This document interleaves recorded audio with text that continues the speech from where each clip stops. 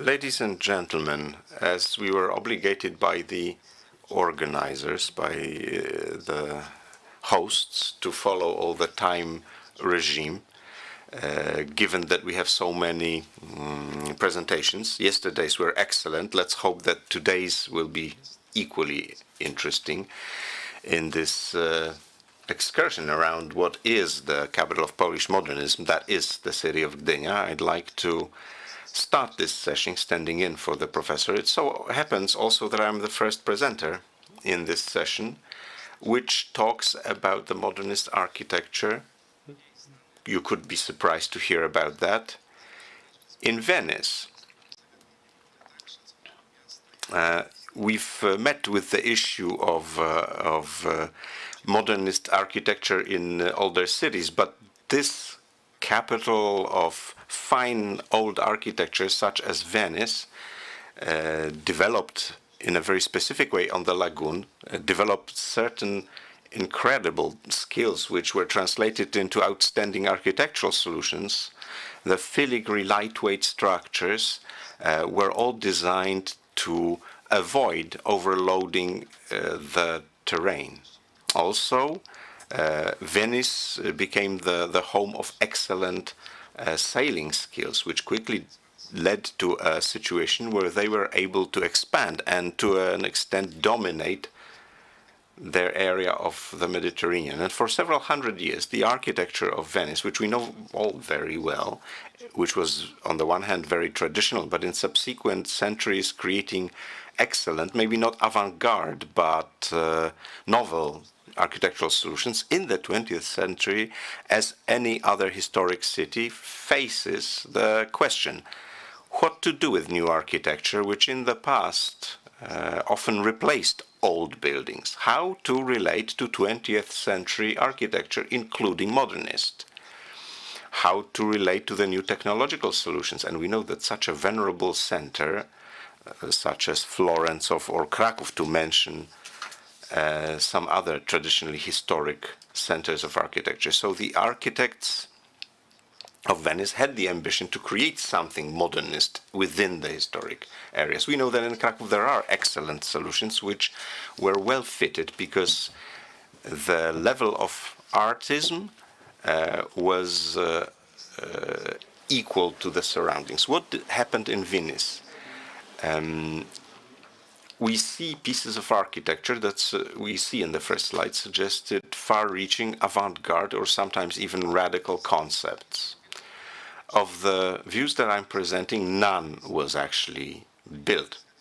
And if they were, then they were strongly modified.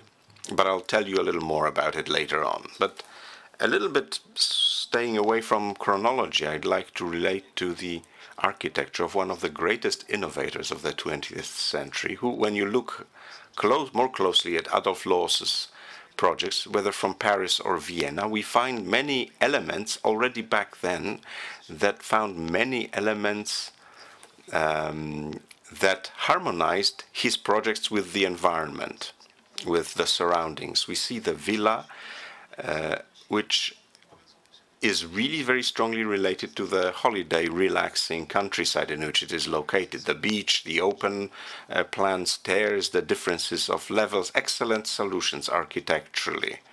Whenever we have the time, access to a library, it's good to have a look at his solutions and how excellently it fits the surroundings. And the first plan is always the connection with the outside, the entry and exit, as designed by Adolf Loos, which often finds many common elements with historical designs.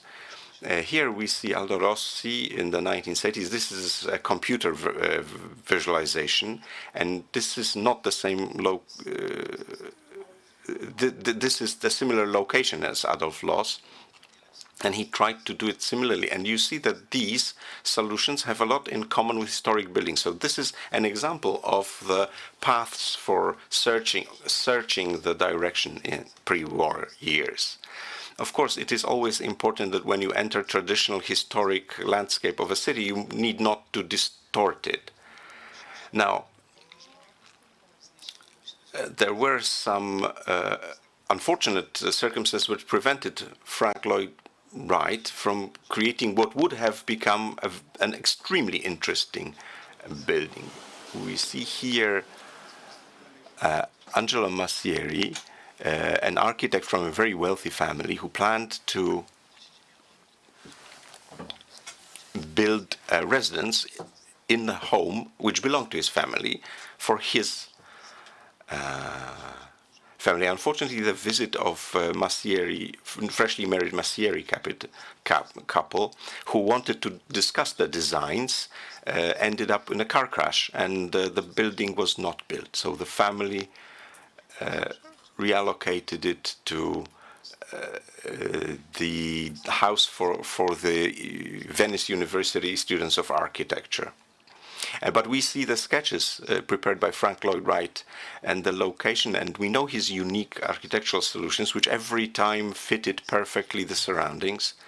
We see that he was suggesting an extraordinary architectural solution with a pulsating structure, reaching outside with great glass plates, very similar to typical Venice architecture. There was a lot of reminiscence of existing elements, but above all, there's structural elements. Axis. We see further drawings and possible planned location. It was at the corner of Canal Grande because that was the honorable location for this possible development. Maybe the black and white pictures emphasize the sadness because this is such a small building. Well, finally, it turned out to have been an excellent solution. The internet portals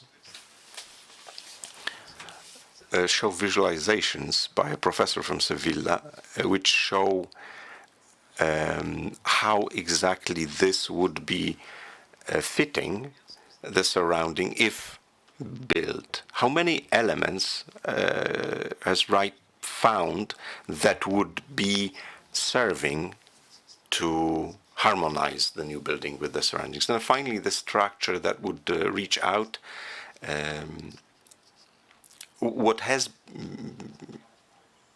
So this is built in a very complicated way on a triangular plot. Because of its avant-garde, perhaps, solution, it was prevented from being built. There were some fire regulations that were in question. So this was never approved, and at the end of the day, Carlos Tampa, one of the most eminent architects, was obligated to maintain the structure of the 18th century building, but as you can see, he very well adapted with modern interior design the inside for the seat of the Academia, a place of meetings. We can regret that Frank Lloyd Wright did not have his built here, but I have the feeling that the best design that was not done in Venice was actually prepared by Louis Kahn. It was designed and ordered for the Tourist Association, which wanted a multifunction facility which would be open all seasons from summer to winter and functioning well within the landscape of Venice. And so that I don't forget to emphasize that Piazzetta Wright was planning to build on the roof of the tall building. As you can see that this design maintained all the features of the original architecture, but also some common element was found.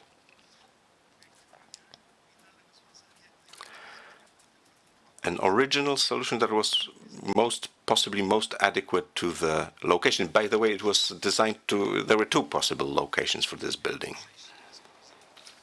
This would be a non-collision pass over Canal Grande.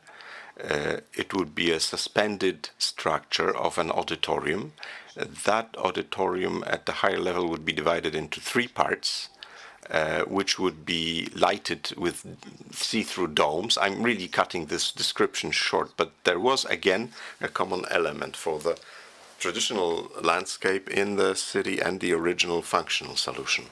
You see the location near the Giacchini Gardens, which was later moved. We see that he was showing very officially his architectural concepts. This is the second location. So Giardini Gardens this is the first garden, and the other one was spanning near the arsenal. So anyone who did see the Venice Biennale knows that the way to reach the complex is very complicated. Here it would be just directly through this facility, this building, which would serve as a gate and a bridge. We can, looking at literature, and not in a hurry, we can have a clear look how he planned the structure, which was very complicated. But there are sketches and models, often done later, of the inside, where you can walk into the auditorium, which serves structural purposes, which allows you to be an audience that looks into both areas. The third absolutely unique solution, again, not built. There was an architectural competition for the development of the hospital. Le Corbusier won that, and despite all the mythology about his creations, we can't deny that in most of his designs he did maintain original architectural concepts. And this is the first slide. Very well known realization showed that the center in the hospital was the person, the patient, the human being. So you can see everywhere there are those figures of people around which there are those micro spaces. A slight digression: the museum at university, which shows the model of this project, shows it in the opposite way as literature or even the drawings.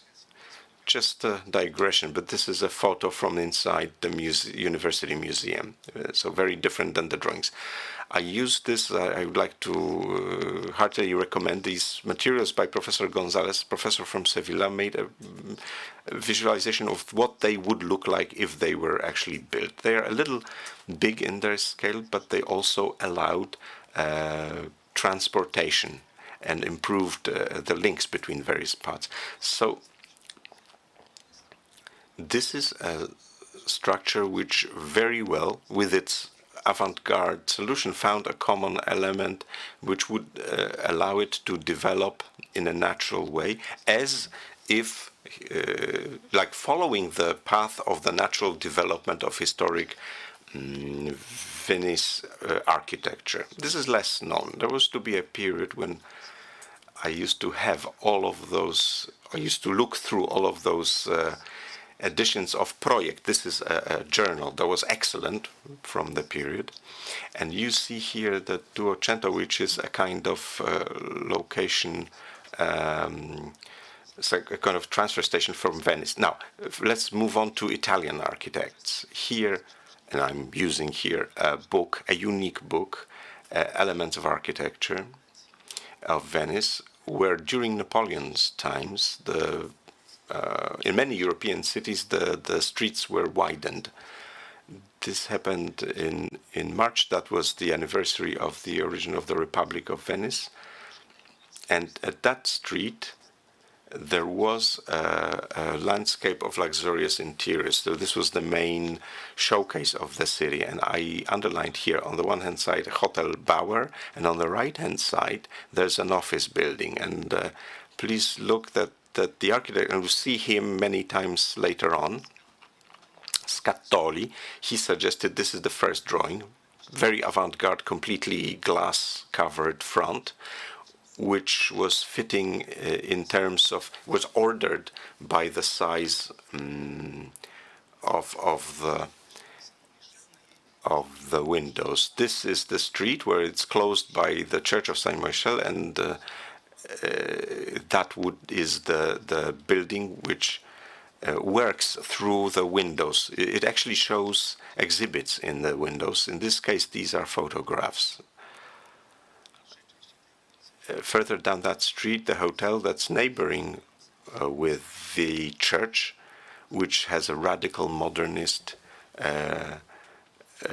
shape, but it's made of marble. This is a historic sketch. The location is here. The hotel is moved back from the front of the street, and the visualization. And for the third time, I'm coming back to this excellent professor of Sevilla, of Seville, who suggested an architectural fantasy. See that with such a radical solution, of course, everyone would have a different approach. He suggests that this gap be filled with a radically different shape. But I think he again managed to capture the spatial structure, which would very well symbolize the 21st century.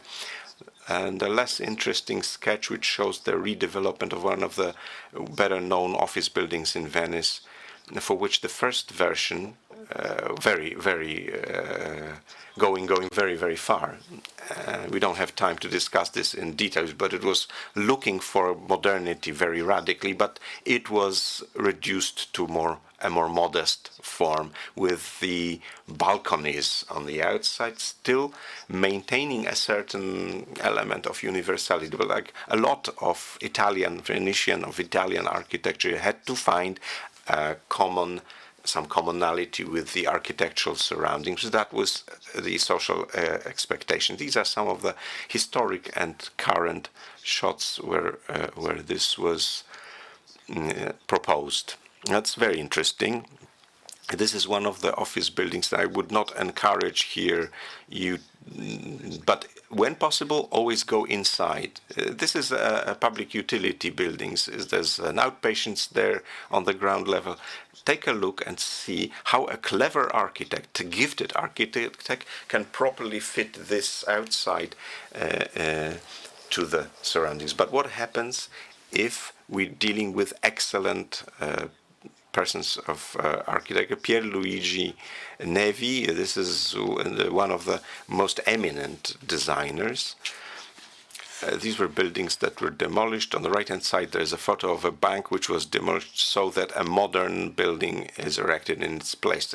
Only after yet another being there in Venice, I realized that I had never visited the inside. There's piling, highly complicated 2 levels of underground. The vault is there, and that was the outside. But what's essential is the inside. That's often the essence of modern architecture. There's a huge banking room supported by 4 pillars, and for these 4 pillars there was when it was built, the shuttering was built, the entire structure, very complex calculations, because almost a quarter of a city was supported by 4 pillars. So really blinding architecture. You can always reconsider the facade and the architecture of it. But going back to common elements, literature shows that the modern buildings often were able to find commonality by, for instance, repeating the rhythm of the banisters of the bridges in the rhythm of the windows. This is an electrical company, a power company in the 1940s and 50s. And for this company, the architect suggested the most, again, the same architect, complex urban locations, radical modernism, radical international style. And these are the architectural versions, and the sketches were, as you can see, were modified. Different solutions for locations, the search for the detail, the structure which was either harmonized with the surrounding or being partially composed in the surroundings. Also looking for plastic commonality with typical Venetian architecture, also the relation to the most eminent building, as you can see, and some details were maintained, both in the structure and in the interior. Most importantly in the interior. I have to say that I always smile whenever I look at this architecture, and many of us sightsee the office function of this building. If you type booking.com, this is probably the first one that pops up. It was originally designed as an office building. It is a hotel now. So it was, again, an excellent office building in the bottom photos. Now, finalizing. This is a sad and not very well-known example. In 1932, for the great exhibition of art in Venice, the pavilions were built in which, for instance, there is a Polish, Romanian pavilions of newly reborn states, Yugoslavia, Egypt, and Venice, which, as you can see, was equipped with a colonnade, with the fountain. And in the pictures on the right-hand side, you see the complete layout. That was removed in the subsequent years. Probably it was too much associated with the infamous 20s and 30s. And along that axis, because this is the same vantage point, this building, which was after the colonnades were demolished, it became much closer. Let me have a look. Let's have a look at the colonnades and how charming it was. The Yugoslavian, Polish pavilion, Egyptian pavilion, and the axis Brazilian pavilion was built, which was anyway very interesting architecture. But I read that it was planned that it would be located on the bridge to the island. As you can see, that it was moved in a rectangle to the land. Very interesting inside, and today it is sitting along the path along the main transit road. And all this, let's be aware, Venice traditional approach. This is the context. This is the plastic context, and these are the interiors. Very difficult to approach this from the point of view of modernity. So they're completely different scale of comparison. So therefore, interesting designs that occur are often located in a certain distance from the historic center. This is a complex in which Chinotsuki involved several designs to design a complex of over a dozen buildings. They were all very interesting designs, and here there is some common element in the form of having a reference to traditional plastic or artistic visuals. And by a short digression, a colleague that was there before us in the area of the ghetto said, you have to go there. You'll see buildings that look like our 1960s buildings, flat wall and rhythm. And that indeed, this is the look of the old Venetian architecture. And there are many more subjects that need to be moved. I'm just showing you the selection. I'm not showing the most effective traditional architecture of Venice. This is the second picture, very particular volumes that you can find there, the transformation which was necessary at the various stages, the operation of big walls of glass, the cinema, very interesting building. I'm not talking about Carlos Carpa here, but we'll see that the version that was not accepted for the build, he also prepared to be located in the heart of the city, the photo in the center. And the future of architecture, this is also important. There are cities which disappeared, are no more, or have been transformed in many ways, and the cities must live and look to the future. Obviously, for Venice, the great threat is what we see here, this big vessel which causes waves that hit the old walls. Thank you very much. Now, taking the opportunity, I'd like to ask Dr. Monika Trojanowska od Bydgoszcz University of Science and Technology to take the floor.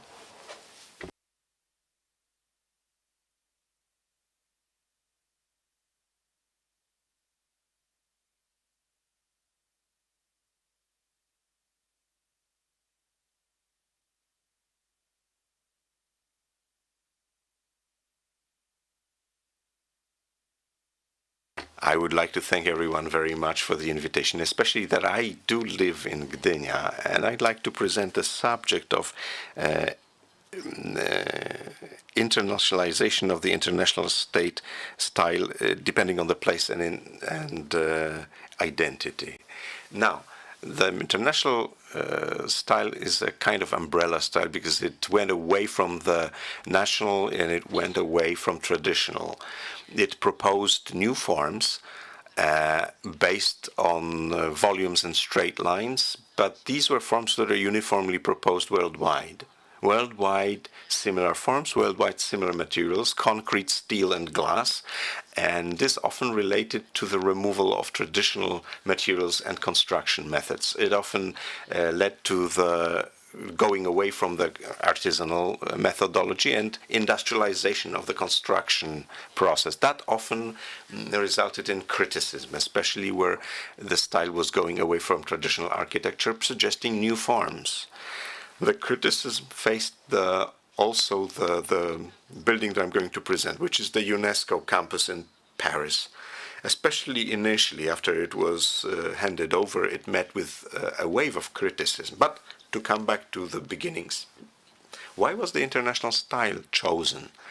What was the intention, or the context was that everyone wanted to go away from the past, from totalitarianism and from wartime. So, there was a search for a style that would be good for everyone, bring harmony, and allow cooperation between nations so that everyone will see this new style as their own, and it would be the same for everyone. So it was an openness for the new peacetime reality and new cooperation between nations. When we look at the location, it is in the main transit axis of Paris, one going past the Eiffel Tower, but we have to remember that these were areas which France gave up. It was an example of early urban revitalization. These were formerly military areas, degraded because there was munitions and artillery warehouses by then already demolished. So the proposed build, you can say that this is an entire UNESCO campus, because as UNESCO was developing, it had new extended tasks and challenges. More and more space was needed. Let's look at the main building, which is the three-pronged star. A very interesting team of designers was composed. The most eminent authors from various countries were invited. Bernard Zerfus represented France, Marcel Brauer, Hungarian by birth, represented the USA, and Pierluigi Nervi, an excellent designer, represented Italy. Also, the committee was very interesting. Lucio Costa from Brazil, Walter Gropius from the USA, Le Corbusier from France, Sven Markelius from Sweden, Ernesto Nathan Rogers from Italy, and as a consultant, Eero Saarinen of Finland. We can also look at the role of Le Corbusier. In the case of this project, he was just the front. This was related to the controversies related to the UN building in New York, but he was a member of the committee. Excellent names. Now the building, as you can see, you can admire the engineering skill of Luigi Neri, who took the star, elevated the star on 72 pylons of raw concrete. So this is concrete brut, the brutalism in architecture. And if we look at the front from each side, it is slightly different. As there was a varied composition of the design team, the contribution of the various nations involved sending building materials. Building materials arrived from different parts of the world. For instance, the travertine stone for the cladding of the facade came from Italy. From each side, the fronts are treated in a slightly different way. This is a slightly less plastic part of the elevation, and the entrance through a conch, which was designed by Luigi Neri, and the works of art, which are also outside and also inside in the basement. The campus kept developing this as needed. New buildings were elevated. Another volume, which is often called accordion, this is the plenary room. Very interesting front, also in a similar style of raw concrete. Today we would say that this is really early example of folding in architecture. And this is a more cubic format on the inside. When we look at the model of the entire complex, we can have we can see the cubic form of the permanent delegations to UNESCO 3. UNESCO 4, this is a format that was proposed by John Dreyfus of an office building that's embedded in the earth, but you not feel that it is embedded because it's very beautifully lighted by 6 internal courtyards. It's 2 stories tall, and there is also a work of landscape designer from Brazil, the internal gardens. We'll go back to it a little bit. And the last edition in the 90s, Vedeo Ando, meditation space. That's also a very interesting part of the Garden of the Peace, suggested by Isamu Noguchi, a Japanese sculptor. This is UNESCO 4 with the green roof, the deep wells of the interior yards, but it's also a very humanitarian space for work. We can see that there is a really human face of modernism, which provides good lighting, good ventilation, open vistas, presents very friendly space for work for the employees of UNESCO and the visitors. And also space for meditation, as proposed by Tadao Ando, a Japanese architect. Another interesting thing is the relation between architecture and landscape. Architect Roberto Burle Marx, he worked with Lucio Costa and other modernist architects, but that's a tamed nature. It's nature which is framed within geometric abstraction that was typical of Burle Marx. Or the Peace Garden, built in 1986 together with the main building. It followed Japanese models, synthesis of art. This was designed as a place for informal dialogue and a meeting place for people from different cultures. So this was really designed for delegates of the UN, delegates from different countries. It was supposed to provide sensory sensations, and the garden is beautiful whatever the time of the year, and it's very popular and visited frequently. So there are controversies involved in modernist buildings, many of them. And here's a really top building. There was some controversy around this. For example, Ernesto Rogers, he said that's a tragedy of the UNESCO competition, which equals the tragedy of today's democracy. Henry Russell Hitchcock said that as a result of the corporate reorganization, there is too much bureaucracy. And he thought that Campus UNESCO was the architecture of bureaucracy. Lucia Allais said that the UNESCO seat became part of the history of modernism as a symbol of failed cooperation, offering three analogies between architecture and internationalism. So it could be international language, but it's Esperanto. It could be monumental, but the architects used run-of-the-mill solutions. And this could be a lesson of diplomacy, but in fact, it's just mediocrity. So the three objections, when you start from the beginning, I suppose this really relates to what happened 50 years before when the Eiffel Tower was heavily critiqued. And these are the objections that say that this is run-of-the-mill, this is ordinary, that this is overly bureaucratic. But what they are not saying is that, in fact, the delegates actually adopted this. And there were no objections that someone feels out of place, that they do not identify with this architecture. So the main goal of providing an umbrella for everyone, that's been met, and the modernist architecture has done a great job. There were other objections that it doesn't fit in with the traditional tissue and architecture of Paris. But when you look at this, you have to remember that this was a post-military site. It was never part of Paris fabric, but now it's along the main axis. And with these three-arm star, I think it's a great closing of the axis. So clearly it's part of the fabric, although it's a modern approach to this. So it's science and art, but thanks to the modern architecture, which continues to be modern even today, it always impresses me as being really modernist. So UNESCO became a pioneer, but also protects cultural heritage of all mankind. It unifies everyone. The success here is that it has a new identity. It gives you this sense that this is the seat of an international organization, and one that is very positively associated, has a positive image. It integrated the former post-military sites, and it's now been made part very neatly with the rest of the city. There were claims that it's not very functional and that extensions needed to be added, which is true because more offices were added simply because the organization was growing. So I would say that that's another success of the campus. Thank you very much for listening.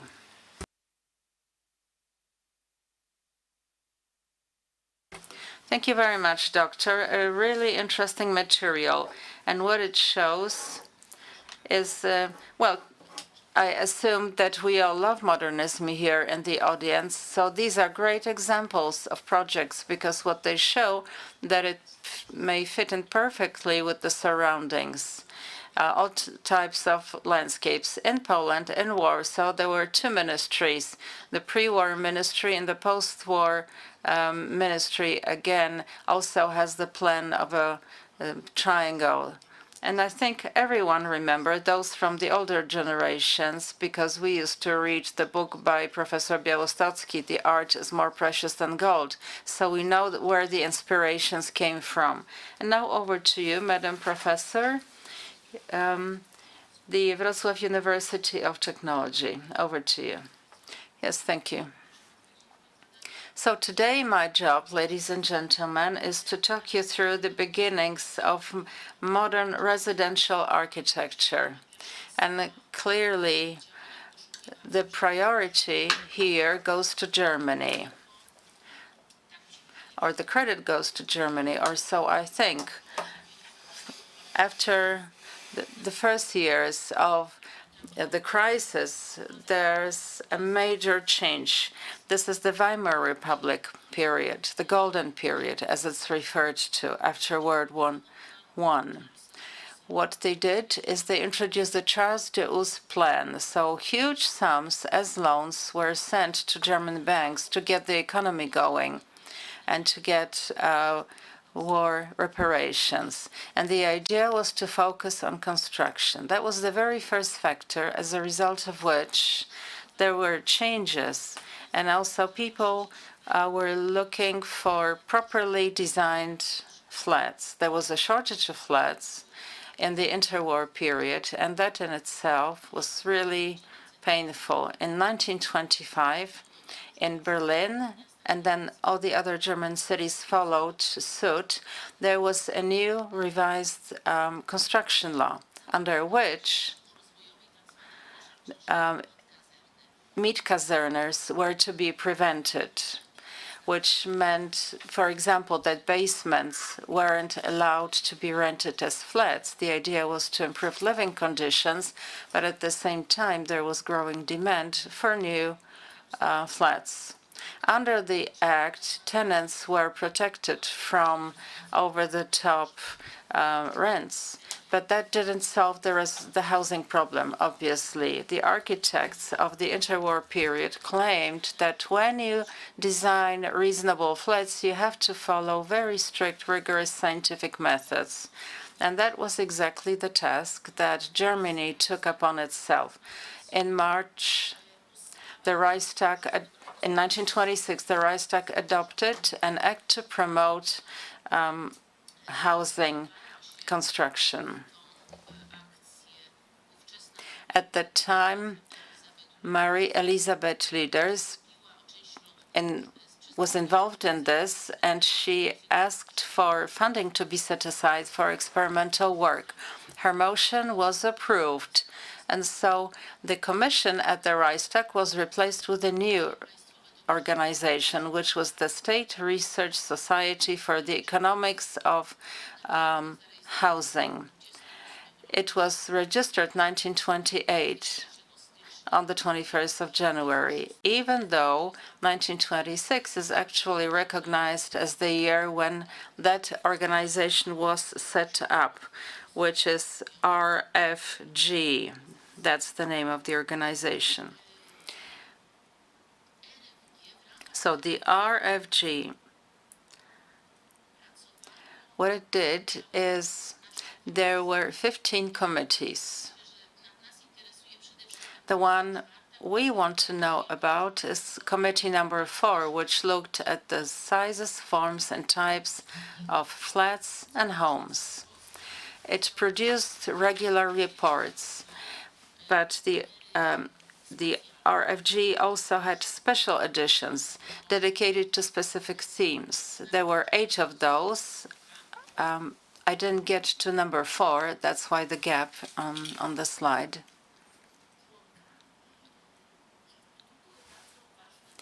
They were really important publications, educational, not just for Germany, but for Europe as a whole, because word got round very quickly. And Helena Circus, in her post-war publications, admired the work of that organization.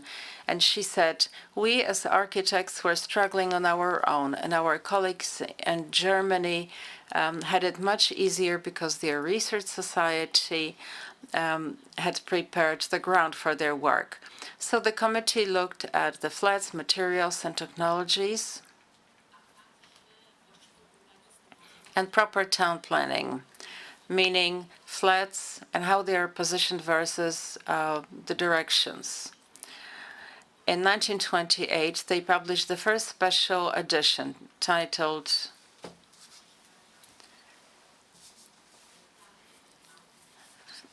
Plans for Small Flats. That publication talked about flats ranging from 28 to 48 square meters. The plans were arranged like this. First, single-family homes, and then plans of flats, one each accessible straight from the staircase, and then two flats accessible from the staircase, and then 3 or 4. This was a perfect template to use for designing modern and functional multiple dwelling units. The next special edition. Oh, and by the way, there was another section there. That's flats next to galleries. So gallery houses were also considered. Now here's the next special edition. It looked at the kitchen.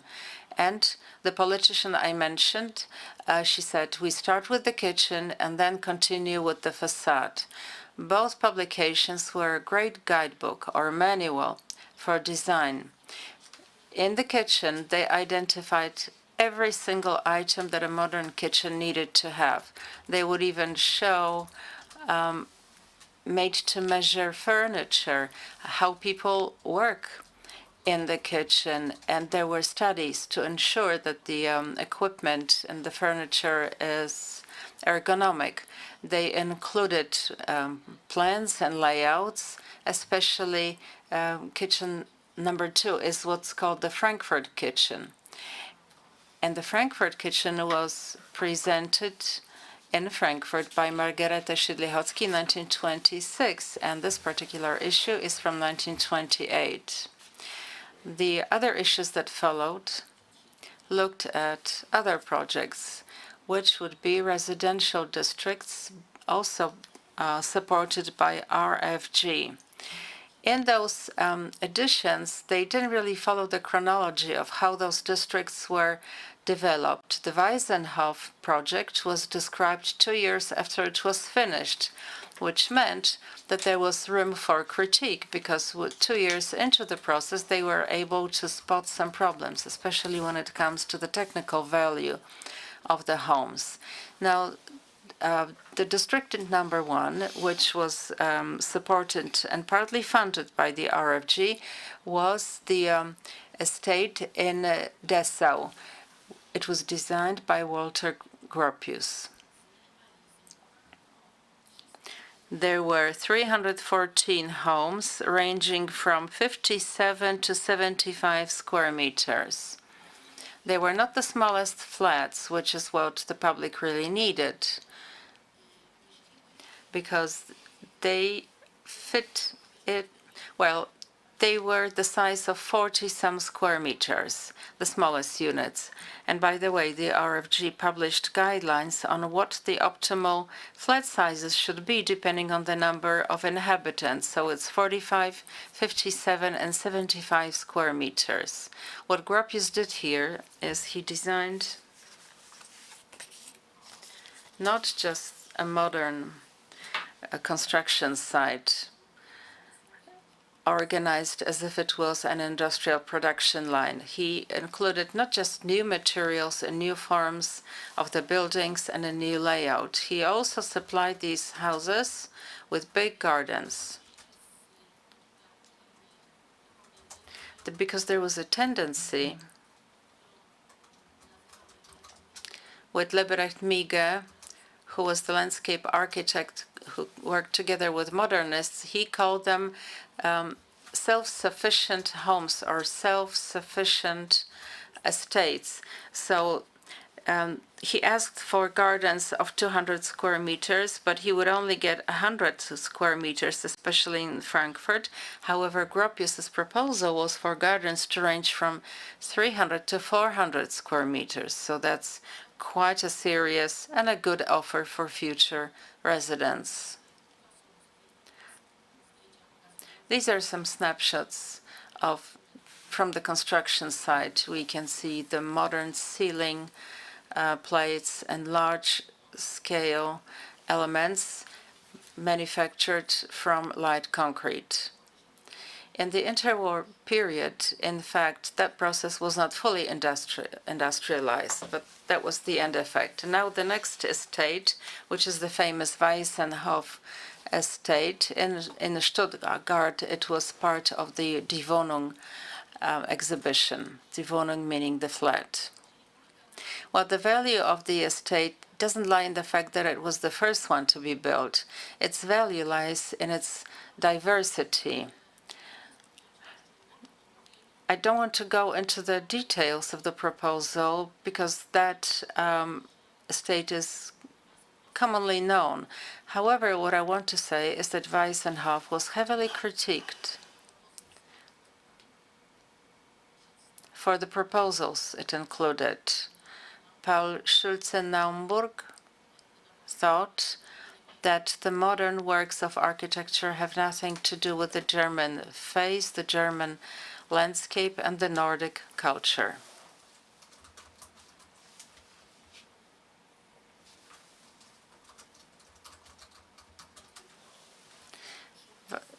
The Weissenhof clearly accelerated the progress of modern architecture. Lich van der Rohe was the author of the layout. That was his proposal in the picture, and it was actually followed. However, the highest hopes were for the Dutch proposals, which is road developments, because it perfectly met the conditions of existence minimum, which was the existential minimum, ideally meeting the needs of German cities. This was considered an ultra-modern solution. Here's another estate from Karlsruhe, Dammerstock. This was also supported by the RFG, and it's the result of a competition, in fact. The contestants included a number of architects. Walter Gropius was the winning architect, and he invited to work with him all the other authors of projects that also received high scores.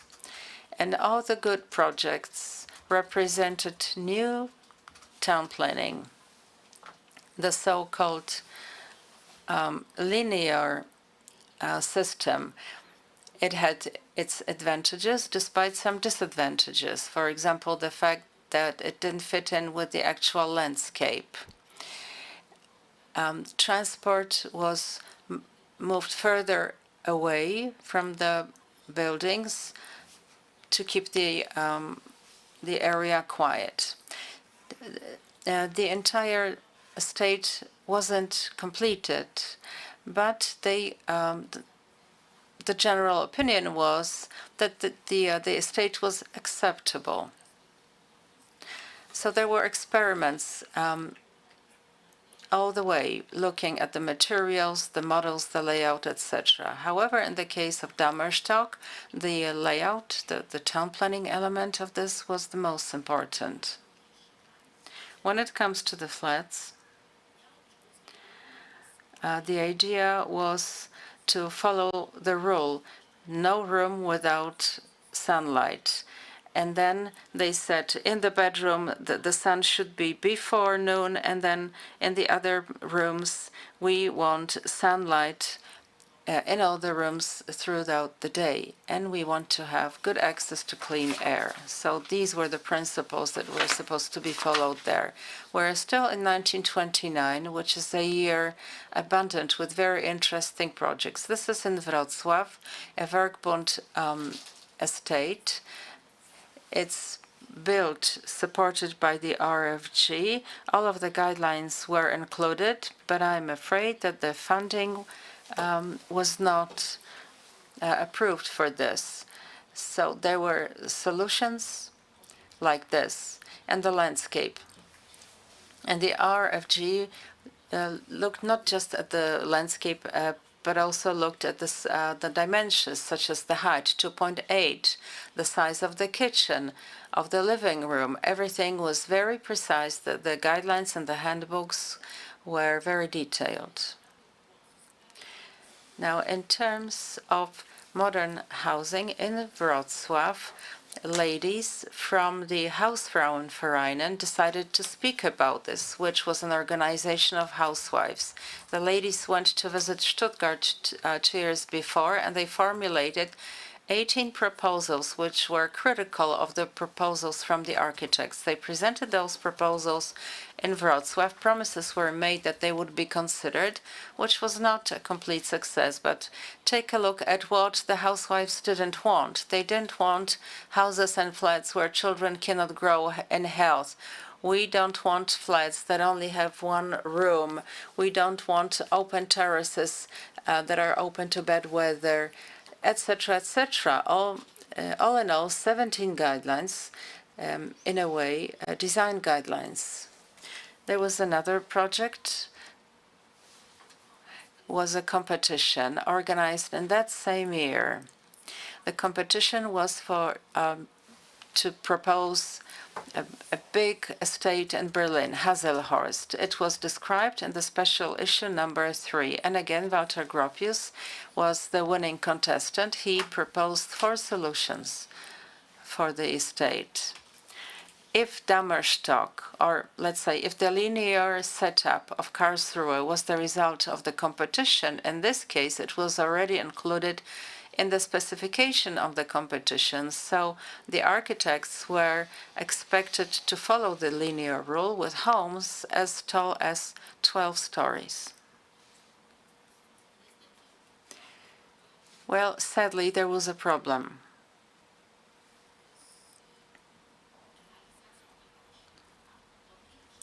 In terms of the construction, well, number one, the linear system following the experience of Dammerstock was heavily criticized. And one of the authors of the articles published back then, you cannot call it town planning if you just apply a ruler. Dammerstock was even called the hill of despair and poverty. For the Berlin competition, well, in fact, there were 221 participating architects. However, as I said, between Gropius and RFG, there was a difference of opinion in terms of how tall the buildings should be. The decision was that 12-story buildings, well, that they simply don't have sufficient experience, and so they canceled that. That was 1929, the actual construction, 1930, 31 perhaps. The estate was eventually built. The construction went on until 1935, but they changed the original design, and the homes were much lower. And many architects suggested new solutions. So here's the solution for the 12-story building. This was a drawing by Gropius.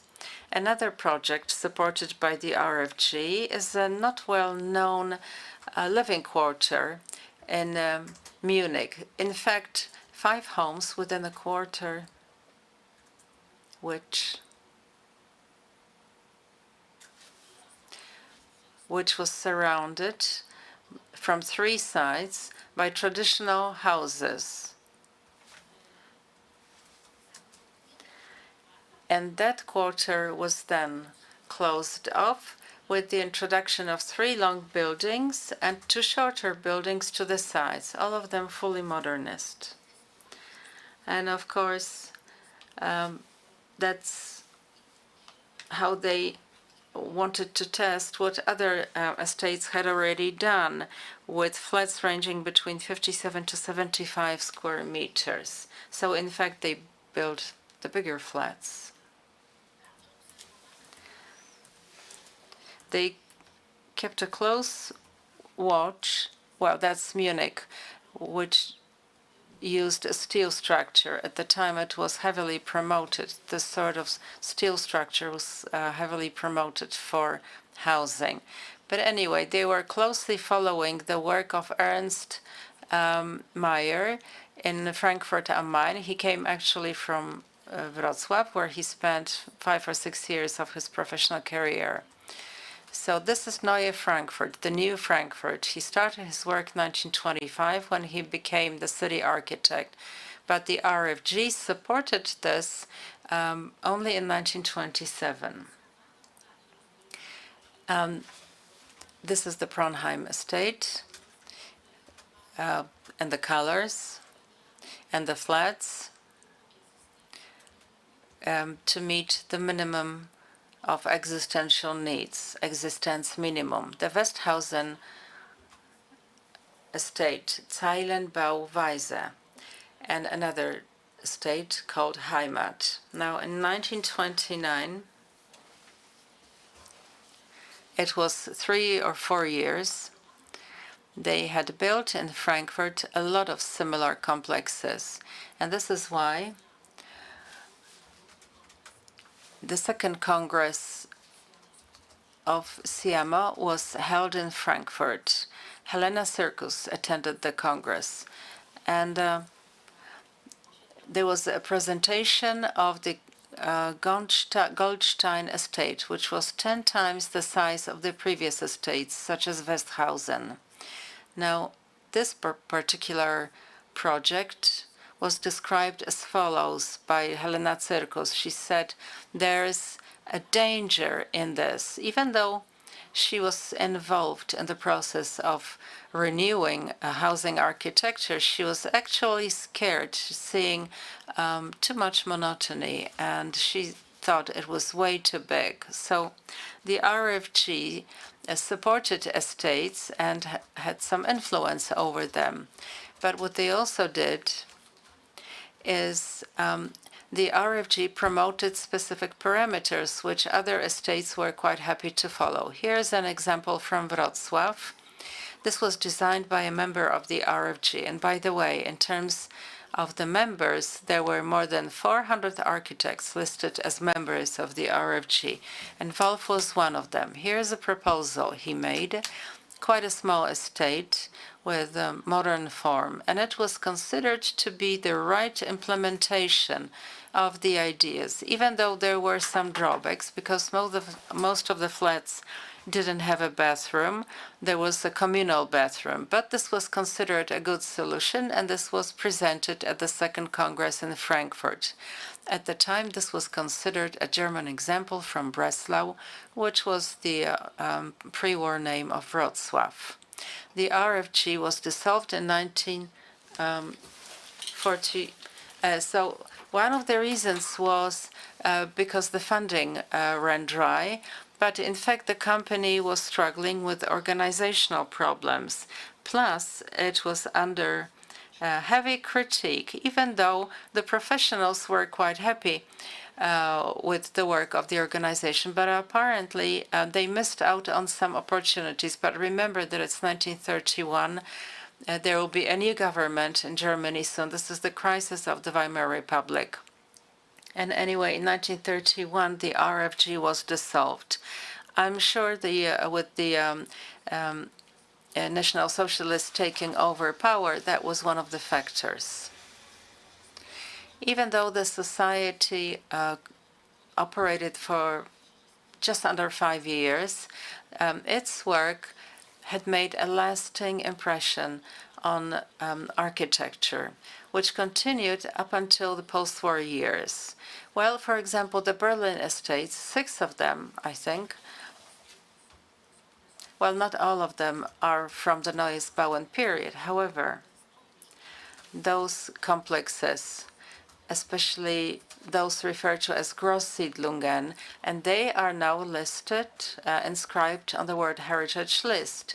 And the 5 experimental estates were inscribed,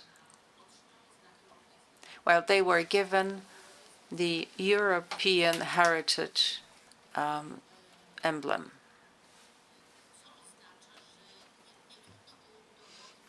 which means that it was quite easy to identify the innovation element in those solutions. I made it, I think, right. Thank you. In the meantime, I'd like to invite the professor from the Vilnius University. So all the aspects you've mentioned, Madam Professor, it is all part and parcel of modern architecture. And many of the things we build, well, first of all, you have to discuss things such as the engine. You have to have a good engine, and only then can you talk about the colors and the other materials. Over to you, Professor. Good morning. Thank you for the invitation. It is my 3rd time here, and it's always a big pleasure and a great honor to be there here, and exceptional experience. After the morning presentations on iconic modernist buildings, I would like to invite you to look at a specific topic. This is architecture of schools, architecture of schools in the United States, and even more, it's Catholic schools and built by Lithuanian community. Catholic schools in the United States reached the peak in the 1960s with enrollment of more than 4.5 million students. This is 12% of elementary school students in the United States at the time. At the turn of 19th and 20th century, the Catholic urban minority received the right to establish parishes on national basis. Instead of territorial parishes, Polish, Italian, Irish, Croatian, Ukrainian, as well as Lithuanian Catholic parishes began to emerge.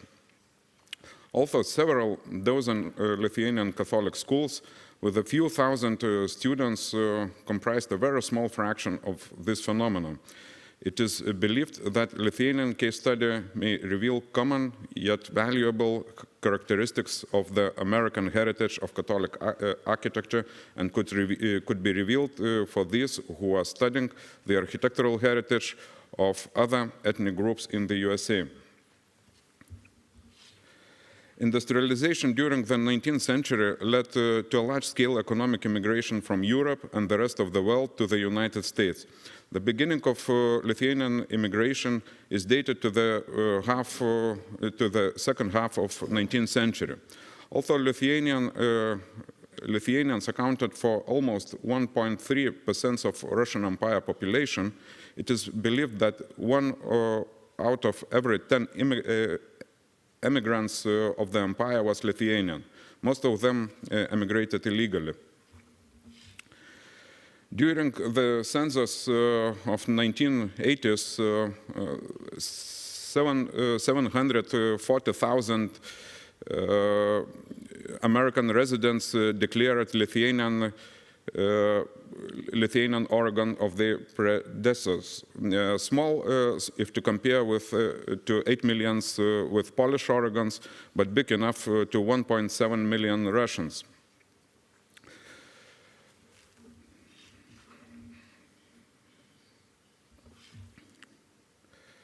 The social portrait of the first wave of Lithuanian immigrants is vividly illustrated by US immigration data. 90% of all registered Lithuanian immigrants were between the age of 15 and 44. More than half were illiterate. and 2/3 of them were men. The atmosphere of Lithuanian immigrant everyday life was convincingly revealed by socialist writer Upton Sinclair in this political fiction book, The Jungle. In such context, it is understandable that the first element of social infrastructure was saloon. Informal place to find the job, to get financial support, receive information on relevant issues from homeland, or just simple human conversation. Researchers into the Lithuanian diaspora pay great attention to the history of individuals, organizations, and institutions, professional and folk arts, as well as music. However, research on architectural heritage is still scarce. Architecture is highlighted through representative publication. Due to the visual appeal and artistic value, the focus is primarily placed on church buildings.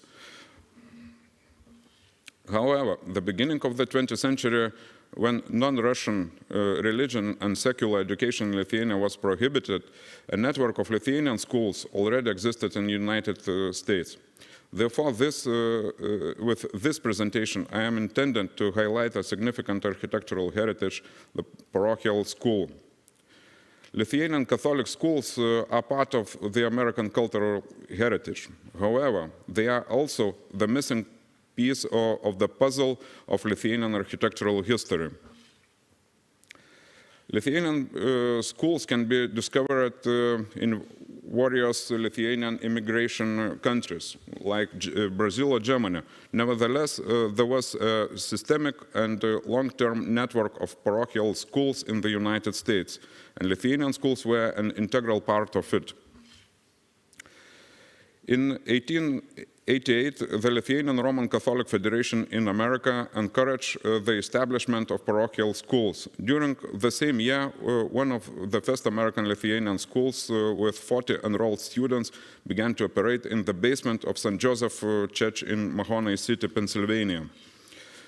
There were constant heated debates in the communities regarding to the needs for such schools. On one hand, many immigrants believed Lithuanian education would slow the assimilation into American society. On the other hand, it was feared that Lithuanian schools would have negative impact on the economic well-being of students compared to these who received an education in the English language. There were discussions, even attempts to establish secular Lithuanian schools. However, linking education to religion seemed to create a strong symbiotic relationship. Furthermore, diocesan guarantees allowed communities to borrow funds for construction.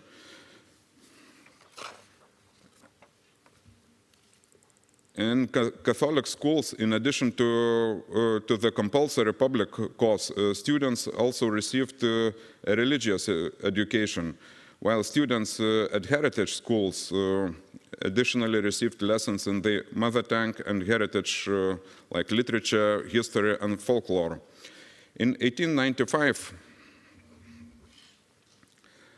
Union of Lithuanian Catholic Priests in the United States decided to establish Lithuanian convent for women, which would focus on the education of children. From 1897, Lithuanians began entering the Polish Sister of Holy Family from Nazareth Monastery and started serving at Lithuanian schools. In 1907, the first order of monks of St. Casimir of Lithuanian women was established in Mount Carmel. Between the years of 25 and 28, the Lithuanian Franciscan monastery in Pittsburgh was founded. The need of monk teachers in school was larger than Lithuanian monastery could offer. Due to the lack of teacher staff, some congregation which were established for other activities also joined educational processes. Lithuanian Marians who came to the United States in 1926 began training priests for Lithuanian parishes. Priests played active role in school management. The Order of Sisters of Immaculate Conception of the Blessed Virgin Mary in 1938 came to the United States at the invitation of Marian brothers. They took various activities at the Marian Priest Seminary and in 1957 began to lead children's summer camps. Another groups of convent as war refugees arrived in Canada in 1948. From the beginning, these nuns took up education activities in kindergarten, and from 1956 began to teach in Lithuanian weekend schools. The Lithuanian Jesuits, operating in the USA since 1933, had exceptionally important contribution to education. In 1956, the order established the Youth Center in Chicago, which housed institutions important to Lithuanian heritage, like the Pedagogical Institute, which prepared teachers for Lithuanian schools, a weekend school, an archive, gallery, event hall, and so on. So what are architectural features of these school buildings? The church basement often became the site of not even early, but also small parochial schools. Sometimes they shared space with community auditoriums. The creation of a specialized education environment was systematically enforced in the beginning of the 20th century. The typical building of the first part of 20th century was school church. It was usually a compact 2- or 3-story building with church, school, and would sometimes feature community hall space on different levels. One of early examples of this building type was Divine Providence School Church built in 1901 in Chicago. In 1905, after Holy Cross Parish in Chicago built a school church, the school moved into 4 classrooms on the first floor. During the first school year, 160 students were enrolled. In 10 years, the number of students increased to 800. And church was on a 2nd floor. Therefore, in 1915, a separate church was built according to the Bohemian-born architect Joseph Molitor project, while earlier, in 1999, the previously occupied spaces were adapted into 6 classrooms and 2 teachers' offices. In 1909, the complex was supplemented with a rectory, and in 1953, it was completed with a monastery and chapel for sister teachers. One of most complex Lithuanian parochial centers is still used as initial function by Spanish-speaking community. Similar solution when building is composed with a school on the first floor and a church on a second were also used in a Franciscan church in East Chicago, Indiana. Here you can see interior view of the church. It was common for Lithuanians in their homeland to see Catholic churches as tallest structures in the city, and only God was above them. Therefore, the common architectural decision to place the school above the church in the US must have seemed strange to the immigrants. Clearest examples of such models are at St. Michael, Our Lady of Vilna, All Saints, St. Peter and Paul, churches, school churches in Chicago.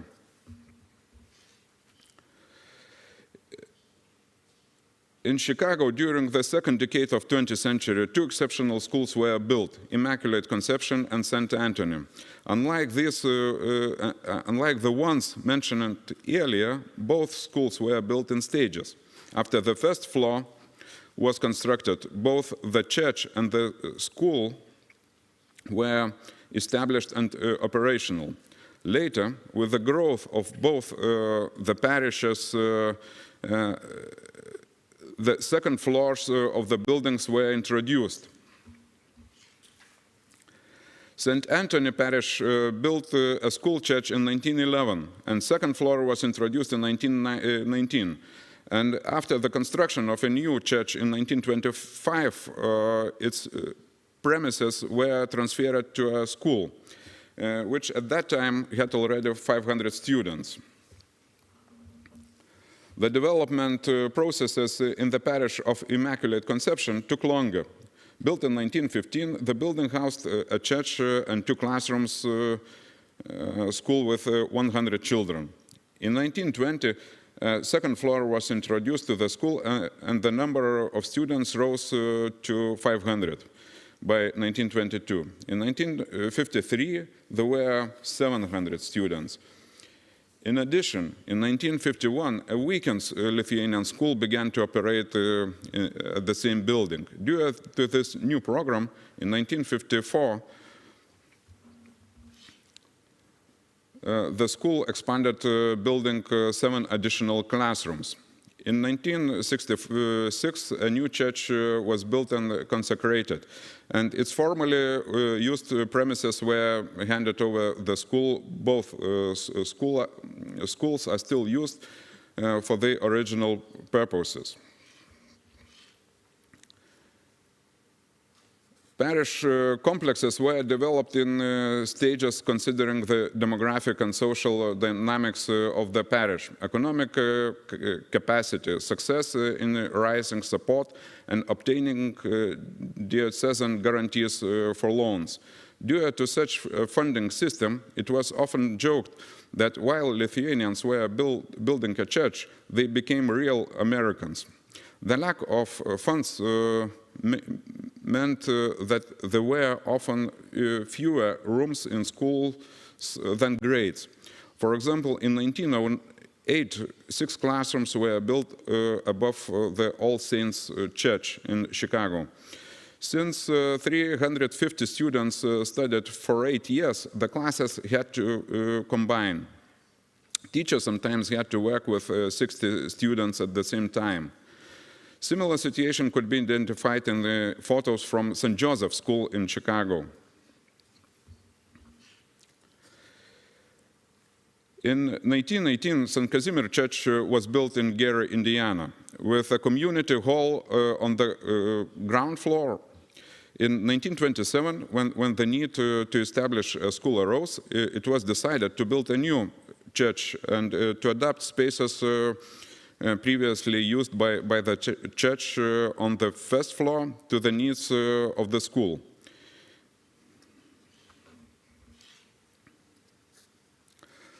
The parish school church built by the parish of the native of the Virgin Mary in Chicago in 1926 was like an intermediate development toward the separate building stage.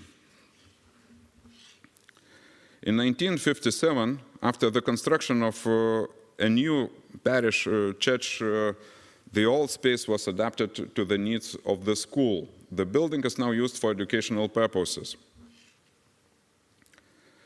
One of the earliest examples of building a separate school is the Mid-Atlantic. In Mid-Atlantic was St. Joseph School in Mahoney City, Pennsylvania, from 1907. Also, the first Lithuanian Midwestern parish to establish a separate building was St. George in Chicago. With the growth of the parish in 1902, the parish built an impressive Gothic Revival tower, which was demolished in the 1990s. And in 1908, a 3-story building with 16 classrooms, a large auditorium for community events. The number of students increased up to 1,000. The school is used for educational purposes to these days. In the 1920s, the number of implemented projects grew, the scale increased, and the architectural expression became more diverse. Similar, some buildings were gaining more pronounced features of spatial infrastructural modernization while remaining historic revival in style. Built in 1911, the St. Casimir Academy in Chicago was extended in 1925. Many specialized classrooms for technologies, laboratories for natural sciences, auditorium, music, and event hall, canteen, and library were implemented then. High standards for education, for educational architecture, Kazimierz also showed in the native Mount Carmel in 1923. A new three-story palace was erected in the place of the first Casimir school. It was announced that the school was in accordance with the latest state requirements for light, heat, ventilation, and had wardrobes. In 1925, Girardville built St. Vincent de Paul School. Three-story school was close to functionalist expression. In the 40s and 50s, due to the economic crisis, many construction plans were postponed. However, in the 60s, the Lithuanian diaspora in the United States was replenished by war refugees from Europe. As a result, the social Catholic infrastructure underwent a new phase of development. However, this was a time when the most impressive Lithuanian churches were built, and they were designed by architects from Lithuania. Unfortunately, parochial schools were at the list of projects in very exceptional cases. It was influenced by changes in education policy in the United States in the 60s and 70s, which led to 40% decline in a number of Catholic schools in the country. Arguably, the most significant event of this period had to do with educational architecture is Maria High School in Chicago. The building, which met the highest standards of the time, housed several dozen universal classes as well as specialized classrooms for music, art, video, science, library, museum, gym, large auditorium for community events, dining room in the basement, and sisters teachers accommodation room on the top of the floor.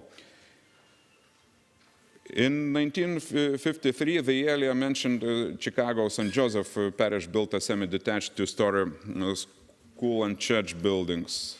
One of the latest Lithuanian parochial schools is St. Casimir in Los Angeles, California.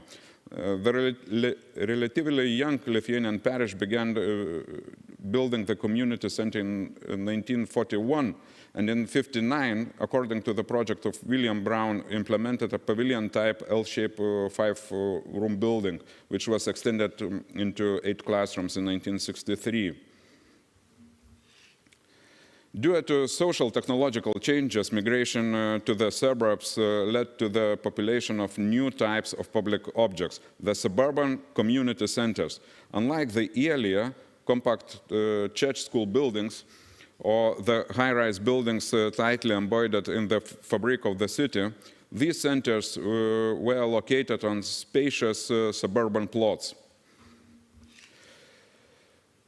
The architecture was shaped by several different, often one-story volumes, and the higher church halls became distinctive landmarks. The centers were equipped with facilities for the weekend school, community group meetings, libraries, and archives, and exhibitions.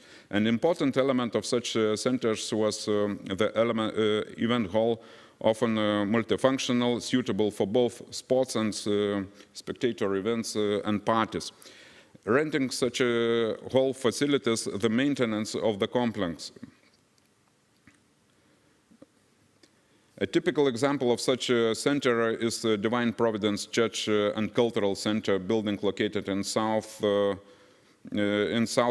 Detroit, Michigan, designed by Alfredas Kulpa-Kulpavičius in 1972.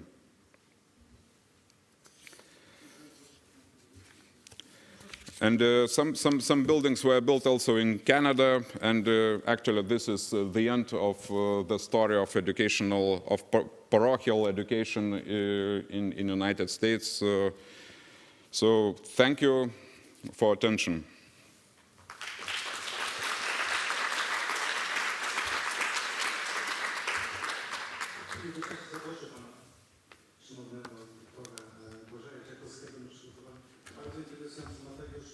In the meantime, I would like to ask Dr. Błażej Ciarkowski to discuss a subject which is quite important for the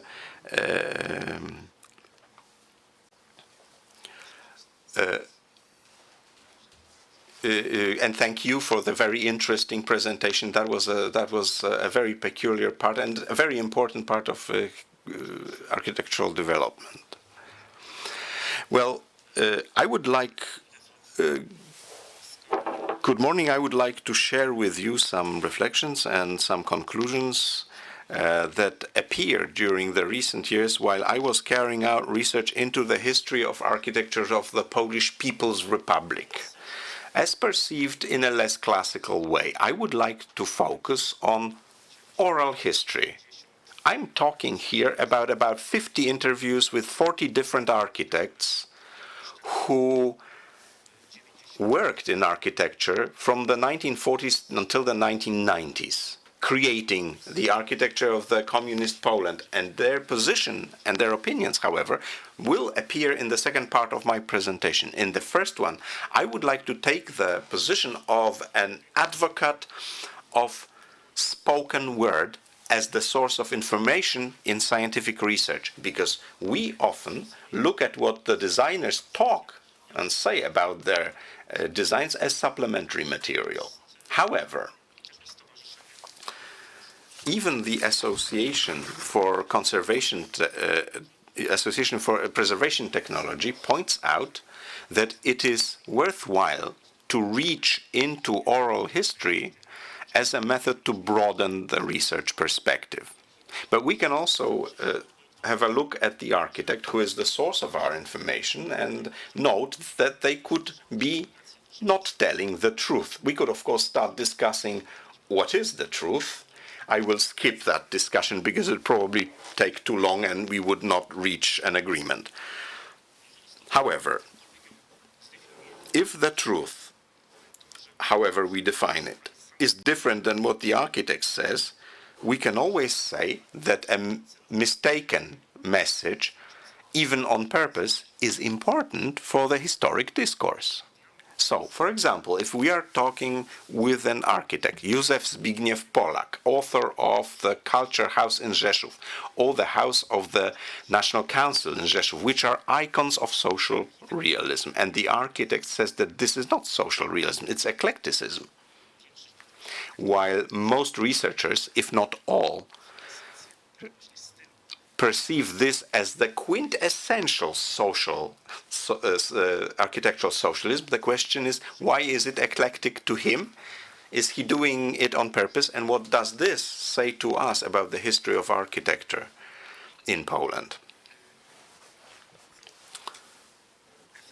A very effective quote about the role of history in architectural research and the conservation of architectural heritage is part of the statement of Professor Maria Jolanta Sołtysik. Results of architectural achievements from the past are material elements of our present. So history builds what we are doing now and what we will be doing in the future. The question is, what history? I allowed myself to embellish the theoretical part with sketches which are perhaps not very serious and not very scientific. So, what history? Majus Turnicotis is saying that there is no such thing as history with a capital H. They're only small stories. On the left-hand side, we have the genealogical tree of modern architecture. We have parents, we have Corbusier somewhere. We can develop. This is the classical vision of the great history with the capital H. Aside, there's a garden with small plantlets where those names are appearing haphazardly, mainly Polish architects. Instead of a single tree, suddenly we are researching tiny shoots which kind of intermingle with each other and create a multiple of narrations instead of a single dominant one, which immediately tells us to question the idea that there is certain unity or there is objectivity, because as many sources we have, that many versions of history we have, and that many versions of the truth we have. So let's consider, what do we do with what the architects say? Another quite interesting quote from an American researcher of architecture, who says that architects often play the role of architectural historians and represents then not history as such, but their own interpretation. The question is it really their own? I say that very often the memory, not just of the architect, but whoever we are talking with, is no longer the own memory of that source, because somewhere in conversation, during events, as a result of what they read, their memory is modified. So the social memory, collective memory, about which Paul Connerton writes, becomes somehow fused with individual memory. So some stories are repeated as heard from different architects. So we may assume that the same thing happened in Szczecin, the same thing happened in Łódź, and the same thing happened elsewhere. Somehow the individual memory became blended with collective memory. And finally, when we think about credibility of oral, the credibility of oral history, whether strong or weak, you could not ignore Polish historiography, which, unlike the Western historiography, takes a very skeptical approach to this because of the low credibility of the facts. And on this, let me quote Dobrochna Kauwa. And she said, Polish historiography is at the paleo-positivistic stage, which basically means that the objective of history is to reconstruct rigorously the facts of the past. So even though we could say that it's a set of different ways to interpret the past. And I find this particularly important for the history of architecture. What we see a lot of times differs from what we see in the design. And a lot of times it's different from what the architect's concept originally was in their head. There is the difference between what's real and realistic and what was intentional, the source of the entire process to design, to modify the concept, and the entire process of implementation. This will be really important in the case of the Polish architecture during the socialist times. There are memories that we can read, memories of architects, and the design and the implementation process was very long. That's what they say. That's because the designs would go through a series of changes and modifications. Here's a quote. Each concept would go through 5, 6, or even more operations, during which there were pressures exerted on the authors, and a lot of times the original concept was passed on to a new team of designers, and there were changes upon changes. So the difference between what was on paper, in reality, and in people's heads, the difference between those was very big. Now let's think about how this translates into the process of conservation or perhaps modernization of post-war architecture. That's quite important. The period we're concentrating on still has its original authors. Some of them are still alive. Here's an example of a doubtful modernization. This is the building of the Faculty of Construction, Łódź University of Technology, the early 1970s, by Kardaszewski and Mackiewicz, prefabricated technology. And this is the auditorium building with a sort of concrete relief with gray plaster. Now, the lower picture, following the modernization, it is now graphite, a sort of dark gray cover. So that's a change from the brutalistic image of the building. On the other hand, if we were to read what the original authors said, what we can see at the top was an emergency solution. Originally, they designed an even surface with some ceramics or clinker, perhaps. And you can see this in the sketch and the drawing. You can see that there are actually different other materials on the wall. So this could make you wonder. It just happened to be like this. And so because it's perhaps coincidence, is this a document of what was in the past? Or perhaps we should believe what Kardaszewski and Mackiewicz said, and rather than put aluminum coating on this, perhaps we should think about the original materials they wanted to build.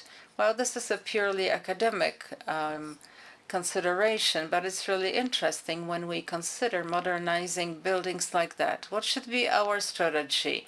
Here's the students' dormitory in Poznań, authored by Milewski and Skupniewicz. Milewski, in an interview, well, I talked to him, and he told me a story when the university authorities approached him and asked him to evaluate a concept to modernize the building, because it was important to them for the new elevations to imitate the original elevation, which is made of sort of white plates. So it's colored. And it made him laugh. And he said, yes, we use the colored because of shortage of other materials. And this is the only reason why we applied this. So here's the question. Is there any value to it? The architects were designing in difficult times, and they needed to resort to such solutions, basically using colored. Or was this an emergency solution, and even cheap in character, cheap looking? Hilde Heinen analyzed the possibilities, or perhaps the rules, for modernizing modernist buildings. And what she emphasized, that the traditional conservation doctrine should be extended to make sure that it includes not just the material or tangible layer of those buildings, but they should also portray the idea embodied in the modern movement, which means that we should also look back at the original ideas that the designers were following. And so in this case, it was architects Milewski and Stupniewicz. They never considered to use color, so perhaps their original idea was quite different. What Heine says is that to modernize, modernism means a balancing act between reproducing what was the original and what should be its dynamic renovation. Now, here's an example of dynamic renovation. Take the example of the Grunwaldzki Square. This was by Jadwiga Urbanik. The residential part was modernized. It was retrofitted, and you can see it at the bottom right hand. To the left side, this is a design approved, evaluated, and finally approved by the original author, because this happened a few years ago. The question is, the final result, is this satisfactory? Personally, I've heard architects and art historians and architecture historians say that the buildings have lost their truth. But what was that truth?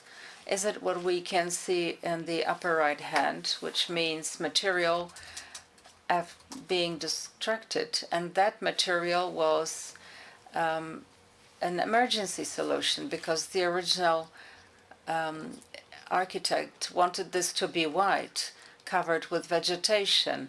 Now what we see years later is simply a solution because of the low budgets.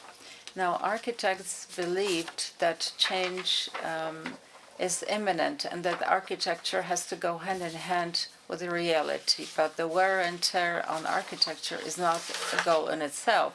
So should we hold on to what happens to the buildings with time? I'm not sure there is an answer. And here's another example. It's a different project. This is a place for drinking mineral waters by Mikołajewski and Spit. And Spit was explaining in detail on how he wanted to restore this or save this place, because apparently it was supposed to be demolished.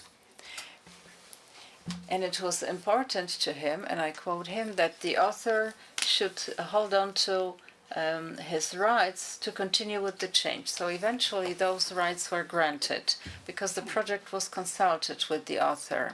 The idea for this drinking room was that this is a glazed hall with no supports, and it was to serve as an extension of the boulevard outside, with the trees, the green scenery, and the glass. There is the lines, the boundaries between the two are blurred, and that was the idea. So it was designed for people to take walks there and drink the mineral waters and look for shelter inside in bad weather.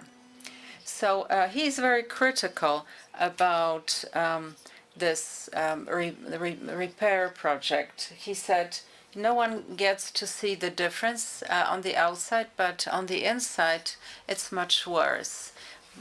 What's worse? In the condition, what you can see is an organic form of a small auditorium, like a concert hall, which is a small room covered with ceramics by an artist, Barbara Gut-Strachowska. And that auditorium was enlarged, and modern wooden panels were put on the walls. So eventually they were able to save the ceramics, and it was moved to the wall where there are faucets with mineral water. So on the one hand, they were able to hold on to the original solution, even though she wasn't really happy with this, but then they also changed significantly the idea of the entire project. Here's another example.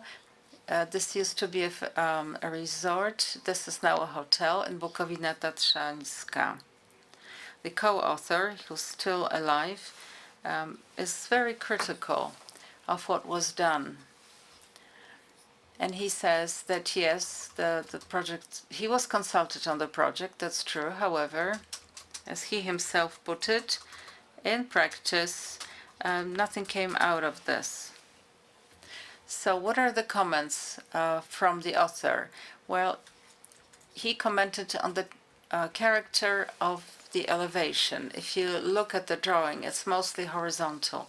The railings there made a reference to a plant typical for the area, and that was changed where they used glass sheets, which was a very popular solution.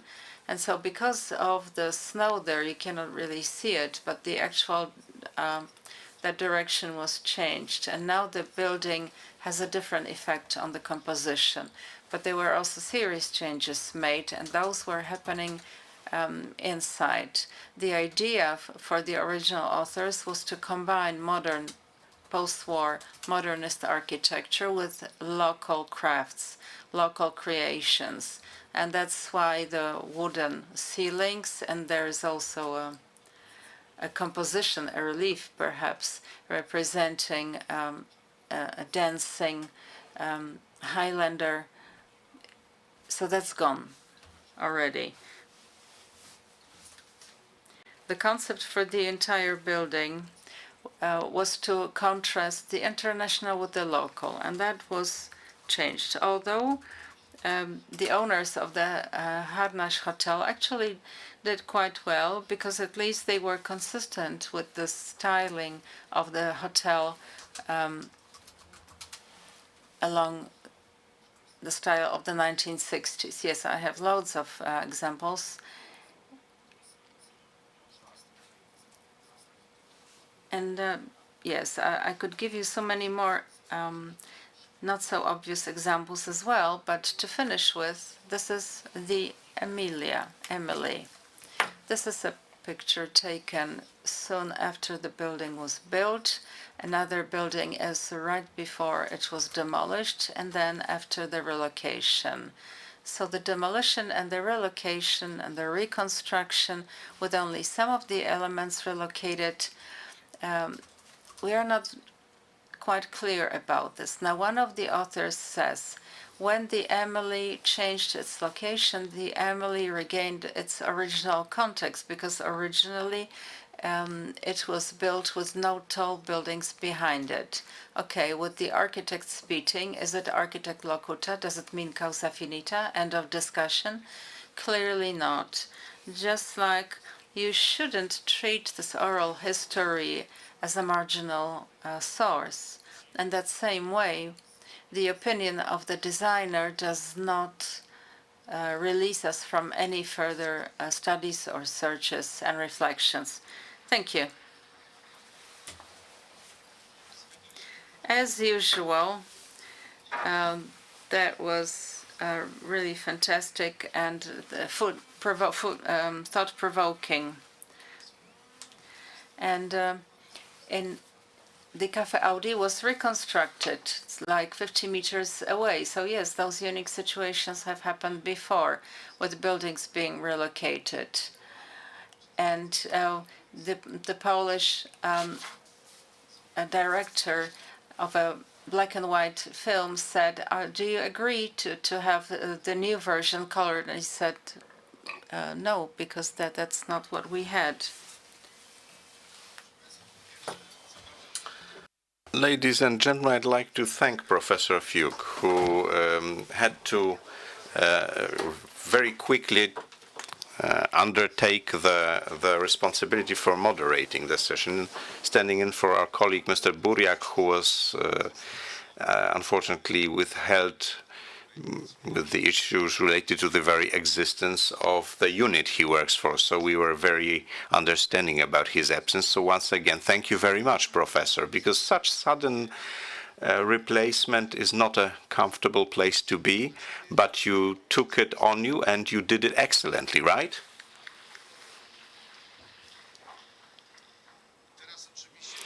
Now it's time for coffee, of course, and coffee, I don't experience that, but it's supposed to enliven the mind. So as you get your minds enlivened, please plan for tomorrow.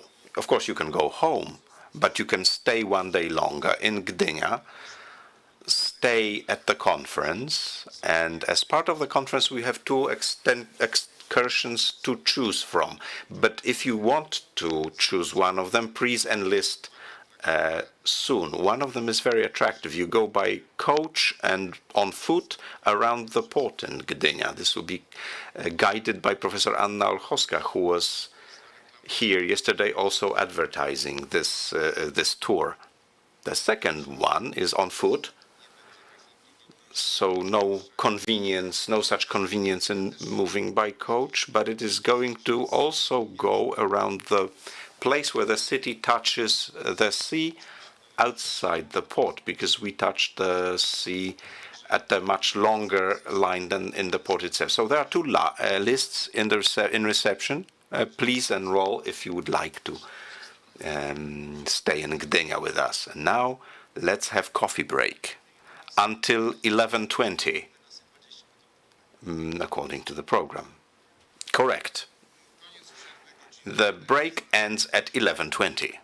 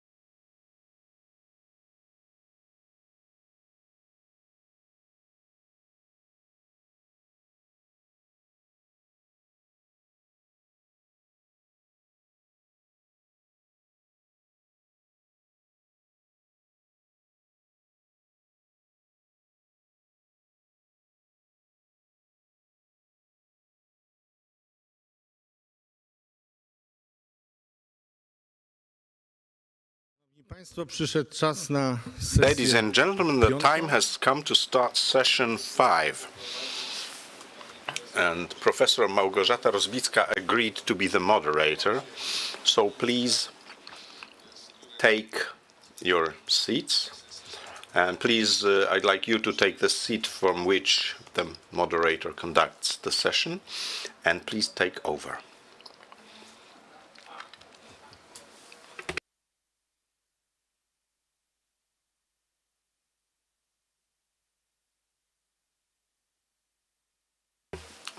Once again, good morning, ladies and gentlemen. I'd like to welcome you to the 5th session of our excellent conference. And I would like to announce that the session will predominantly pertain to historic sites that are related to railway, garage, and that's motoring. But there is one exception. That's the first intervention by Professor Ivo Hammer,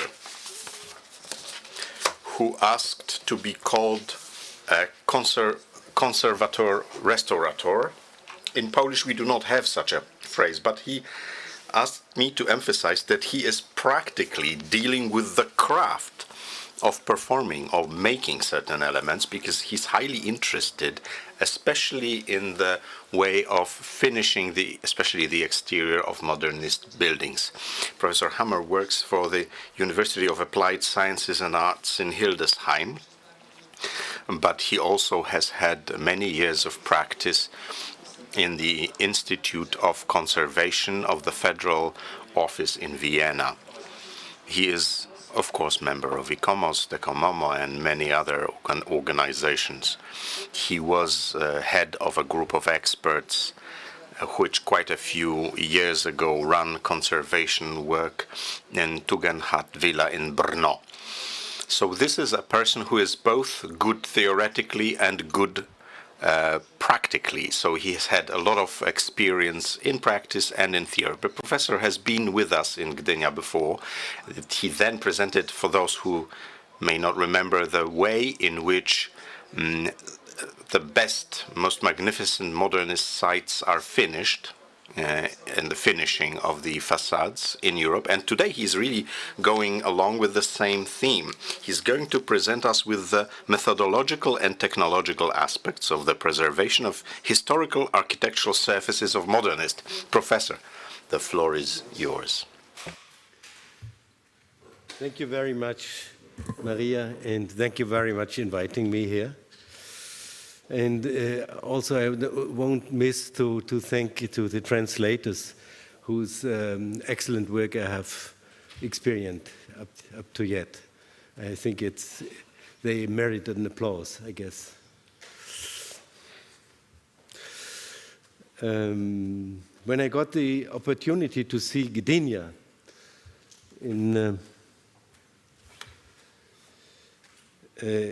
for the first time in 2019, I was very impressed. At a decisive moment in the history of Poland, one of the most important ports of the Baltic Sea was literally built out of the ground in just a few years, as Maria was presenting excellently, and the city that went with it.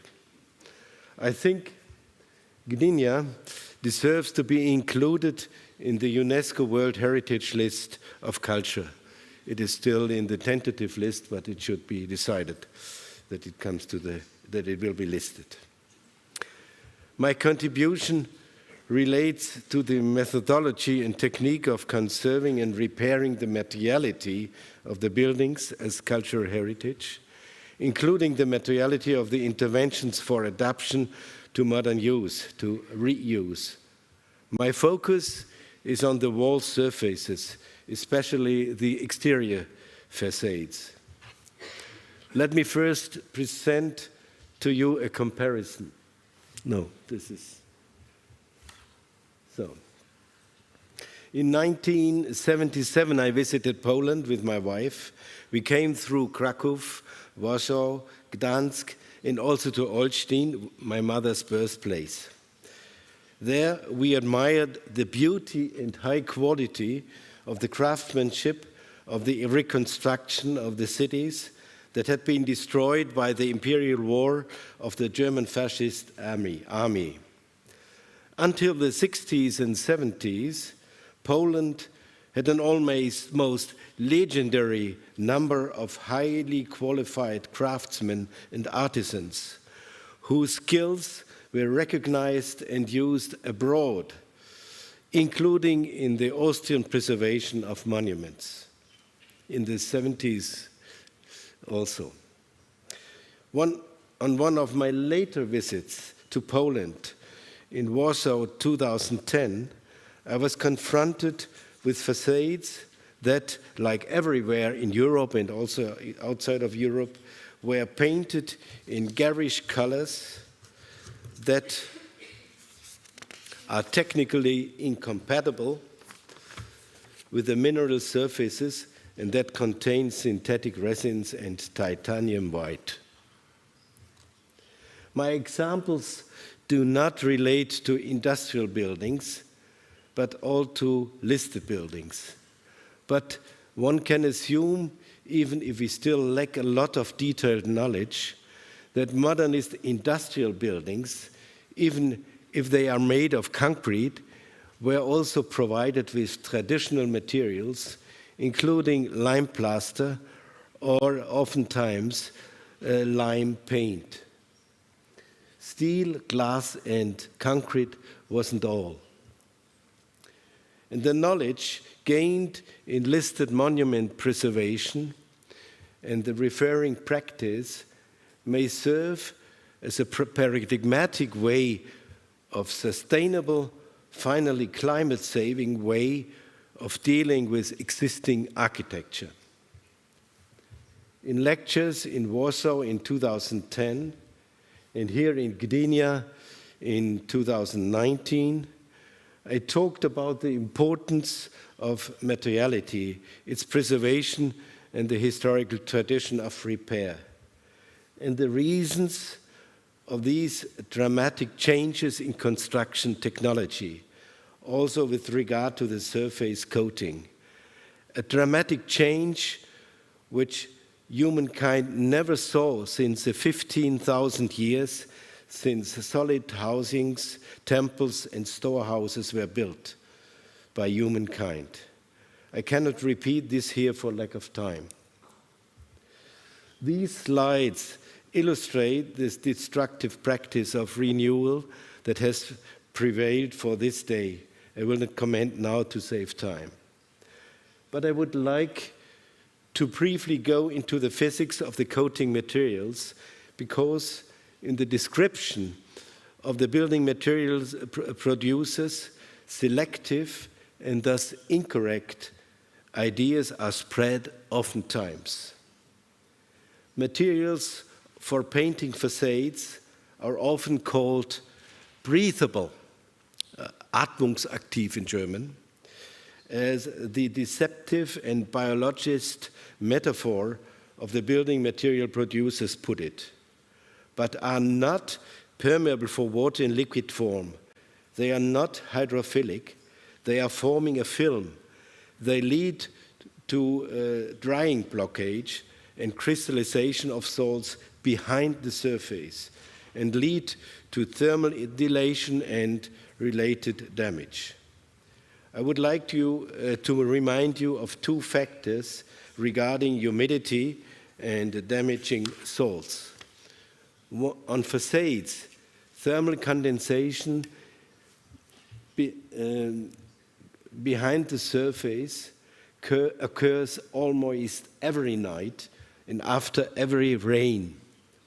This corresponds to constant transport of salts and crystallization in the drying process. If the surface is permeable for water in liquid form, the crystallization occurs at the surface. We call it efflorescence. If the surface is not permeable for water in liquid form, but in damp form only, the crystallization occurs behind the surface, as I said, destroys the matrix of the plaster, and leads to the detachment of the paint. The drying blockage caused by a coating not permeable for water in liquid form means that the drying speed is slower by a factor of 1,000. Imagine 1 liter of water under normal conditions corresponds to approximately 1 cubic meter of water vapor, which has to go through the same porous system. The aesthetic brutalism caused by the modern garish colors and paints containing resin and Titan white should not be forgotten. Even it is difficult to recognize this difference in images. So today I want to recall a model of interdisciplinary cooperation with the aim of planning and implementing the conservation and repair of architectural surfaces. The actors in the interdisciplinary cooperation are essentially known. Since the preservation of monuments is about conservation, that is, the preservation of the authentic materiality of the buildings and their surface, the profession of conservator restorer is of particular importance. I advocate that the architectural surface, including non-decorated plasters, become part of the regular training of conservators restorers at universities, and that conservators restorers are involved in the planning process of a conservation repair project and a reuse project from the beginning, at least of listed buildings. I propose the following methodological sequence for the process of planning and implementing the preservation of built cultural heritage, the scientific side of which is referred as conservation-science study, in German konservierungswissenschaftliche Untersuchung. Due to the lack of time, I cannot go into the list that I'm showing here, but will briefly comment on the content with the following pictures. Much of this, perhaps, you will take it for granted. I pass through the next 3 slides because it might seem to you obvious, the aspect of urgency measures, the aspect of plans and photos as a basis for documentation, and the collection interpretation of historic data. In the following study of the materiality of the objects, the interdisciplinary cooperation between architects, technologists, natural scientists, and conservators restorers is of particular importance. But the use of all possible scientific and technological study methods is not necessary for every smaller object. Often, preliminary orientating studies of conservators restorers who are qualified qualified for that due to their transdisciplinary training are sufficient. But to be clear, specialized scientific and technological studies are often indispensable. In addition to the usual probing and study of stratigraphy, macrophotos and microsections are also important aids for conservators restorers when examining the architectural surface. In individual cases, it may also make sense to produce the grading curve of different plaster samples to give evidence to the fact that the mortars were mixed on site, as it was the case in the facade of the Tugendhatter house in Brno. We call it in German Sieblinie. The archiving of meaningful examples enables the evidence of the findings and also further examinations. The search of well-preserved parts of the original surface or well-preserved parts of historical significant later surfaces is an important step for the understanding of the materials and techniques used, and also for assessing the condition of the entire surface. The structure, texture, and facture of the surface can also be recognized by means of grazing light and incident light. Small probes in the form of a grid, for instance, at a distance of 50 centimeters each, enable the determination of the extent to which the original surface has been preserved, as here in the case of the Tugendhathaus. The mapping of damage phenomena, is not only an important basis for the decision-making for conservation measures, but sometimes also provides information about the causes of the damage.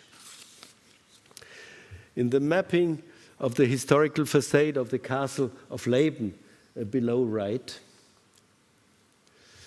the damage phenomena are classified into 4 levels, which correspond to the expected workload for repair. In this way, it was possible to calculate the costs of preservation and repair very precisely. The mappings are therefore an important basis for the further planning of the conservation and the repair of the architectural surface. When examining the layers of paint, it should be also be borne in mind that the surface has changed color due to weathering. The whitewash of the Tugendhathaus in Brno appeared a little darker due to the superficial conservation of lime into gypsum caused by pollution, sulfate pollution, a fact that can be demonstrated with a microsection of a sample taken from the whitewash irradiated by UV light. And there you see that the upper part of the whitewash is somewhat glazy, which is just the gypsum, no more lime.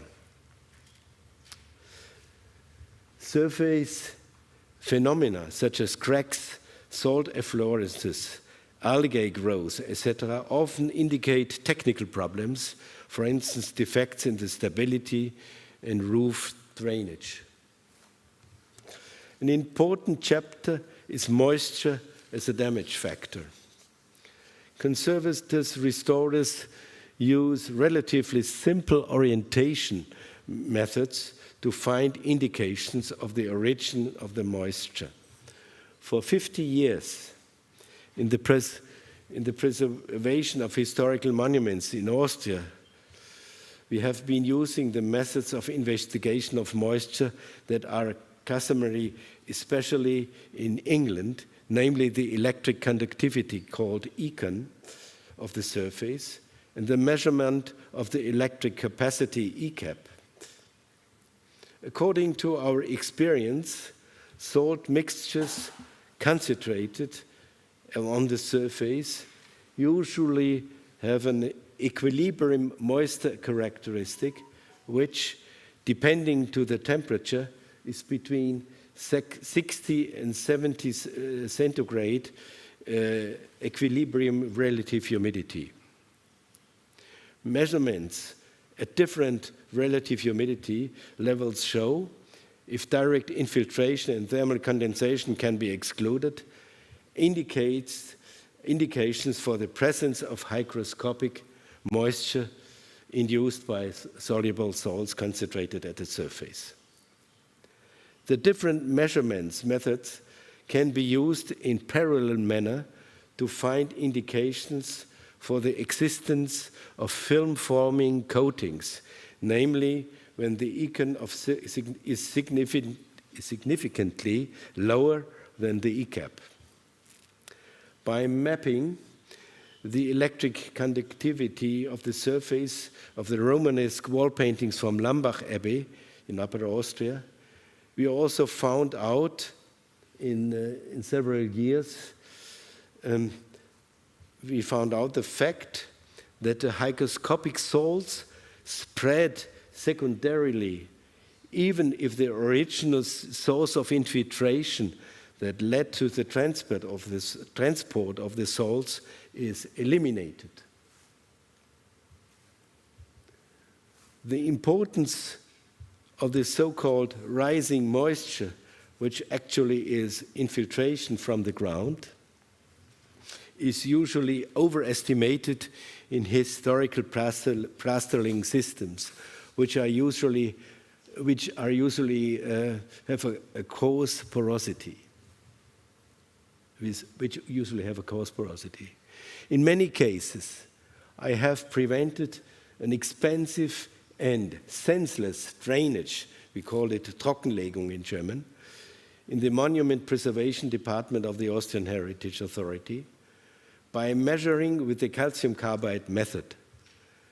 I was able to prove very often that the wall was dry above a height of approximately 50 centimeters, and that the so-called rising moisture damage originated from the mentioned secondary spread of the hygroscopic salts, which can often reach a height of 2 meters or more, depending on the solubility of the salt mixtures.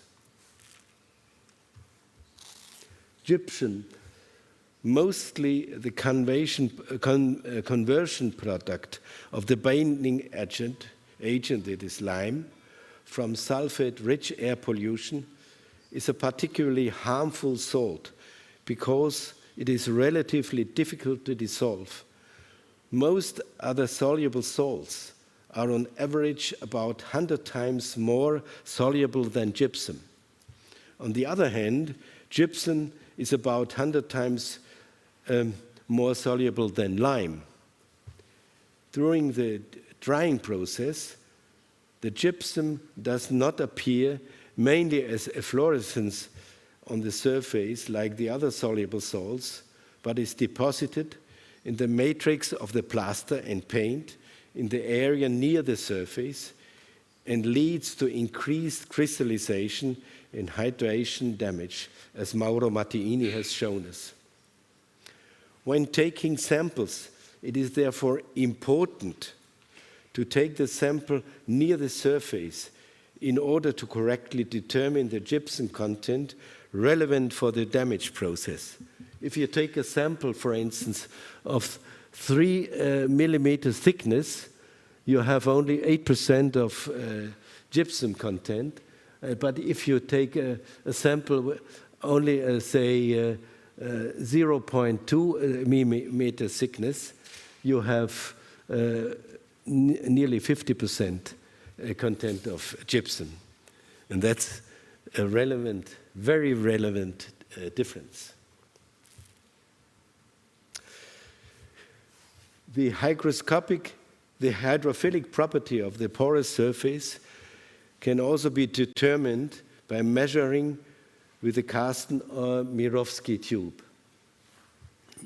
You know, Poland has a long tradition of research on the problems of humidity in salts, especially in stone conservation. I recall the names of Liman and Andrzejewska.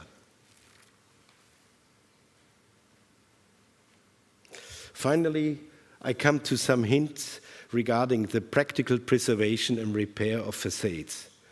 First of all, I come to those activities that belong to the professional field of the conservative restorer. I illustrate this list with the following pictures. Cleaning means the removal of materials that are defined as irrelevant to the historical significance of the monument surface. We call it dirt also. In most cases, technologically harmful and aesthetically disruptive layers of earlier repairs and renewals hide the original or historically significant surface.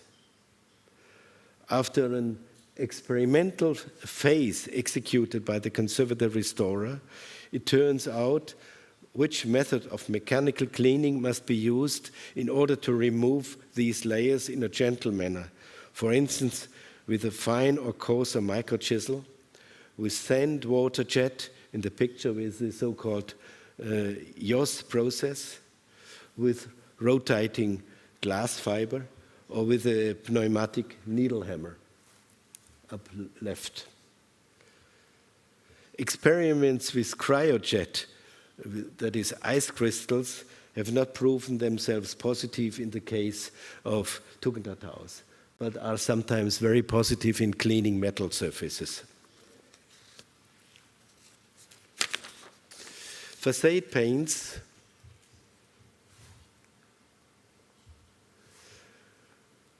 containing thermoplastic synthetic resin, which are harmful in the medium and long term, can be removed with superheated steam or hot air, so one can dispense with the ecologically questionable use of solvents. Water cellulose compressors, possibly with a detergent or with ammonium carbonate, can be used to clean particularly sensitive surfaces. If applied correctly, harmful soluble salts can be significantly reduced with water-soluble cellulose compressors, a process that has long been known in Poland and also in Russia. We found that thinner compressors are more effective than thick compressors. The efficiency of a compress is also a function of the duration of the application. The efficiency is highest in the first 2 minutes approximately. In the case of minor salt problems, it is sometimes sufficient, after the efflorescence has been mechanically removed, dabbing the surface with a highly absorbent sponge. Since 1981, within the framework of the Austrian Federal Monuments Authority, we have also worked successfully with lime plaster as a compress to reduce salts and to remove before renewal of the plaster. The pulp compress on a facade can be stabilized with lime mortar, as you see above left. The compress can be acquired quickly and efficiently as a mixture of cellulose, china clay, kaolin, and water with a trowel to an even facade surface to save time, and can quickly be removed after drying. When mixed with ammonium carbonate, the compress causes the reconversion of the harmful gypsum into lime, by the way, a method invented in Florence after the flood in Florence in 1966. But not this quick method, has been invented by us. And at the same time, this method removes the acidic reaction product ammonium sulfate and other soluble salts. The picture gives you an impression of how much the plastering had changed the color effect of the facade. In the frame of research program by University in Hildesheim, we successfully experimented with nanolime as a means of consolidation to remedy deficiencies in the cohesion of the plaster. We prepared a thin liquid lime containing nanoparticles that could be used for consolidation by means of isopropanol and lime putty, dispersed with a standard kitchen mixer with an adequate dispersion disc. The process provides a disinfecting effect also. The thin lime mixed with fine sand and tress flour is also suitable as a means of filling cavities. Washed sands are very problematic in historical lime technology. We need the natural fine grains of the sand about the size of silt as a hydraulic factor and also as a pigmenting factor. It is worthwhile to visit the nearby sand pits at the beginning of a restoration work, or to look at the sands used by the surrounding construction companies and take samples. These natural materials can usually be used to reduce a repair mortar for plastering that corresponds in color and grain size to the historical structure without additional pigments. It goes without saying that the development of the composition of the repair mortar as well as the following whitewash is one of the tasks of the conservator restorer. The production of good adhesion of the repair mortar is decisive for the quality of the filling of the missing parts. This is not achieved by the non-hydrophilic cement slurry found in the modern industry standard. The secret of good adhesion of the repair mortar is the interlocking of the calcite crystals to the wall of coarse plaster or coarse plaster. You have to prevent the repair mortar from becoming leaner, that is, containing less binding media in the contact zone of the wall, to the wall. This is done by pre-wetting sufficiently long in advance or only by moistening gently. By applying a slurry consisting of diluting plastering mortar that has been slightly enriched with binding agent, it is lime, and applying the repair mortar to the still damp slurry.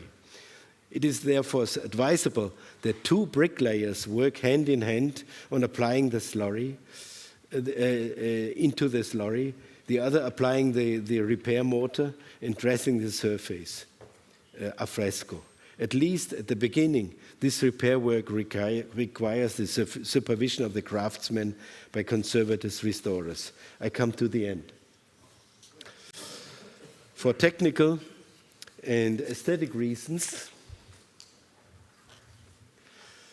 which I have explained elsewhere, a whitewash, at least on the facade, has to be mixed with fine sand on the scale of silt. This fine has a hydraulic effect and also functions as a pigment. You know, these white cubes have never been white. To produce the fine sand, we slurry the unwashed sand that has already been used to make the mortar. In the case of larger objects, this can even be done directly in the washing system of the sand pit by collecting the washed out material. The color differentiation on the sand grain usually leads to a precise color adaptation to the surface of the historical structure. It goes without saying that the whitewash has to be a little lighter as it darkens in the process of aging, as the calcite crystals become larger. This repair mortar and whitewash correspond to a historical tradition of manual artisan repair.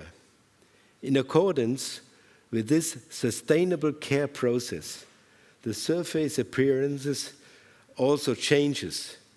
It oscillates between the novelty value of the repair and the beauty of the aging, which is in accordance with the materiality of the historical object, and it changes over the time. Thank you for your attention.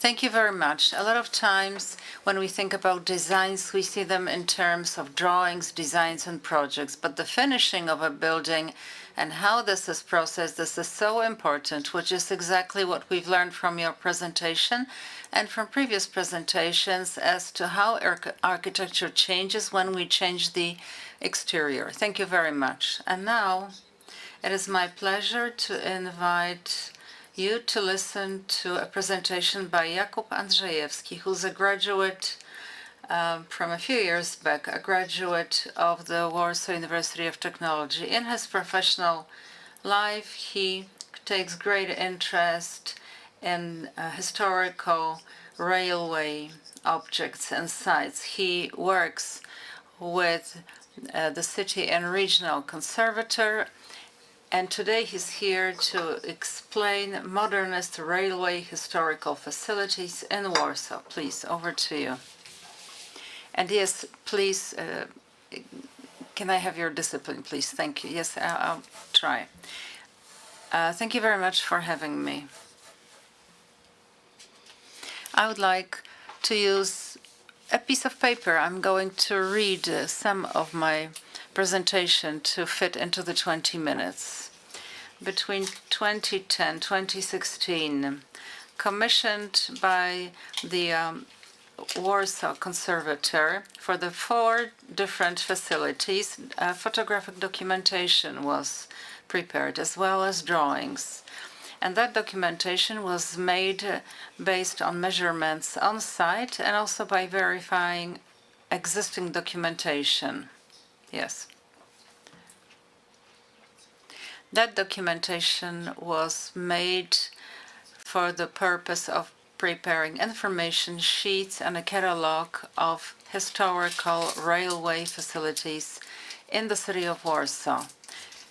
Just as a quick reminder, that catalog was developed between 2010 and 2018, including a total of, if I'm not wrong, some 520 structures, of which 120 are now listed in the municipal register.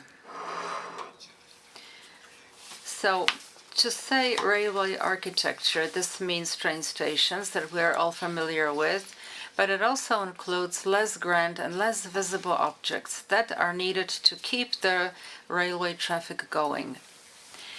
This includes setting rooms, shelters, warehouses, workshops, and parking, locomotive and engine rooms, and bridges and viaducts. So, modernist railway architecture in Poland and Warsaw was determined through a continuous transformation during the interwar and post-war periods. What you can see here on the slide is a brief history of how Warsaw Railway Node was being built between 1921 and 1939.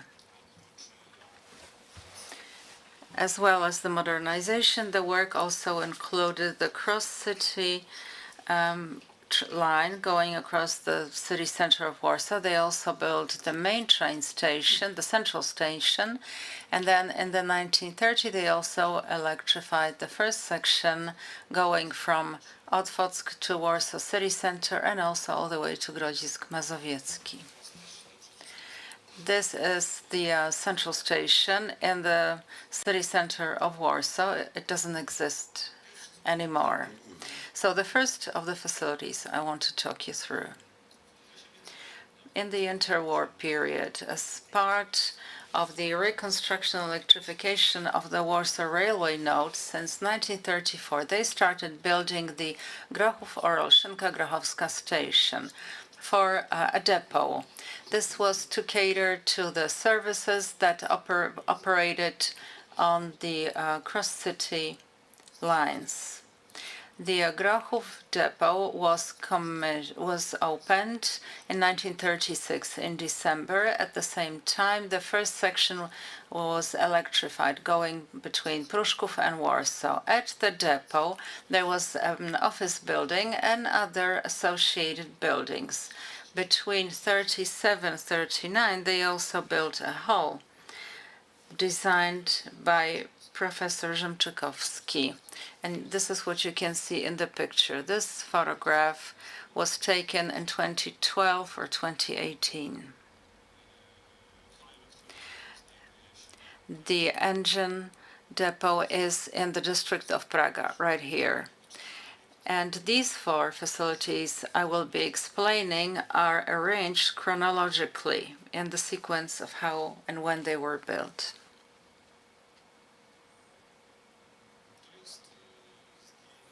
This photograph comes from an article in the publication Engineering Construction. This is by Professor Ciarkowski. Based on this article, we were able to put together some documentation. Well, I'm afraid the problem with the Polish railway system is that many of the objects and facilities don't have any documentation at all. Some of that was destroyed, and it's not only the war that contributed to that, because a lot of the documentation was destroyed after the war. Plus, those facilities were kept in secret, and so they were also secured. The design of the building, which is the locomotive depot, this was commissioned by the Ministry of Communications, and it was initiated by the Polish PKP Railway Company. This was designed to keep the locomotives there, so the construction was quite innovative because of the large span, the wide span of the roof. This was Poland's first construction like this, probably using German experience, which was patented by Zeiss Dividek. Can I just say that the same patent was used in 1933 to build in Gdynia the maritime station, and it's still in existence today, as I'm sure you know. And these arch roofing that we can see in Gdynia is exactly built based on the patent. The main locomotive hall is on a rectangular plan. It has 4 transit tracks and an additional 2-story extension to the south. This is where you can see it, with a workshop and an office in the middle. The reinforced concrete roof of the hall contains of 10 thin walled shells, and obviously it's 6 centimeters at the top. At the edges, obviously the reinforced concrete is much thicker. On top of that, each of the shells had 2 skylights. The photograph is from 1945. The skylights at the time were still not covered. I'm afraid they didn't stand the test of time, and they leaked, which is something we will see on the other photographs, because for years now they've been covered with roofing, and there's no natural light coming into the hall. When the building was being built in early June 1938, they used planks to prepare the formwork for the entire roof structure, for the first 5 barrels.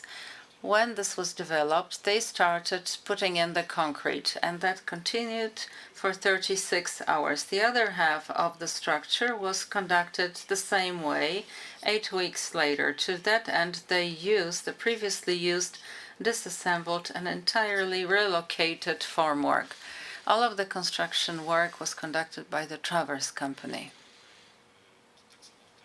And again, here you can see photographs from the article by Professor Ciarkowski, 1938.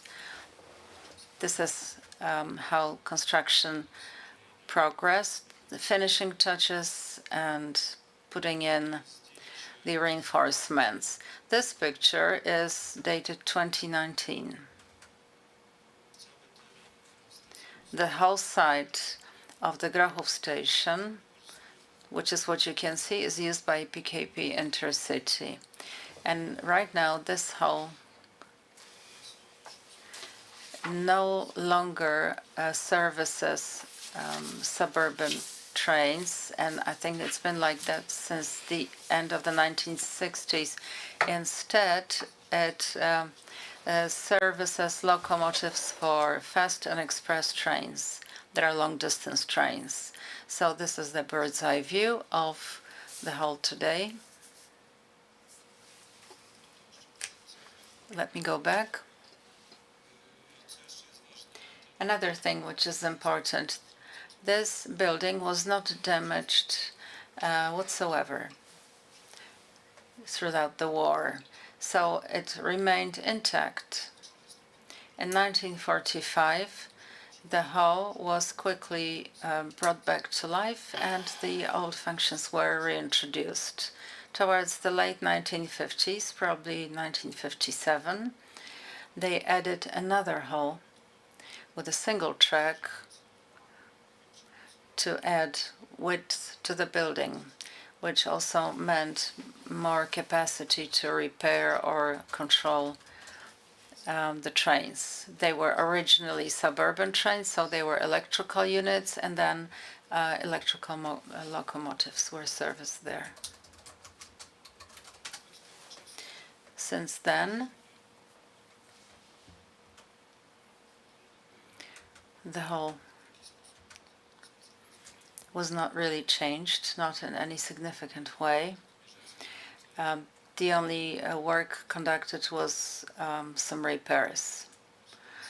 This used to be gray brick as the cladding, and plaster was put on it later. And the roof that was exchanged several times.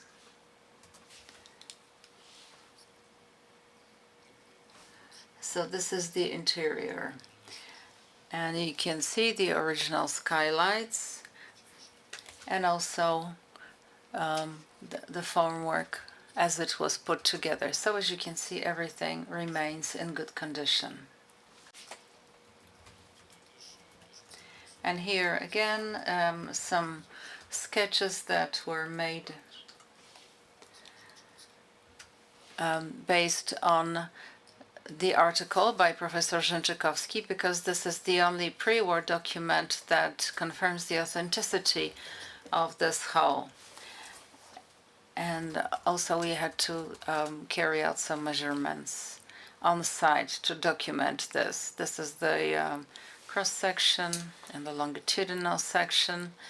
And here's something I prepared with a detailed description. It all forms part of the information card for this. So much about this. Now, World War II wreaked havoc, caused a lot of damage, not just to housing, but the majority of infrastructure, including railway infrastructure, was severely damaged.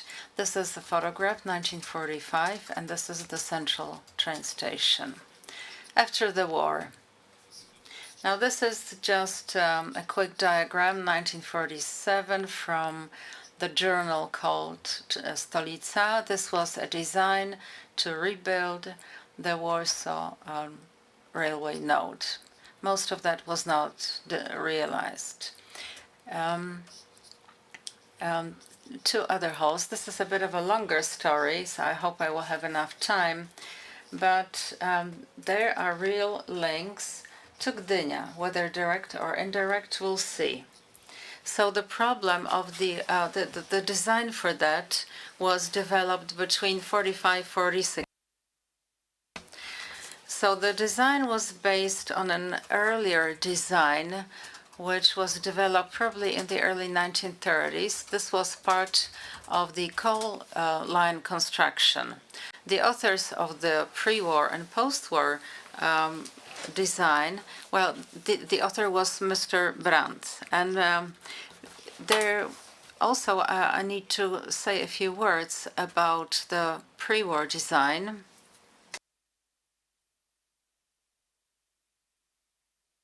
So this is the roundhouse in 2019 aerial view. This is an entire complex, in fact. And I'm going to discuss this particular place as not the entire complex. Now, Gdynia, a train line, was first built in 1925, but as of 1931, it was also funded from French capital. And this is why probably the design to build the halls was partly loaned from French solutions. It was a borrowed design. Or perhaps even the entire design was simply adapted to the Polish conditions. Before the war, in 1933,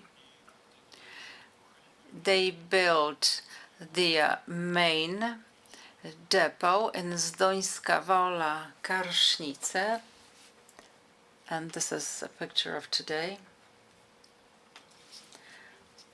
And it seems that the same design was used. Perhaps a year later, maybe 2 years later, they also built another depot in Bydgoszcz.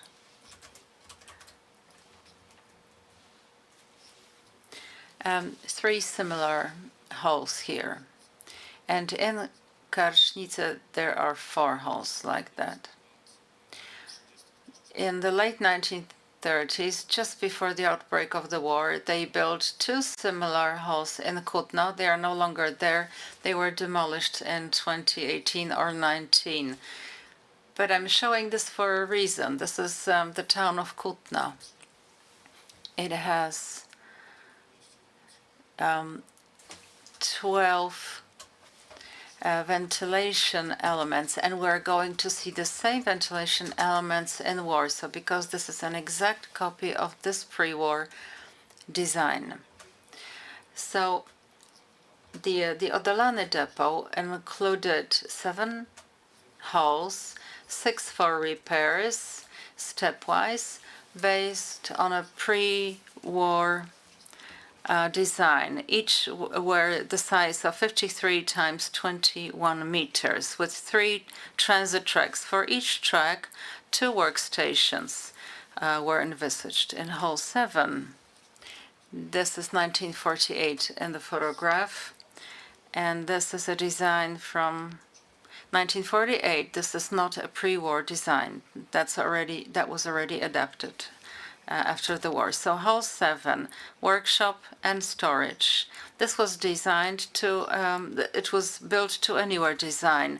60 over 21 meters. It was connected with the group of 6 halls using this connector there. And this is the interior of the hall. It's an interesting photograph from the Stolica Journal, 1947, and this is what it looks like, what it looked like in 2016. To build the entire complex, and again, this is the same hall from the outside. So to build the entire complex, well, work began in the mid-1946. Work continued until 1948. In the autumn of 1947, the first 3 halls were completed. In the autumn of 1948, the majority of the complex was completed. The halls were built as monolithic reinforced concrete structures consisting of arch supports. Each reinforced concrete support includes an arched beam, and also to the bottom there were those hangers with concrete put around them later. This is a drawing prepared for the information card. We didn't have all the documentation, and we needed to take the measurements ourselves to prepare this. This is the final hall built in the 1950s based on the same design. Originally, this was designed for locomotives, but as technology progressed, this was then changed from steam engines to electrical engines. And the third building I want to discuss is 800 meters away from the locomotive depot. This is again Odolany place. This is where it is on the map. This building between 1954 and 1956 was developed by the Central Office for Railway Designs and Projects. The main designer was architect Zbysław Nowiński. This depot was to service passenger and freight trains and carry out repairs of the braking systems. One thing to be remembered is that all the buildings were designed in the social realistic style, which was the binding style of the time. This depot was built between 1956 and 1960. These are the original designs dating back to the 1950s.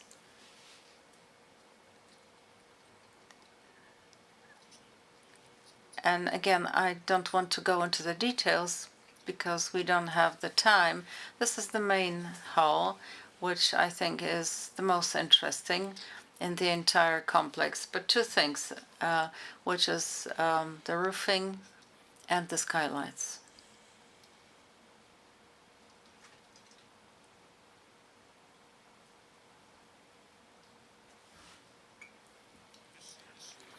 The higher and the lower arches are alternating with 19 and 20 meters radius. This was made of prefabricated plates that were connected with reinforced concrete supports. The skylights in the middle of the building are interesting. There is a row of 9 skylights, each of which was made of reinforced concrete plates and 12 poles. Each is made of 60/8 millimeters sort of hinges, and they are the only ones that keep this together. So that was 1959. This is 2012. The depot was still operational at the time. That was the interior, the roof with the original detail. No repairs were made there whatsoever. And the final building, this is the sitting room at the station Warsaw East. For some of you, this may be a familiar site. You may have seen this, perhaps going past on a train to Gdynia. And that's the structure in the 1980s. The building was built in 1969. There are so many unknowns here.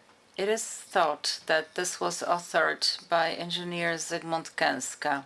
At the time, they designed and built 3 similar settings in Warsaw, in Wrocław, and in Tczew. The Tczew setting facility was demolished in 2011. So, in fact, there are only 3 buildings like that remaining in Poland.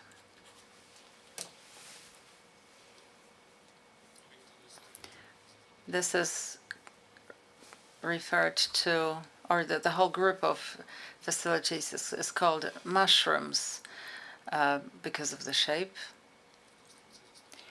The structure is based on 7 reinforced concrete pillars. In between those is a staircase. A round staircase made of 9 or perhaps 12 prefabricated plates. So that's the drawing. There was no documentation for this facility, and we needed to take the measurements ourselves. Right. After 60 years, reinforced concrete structures are losing or have lost their original function. Many of them are in need of a major overhaul, and pretty soon those facilities will be slowly decaying and will be demolished. The buildings that I've presented are the only buildings like that in whether it's depots or whether it's the setting in control buildings in Warsaw, of course. But the main thing is to give a new function to the buildings, nothing to falsify the modernist heritage and railway construction in Warsaw. They definitely should be listed, but even if that happens, it's not going to solve the problem of these buildings. One thing I didn't mention is that 2 of those buildings are now not in use. They have been deserted. Well, this is just to give you an idea. Warsaw is not just about tall buildings that you can see in the background. There are a lot of railway sites in Warsaw, but they are now being sort of consumed by new developments, and I think this deserves special mention, and perhaps there will still be opportunity to save some of these interesting facilities. Well, thank you very much. I have to say, when I look at that, I mean, there are so many things we are failing to see, because just like these railway facilities, they are hidden. Even though I've lived there ever since I was born, I never knew they were there. So still a lot to be done, but it's difficult because these areas are not easily accessible. And now moving on, are we going to have 2 ladies speaking? Yes, the next presentation will be delivered by Alicja Gzowska and Anna Syska.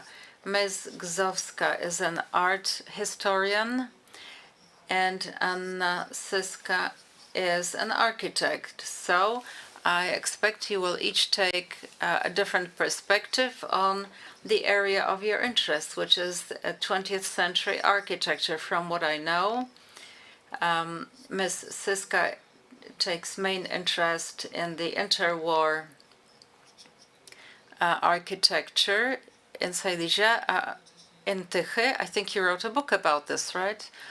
Plus, you promote this architecture. And Ms. Gzowska is also interested in railway buildings, and she's a Ph.D. student in Warsaw, and also a curator in the Dunikowski Museum in Warsaw. And a monographer, so to speak, of the Katowice train station, which is really famous because of the process of how it was demolished. So over to you, ladies, and you're here to talk us through your paper, Stations for the New City Railway Buildings in Tychy. And by the way, Ms. Syska is also a conservator in Tychy. Yes, hello everyone, and a warm welcome to everyone. To build the town of New Tychy. Well, the idea for this was based on economic factors. This investment was to put a stop to the development of mining communities, and because they, in fact, the authorities wanted to mine the coal rather than have the area built over with housing. Plus, the existing transport infrastructure was very important, with the railway line going between Katowice and Bielsko-Biała, Rybnik and Zebrzodowice, so that line was the most important. Ever since they started planning the city, the Tychy railway was a key mode of transport, but equally so, it was an important element of the town. What was needed were good transport solutions to work well together with the planned directions for how the conurbation should develop, and that way the residents would be able to commute to work. In the mid-1970s, the majority of the people of Tychy who worked in the industrial plants would commute to work by train. There was a proposal to build the Tychy railway ring, and the trains were to go both ways. To cover the entire section of 35 kilometers would take around 50 minutes.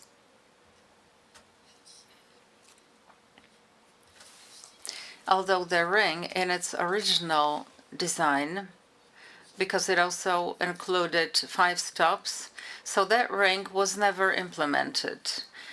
Despite that, we can see sections of that within today's structure of the city. In the heart of that, there was to be a main station, which was an important element of what was planned as the heart of Tychy with the public buildings.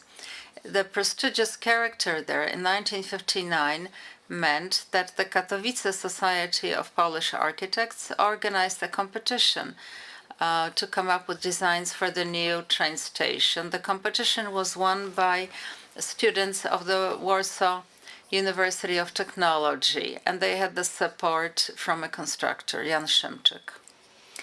And the winning names can be read from the slide. What they wanted to build was a reinforced concrete plate to cover up a large section of a ditch there.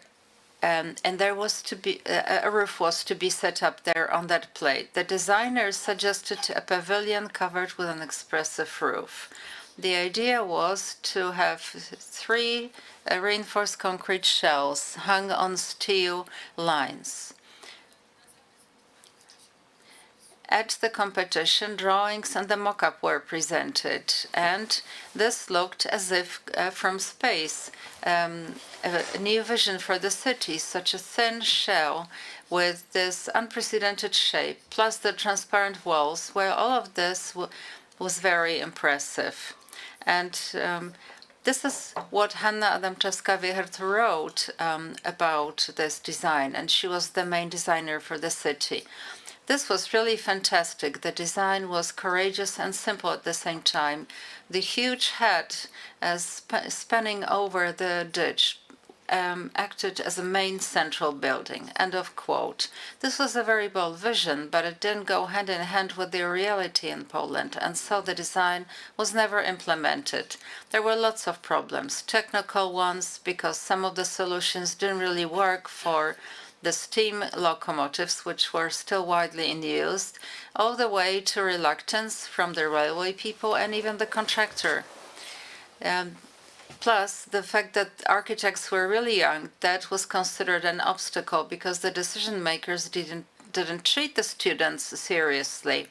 Marek Budzyński mentioned the difficulty in obtaining permits and acceptances for these new structures. There weren't any mathematical models, and the designs for those shells were made using other materials, but it didn't give a good idea about the aesthetics of the entire system. What was done, however, in 1959, well, that was the building of the train station called Tychy Zachodnie. This was designed by Musialik and Wiechert. Both architects suggested a ring plan. This really resembled more of a park building than a train station. It was a reinforced concrete structure with ticket offices, a beer kiosk, and a waiting room. There was also a summer waiting room in the courtyard with some roofing and benches. The building was quite small, plus it didn't have many ticket sale points. Plus, there was no place to store the luggage, and that was on purpose, because that was the function of the building. The building was designed for regular customers who would only come there if a train was delayed or if the weather was bad, but it was not for people who would wait there to change from train to train. It was a small building, but it was really interesting in architectural terms. It looked like a see-through pavilion, more of a pergola, not a proper train station. And people inside were able to see through the building. That made it fit perfectly well with other buildings that were built several years before. And that was true even though the architecture of this building was in opposition to the tower blocks around it. So the train station And the building could be seen as a milestone in space, which shows that it has a different function and it signposts the platforms. This was the only fully completed object like this in the new town. Today, the building no longer has its original function. The previous waiting rooms are now restaurants. Some of the glazing has been built over, and it's just the round shape and some details that carry some signs of the original glamour. So the next facility, which was only finished partly, was today's train station of Tychy. The old building was built next to the 1968 train network. But the old building was no longer meeting the needs of the growing city. Initially, the plan was for it to cater to the needs of contemporary passenger traffic. But then the decision was taken to build a new building. Design work continued from 1961 to 1964, headed by Marek Dziekoński. The change included a new set of buildings with the train station, a new subway, platforms with roofing, and a square that would cater to motor traffic. Marek Dziekoński came up with this solution. It wasn't a big, but it was a very functional building, divided into two parts. Part one was designed for passengers. Part two was designed for offices and technical services. In the first part, there were ticket sales, a whole waiting area with machines, ticket machines, and a bar referred to as the Swedish bar. In the second part, it was the railway services, police and security services. There was to be an arcaded area to lead to one of the subways. The design was ready, but construction never took off. Every now and then, in the Echo journal, articles were published which were informing about successive changes made to the design by the architect. Now, this went on for the next 3 years, and then finally construction started, but they were only able to finish one part of the train station, the one for passengers. The form of the building was to sort of signpost the direction passengers should be taking to get to the platform. For the very first time, the architect used detail, which later became its trademark, its signature. And they were formwork planks that were impressed in the concrete. So the part of the passenger section was only complete in 1977. There were claims that work will resume, but it never happened. Up until today, we only have half of the train station, an unfinished idea which only gives us a fragmentary idea of what the whole thing should look like. In the mid-70s, several neighboring villages were connected to and involved in Tychy, involving Wieluń and Wędziny. As a result, there were 2 additional train stops in the city that were built along the planned railway ring. Both buildings were built by Karol Fiuk. The architect graduated from Gdańsk University of Technology, and his diploma was defended with Professor Władysław Tomaszewski, who was the author of the railway station in Gdynia. And Wojciech started working for Miasto Projekt Nowe Tychy. In 1960, he moved to the Katowice-based railway design office to take a better paid and more independent position, where he stayed almost until the end of his professional career. He became the manager of a new team of designers who took up an order of the Silesian Directory of Silesian Railway Authority and provided designs related not just to railway, but also to services and housing. Wojciech also did design railway-related structures such as railway stations, waiting room places, etc. Some of them were repeatable. The first one was a repeatable building for customer service next to a large production manufacturing facility. Basically, there would be a hall, a waiting room which would periodically be heated. So it would be heating with electrical heaters during rush hours. There would also be a kiosk, wind catcher, and ticket office. There would also be a possibility to provide to serve railway traffic. Anything else, such as toilets, would be outside the pavilion. The architecture was thoroughly rational and did not collide with the surrounding. It was easily to assemble. Lightweight steel structure allowed for the use and installation, especially in the areas where there would be new coal mines. One of them, they were installed next to cement plant in Goleszów, Łaziska Kopalina, and next to coal mine Czerwionka Dębińsko. This is the railway station, and it was the coal mine that paid for the station and paid for two quite spacious waiting rooms. This design was also supposed to have been implemented next to the automotive factory in Tychy, the current Fiat factory in Tychy. Another solution would be a platform with a non-collision entry. Karol Fiuk designed a shelter that would provide protection from rain for the exit from a subway, including a kiosk. This is the implementation in Katowice-Załęże at the local station.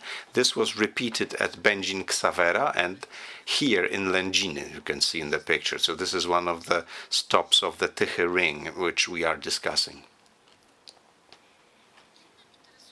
Another interesting design for a repeatable building was a small railway station to serve up to 100 passengers during rush hours. Traditional structure was very readable, clear, understandable. The space was organized in a clear way. No more than 800 cubic meters. Basic facilities for passengers and some rooms for railway people with a very characteristic glass paneled station for the traffic controller on the right hand side. The hall was also a waiting room. It would mostly be fully covered with glass, both on the side of the platform and on the side of the railway station square on the other side. This was, however, often done with modifications based on the requests or requirements of the local authorities. So we have Porąbka, Piasek, Świnina, which is now called Gorzów Chrzanowski, and also as part of our Tychy rail ring, Bieruń Stary, as you can see. At the moment, this fantastic design has been adapted to serve a new function. It kind of looks like it's housing. At least there is someone using it right now. Designing railway facilities is a very specialized type of architectural activity subject to multiple limitations. But this overview of examples from Tychy shows that during the Polish People's Republic, it also gave the architects some space for original concepts and expression. Those bold concepts, however, were not always doing very well. You have to be very careful attempting to compare the railway stations of Tychy with the works of architects from other areas. Especially I'm talking here about designers who worked under special terms, like Arseniusz Romanowicz, who was based in Warsaw and was providing designs for rails. Regional centers could very rarely afford to fund experimental buildings or avant-garde buildings. They were usually thinking more in terms of rigorism, rationality of the solution, close adherence to the economic calculation, and to ensure reasonable durability for the structures. The Tychy rail ring, as we said earlier, was never closed. Passenger trains to Lędziny in 1967 would take the northwest section, which was a much longer way. One can think today, how would that rail ring operate if it were to be built at once? How would the passenger traffic affect the development of the city and the neighboring towns and villages? Would it be some sort of on-land subway metro train that would provide easy access to school and work?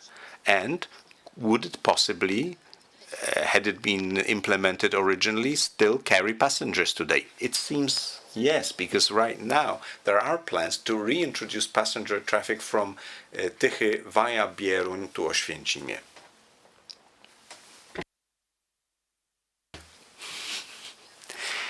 In the case of the Tychy railway station, you see a certain focus of what happens when the real investment abilities collide with the needs of the railway system. What we presented, however, was the solutions that somehow reflect the kind of unique nature of the city of Tychy. Thank you very much. Thank you for being so punctual and precise in your presentations. When you were talking about the design by Budzyński and the end about Sergiusz Romanowski, I remembered, I don't know if you are aware, and correct me if I'm wrong, because there are so many railway specialists here that I don't dare, but I once read that Arseniusz Romanowski created his famous Warsaw shells in 1952.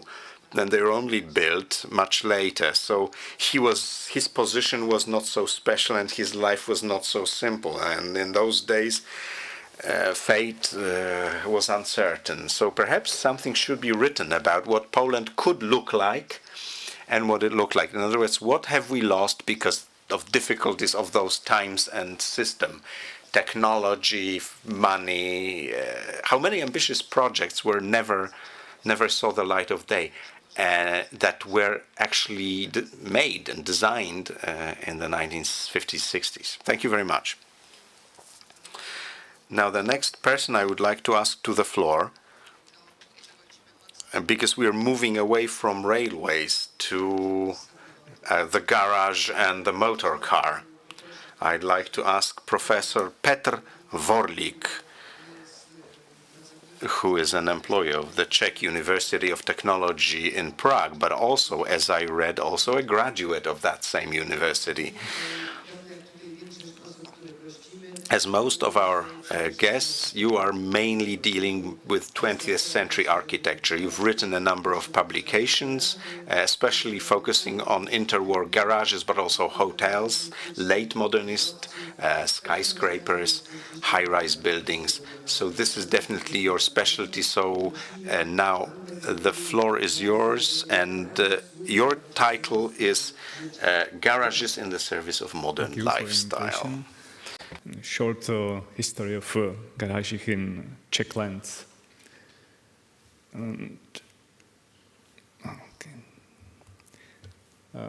First car was introduced in Czechoslovakia or Czech lands in 1897, and after 3 years later, at the beginning of the 20th century, we had just one car registered in our country. And after another 3 years, first garages were opened. Usually as part of some retail or repair workshop and of production of cars. And some garages were built in spas for rich tourists. Of course, these car owners were accommodated in hotels in the city center, and their drivers and cars had to be somewhere on outskirts in lodges like this, where this is for drivers and this is for cars. To understand the importance of garages, we need some numbers. Czechoslovakia was a highly developed industrial country, but in fact we had just a small amount of cars for a long time. It was a very expensive product until half of 20s when production of cars and imports skyrocketed. And after that moment, many new garages were built. Almost half of cars were registered in Prague, in a capital city. So this is the reason why in Prague we had very strict regulations. Like, for example, you should park, you were allowed to park your car just at maximum 10 hours on street. All cars had to be in garage.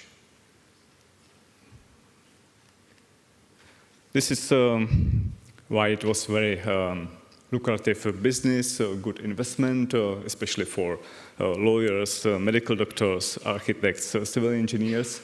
And it was the way how you could save your money and invest something. Like, for example, you can see if you built some more or less small garage in just 3-5 years, you could build another one using your income, and another one, and second floor. And at the end, you had a garage for about 200 cars. It was really good business. All of these public garages had a very wide range of services. Usually, cars were not only stored, but also maintained, repaired, washed. And there was driving school, there was shop, they checked your tires, brakes, and so on and so on. Very complex services. These garages took many different forms. At the beginning and on small towns, on outskirts, usually it was just open yard, like here. Then roofed yard. And in a city, in the center, where there were expensive plots and small plots, these garages often took a form of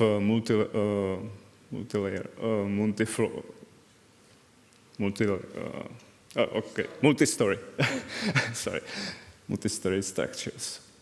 First garages were from bricks and wood, and after First World War, it had to be fire resistant. It means concrete, steel, and glass.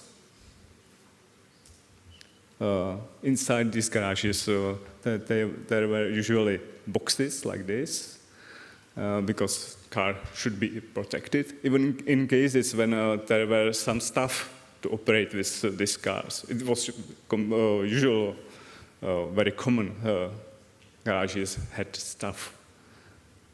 This is the reason why some of them, it was not very common, could be as open plan where cars were stacked next to each other, because to spare some space.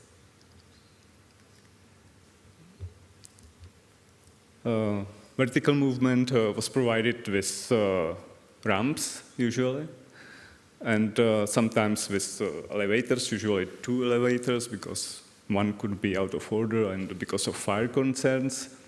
And in fact, in the United States, elevators were first, because these early cars couldn't drive steep ramps, so elevators were first. Here are some services, washing, repairs, petrol station, checking tires when you are leaving, checking tires and brakes when you are leaving this garage.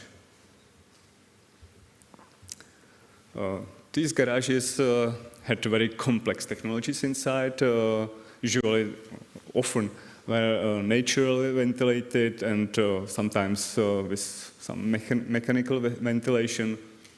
All of them were heated because cars were very fragile because of tires, leather, wood, lacquer, and so on, and because of liquids in engine. So heating units were in front of the car or sometimes under the car to protect it. And of course, there were very strict regulation because of fire, so they had some fire alarms, water curtains, sprinklers, and so on, and oil filters in the sewage system. So these garages were much more complicated than today. This is how they looked. It was some kind of symbol of a modern active lifestyle, so it had to be stylish, it had to be fashioned.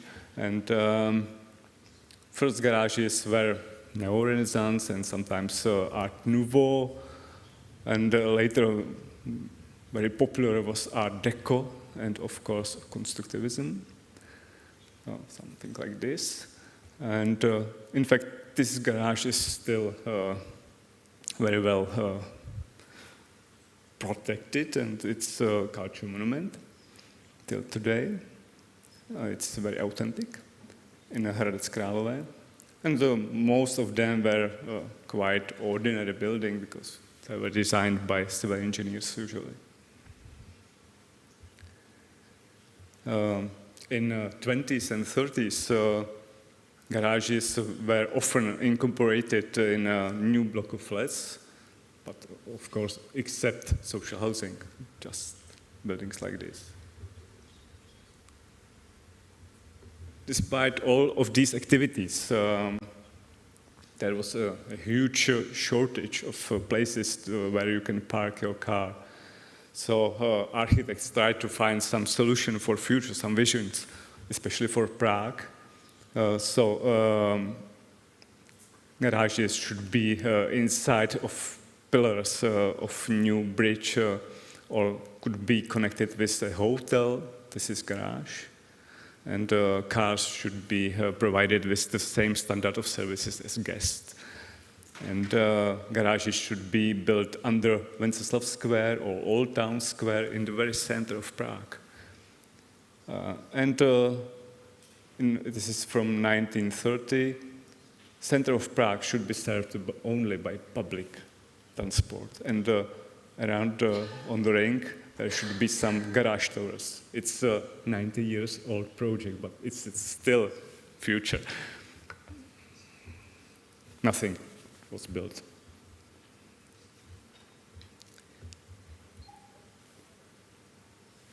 You can imagine this automobile culture was a new, fancy, attractive lifestyle, and it was very often accompanied with some kind of advertisements and very nice designs. And this automobile culture disappeared after the Second World War because, of course, because of nationalization, because all of these garages were nationalized, and because of central planning and so on, similar like in Poland, and of course because there was some preference for pedestrians and public transport. So in the 50s you can see just only empty spaces without cars, just with pedestrians, children, families, some propagandist photos and sketches, but it's typical situation for 50s. And it's because production of cars stagnated in the 50s. And this situation persisted till the end of 50s, and at the beginning of 60s, they started with transformation of Škoda plant, and again, there was a skyrocketed phenomenon of automobile culture, different than interval period, but again, it was some kind of freedom. You could enjoy weekends on in nature or somewhere, holidays somewhere in Yugoslavia. So it was again something popular, very attractive. But there was some problem because keystone of urban planning, socialist urban planning, was housing estate. And these buildings, prefabricated buildings, couldn't be accompanied with garages incorporated in a basement or ground floor. All of these cars should be parked on the street. This is the reality of a garden city. Architects tried to find some solutions. They incorporated some garages into their plans for housing estate. Usually it was somewhere on periphery of housing estate, usually some standardized projects, but most of these garages were never built because it was something unnecessary and expensive. For example, here, just 2 of them were built. This is the reason why car owner had to build their garages by themselves, using some shared unofficial projects and books like this, How to Build a Garage for Dummies.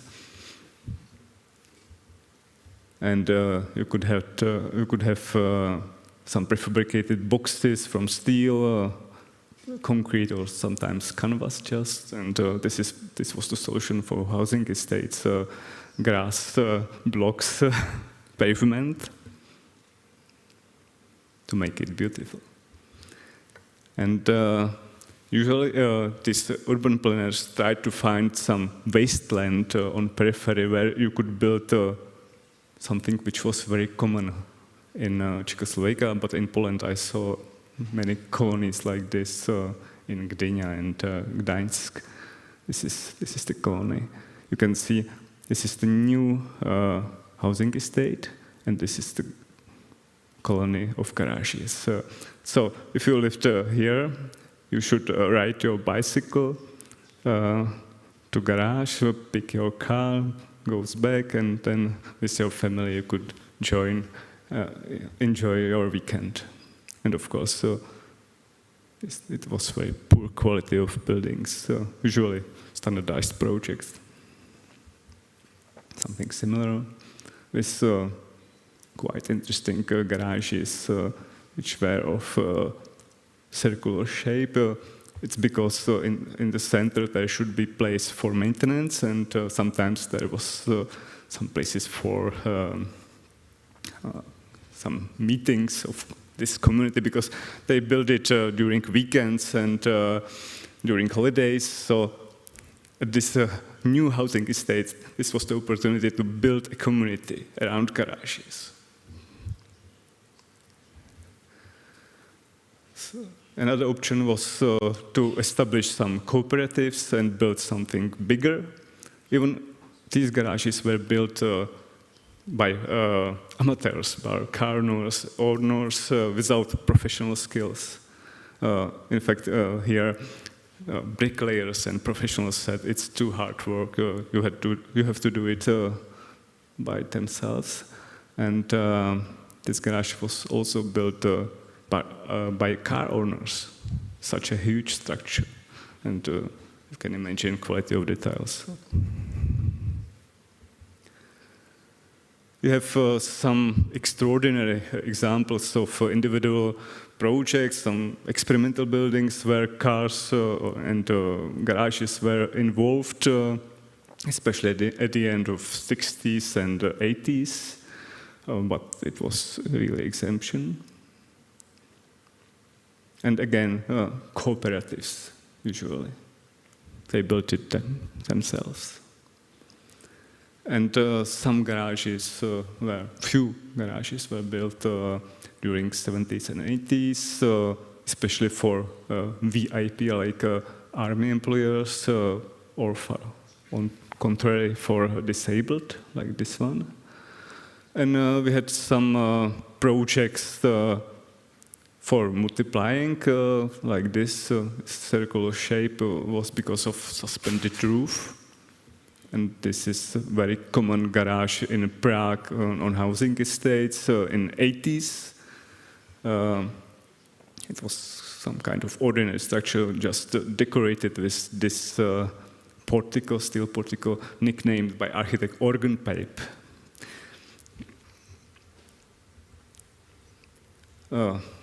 Urban planners tried to find some ways how to break these regulations and so on, and they find that if you want to build a garage somewhere, you have to accompany it or to make it as part of something more necessary, something like a state repair shop and rental of cars for tourists, and sometimes as noise barriers along some rush roads. So this was the only opportunity to build a garage if it's part of a repair shop, for example.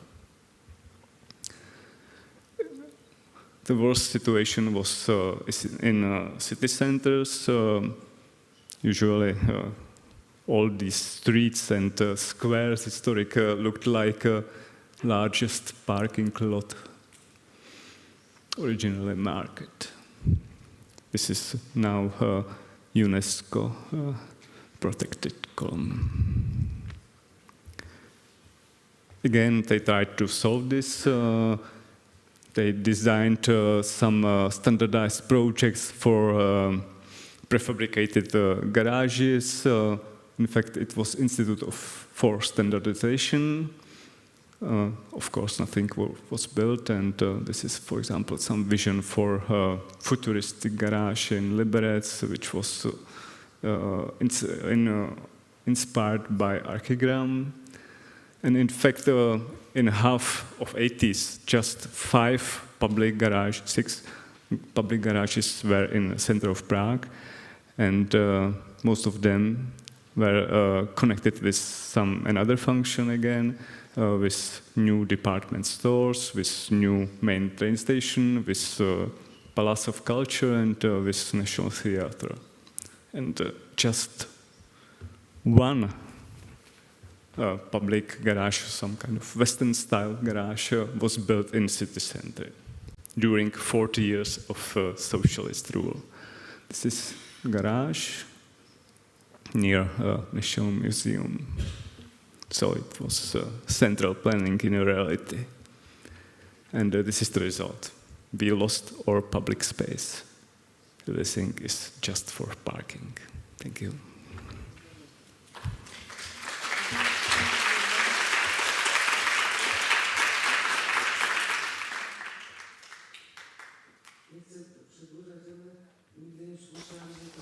I don't want to take too long, but I just never thought what you finished on. With similar systems between our countries, we had similar journeys with our cars and garages. So thank you very much. And I'm really impressed to learn how many multi-story garages there were in the pre-war Prague. Well, thank you very much. Let's move on to the next person. We've just heard that Professor Alexander Buriak couldn't make it today. He wasn't able to arrive for reasons we've already explained. So it's over now to Maria Rusanova, Ph.D. student, and she's visited Gdynia on 2 occasions before, hasn't she?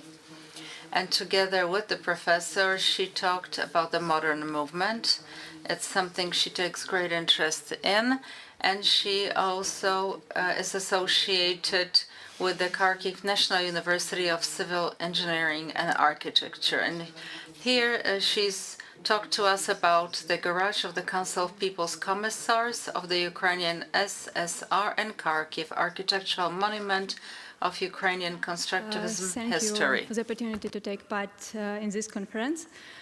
My speech following last report and will be about garage of Council of People's Commissars of the Ukrainian SSR that was built following the constructivist concept of urban planning in the then capital of Ukraine.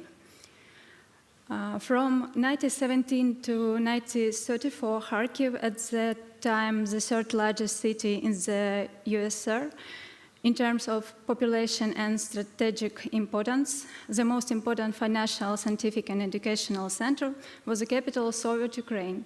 In just 10 years, from 1925 to 1935, an ultra-modern government center was built in Kharkiv on Dzerzhinsky Square, now Svoboda Square. This marked the beginning of formation of the largest industrial complex in Ukraine. The architecture of Kharkiv of this period, so-called Kharkiv constructivism, in modern history is a phenomenon of world significance. The most famous infrastructural object of the capital Kharkiv are the General Post Office on Privokzalna Square and the building of an automatic telephone exchange in the complex of Dzerzhinsky Square. They are described quite fully in the literature are included in the registers of architecture monuments, but how you can see, it didn't save them from loss and distortion. Even less fortunate was the government garage. The architectural quality of this small but exquisite piece of constructivist production has long been underestimable, and the facility's closed status didn't facilitate its exploration. The garage of the Ukrainian SR government, the Council of People's Commissars, or Radnarkom, was built in 1928 in the central part of Kharkiv as one of the auxiliary facilities of the government complex. The place for the garage was chosen on Gishmana Street, opposite the communal residential complex for members of the government and senior staff of the Council of People's Commissars. The residential complex and the garage was located proximately to the building in which the Council of People's Commissars worked in those years. This was in line with the concept of building housing in close proximity of the workplace. At the same time, there should have been a high-speed transport, so between them, in our case, a service garage, preferably within the green strip separating home and work. The garage of the Council of People's Commissars was also used by residents of the house for the Central Committee Presidium members, whose place of work was the building of Central Committee of the Communist Party of Ukraine. This principle was normative for all the new construction during the capital period of the city's development. The concept of home transport work was sustained by the Kharkiv constructivists during construction of the government complex and its residential infrastructure. In particular, the House of State Industry, or Держпром, and the House of Project Organization were located at the walking distance from the corresponding specialized residential facilities located on the Pravdy Avenue. The Red Industrialist employees of Держпром, the Red Industrialist Complex for employees of Держпром and the House of Project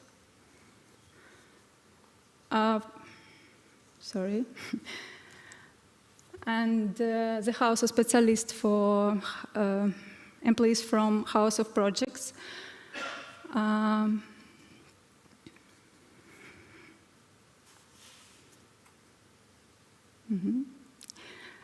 A tram line was laid between the government complex and its residential area inside the green strip of the boulevard on Pravdy Avenue, supported by a double line of the highway. Similarly, at the other end of the city, in the system of the linear city of New Kharkiv, giant factories, the residential complex Nowy Kharkiv and other work settlements were located opposite the corresponding industrial areas, and a double line of the highway passed through the 300 sanitary protective green strip, tram line and city rail line. In the 1970s, an underground line of the subway was added to them. Even largest industrial objects haven't been little studied by historians and researchers of constructivist architecture objects in Kharkiv of the first half of the 20th century, and less significant ones are practically not considered. As a result, there is no published data on the authorship of the heritage complex on the Hirschman Street 16, and this issue requires further study. However, the archives managed to find the original drawing of the sewerage facilities project of the communal house, which depicts a residential building, a garage building, and an administrative block attached to it. The drawing, dating back to the construction of the communal house, bears the signature of the authorship by Alexander Linetsky. We also found in the archive a memorandum addressed to the manager of the Occult Civil Trust Helmno of the transfer of funds for scarce materials for the construction, the garage, the Council of People's Commissar House, and the House of Driver, dating the 4th of August 1931. This document suggests that both objects considered a single complex of authorship by Alexander Linetsky and Vasily Bogomolov. Alexander Vasilievich Linetsky is a famous Ukrainian architect, teacher, and scientist. Born in Odessa in 1984, studied at Kharkiv Art Institute. He worked in Krasnoyarsk, Achinsk, Omsk, Kharkiv, and Kiev. Over the 10 years period, from 1922 to 1933, Linetsky worked as an architect on the All-Union Central Executive Committee of the Ukrainian SSR, as a builder of the Communal Market of Improvement Department, an architect of the Business Club Board, a lead architect of the construction of the Club Theater for the Union of Food Industry Works of Ukraine, that's called Hachasmak. Technical director of construction at the management of entertainment institution, and executive secretary of the international competition for the project of Kharkiv Mass Musician Action Theater. Linetsky was a co-author of the first in the Soviet Union Palace of Pioneers, located in Kharkiv, took part in various all-union and international competition, including for the building of the Teshprom and State Musician Theater. In total, in Kharkiv, the architect has implemented about 20 projects, and more than 10 remained on paper. Some of them are given in the fundamental book Sketches of the Architecture History of the Ukrainian SSR Soviet period. The legacy of Alexander Linetsky hasn't been fully studied. Most of his personal achievements with project was lost in Kharkiv during the World War II. The modernistic project of the master in the capital period includes Hatorg department store, or Zum, on Rosa Luxemburg Square, completely rebuilt after World War II. Commodity exchange on Tuello Square, residential building on Lenin Avenue 8 that's called Red Wanderet, and Lenin Avenue 10, as well as a residential building Kommunar on Girshmana Street.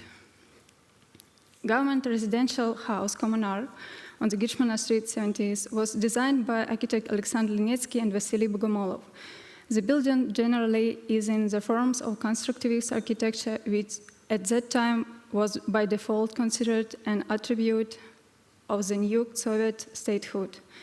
The house has a discrete appearance. Its facades are practically devoid of the decor, with the exception of a figurative plastic modeling of entrance and stained glass windows of staircase in the side wings of the building. The building is shaped like a horseshoe in plan. The expressive practically of the composition of the complex is given by two 7-story side towers, which flank the half-round 5-story part with front courtyard open to the street. There is a legend that this form of the plan served the movement of the residents along the career ladder. New employees of the Council of People's Commissar, after being hired, were settled in the right western part of the horseshoe.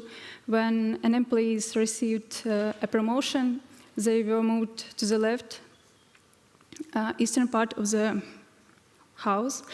Those lower level works got up early in the first rise of the morning sun, while the bosses could afford to sleep longer. This unique residential building with a rich complex history is included in the National Register of Architecture Monument. At that time, the former garage of the Council of People's Commissars didn't consider it officially as a part of the complex and accordingly didn't receive a conservation status. Until the mid-60s, the building of garage was used for its intended purpose as a garage for the official cars of the Regional Party Committee and the Regional Executive Committee. After the collapse of the Soviet Union, the building was privatized and changed owners several times. At that time, it underwent several barbaric repairs, was rebuilt many times, and little by little lost the elegance of its original appearance. The garage was built in 1928, 4 years before the Communal House. Originally, this complex consisted of one-story parking hall for almost 40 cars with an area of 2,000 square meters, a block of auto repair shop, a two-story office building, and a chauffeur's house. The international structure of the main hall, columns and roof trusses are made in monolithic reinforced concrete. The external walls are made of bricks with monolithic reinforced concrete lintels over a long horizontal recumbent window. The upper cant rail of the trusses has a slight slope towards the outer walls for the organization of drainage. This slope is echoed by the steel lattice structure of the skylights that illuminated the following hall of the garage. The skylights, triangular in cross-section, have survived to our time, but they are covered with roofing and are not used. Even the interior, they are completely hidden. The street facade composition of the garage is based on the contrast of the car hall extended horizontal line and the modest vertical of the staircase glazed volume of the administrative building. The facade stained glass window of the staircase and horizontal windows of the one-story building had fine glazing in graceful steel bindings, which is typically for most constructivist buildings in Kharkiv. Nowadays, nothing remains of the original details of the building. How you can see, car workshop building was even overbuilt. Nevertheless, the former garage, destroyed beyond recognition by endless reconstruction, is actively exploited now. In the largest hall of the former garage houses a shopping center, which includes a chain supermarket, several boutiques, a pharmacy, and a coffee shop. An external experimental theater and 2 small offices functional in the former office building. After privatization, at the behest of the new owners, almost all elements of the building were destroyed with the exception of the supporting reinforced concrete frame. The extended horizontal windows of the street facade were practically covered with bricks, and instead of strip glazing, separate square windows appeared. While the facade of the main hall was first with ceramic tiles, but after construction almost destroyed. An external staircase leading to the second floor and a metal overhang were added to the administrative building. The windows were closed with bars. The attributes of the original appearance of the building were preserved for the longest time on the rear facade, but the last capital reconstruction of the being 2010s left neither the original windows nor the divisions of the sash window frame, nor the original plaster here too. Professors and students of the architecture faculty in Kharkiv National University of Civil Engineering and Architecture were among the first to be interested in the Dying Monument. KNUSA proposed a project to restore the complex. They included 2 draft designs offering constant options for adapting the monument to new use and restoring its original appearance. This is a project of accommodation in the heritage complex of the Retro Car Lower City Club and the Consulate General of Poland in Kharkiv. You can see students' research project of Ekaterina Yerchenko and Natalia Skachkova, led by Professor Buryak, provide for the transformation of the original function of the building. It was proposed to use the former garage of the Council of People's Commissars to accommodate the Club of Auto Antiquity Lovers and the Museum of Antiquity Cars, which actually exists in the city. The car hall of the old garage was transformed into a hall for permanent exhibition of old car. The place of repair shops was taken by a car restoration workshop. The direction of the City Club of Car Antiquariat Lovers was located in the former administrative building. All parts of the monument returned to their original appearance, historical constructivist style. For the club's meeting and conference facilities, classrooms, archives, etc., it was proposed to build a new 4-story annex, the architecture of which was sharply contrasted with the historical building. The bachelor project of accommodation in the historical building of the Consulate General of the Republic of Poland in Kharkiv was developed by student Alexandra Ochnichenko, also led by Professor Buryak, and with the interested consultation of the then Consul General, Mr. Jan Granat. In this version of the reconstruction, the place of the main hall was supposed to accommodate the offices of the visa service, exhibition and concert hall, very useful to insurance and active culture program carried out in Kharkiv by the Consulate General. The offices of the Consul General and the apparatus of the consulate were located in the former administrative building, to which a reception hall was attached. Part of the courtyard turned into a garden at the reception hall. In the space between the ends of the administrative building and the nearby multi-story residential building, it was planned to build a city villa for the Consul General and his family, also with a garden and small swimming pool. Finally, one says that whatever the further fate of the historical heritage, a thorough study of history, the original composition and structure of this unique complex will increase the chance of returning this monument to its original appearance someday, and in any case, enrich the history of Ukrainian architecture modernism, closing another blank spot on the map of constructivist Kharkiv. Thank you for your attention.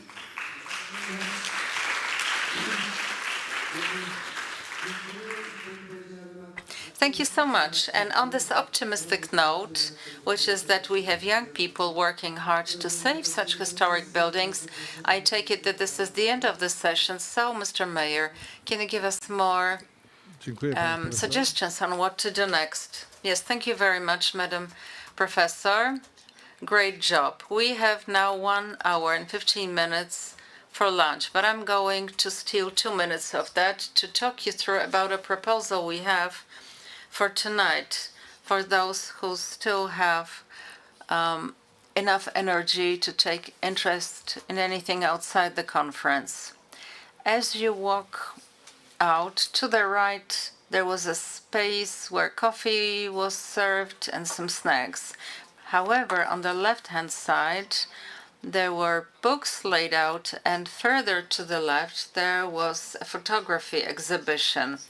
These are photographs from this year's competition, the Modernism in Gdynia in photography. So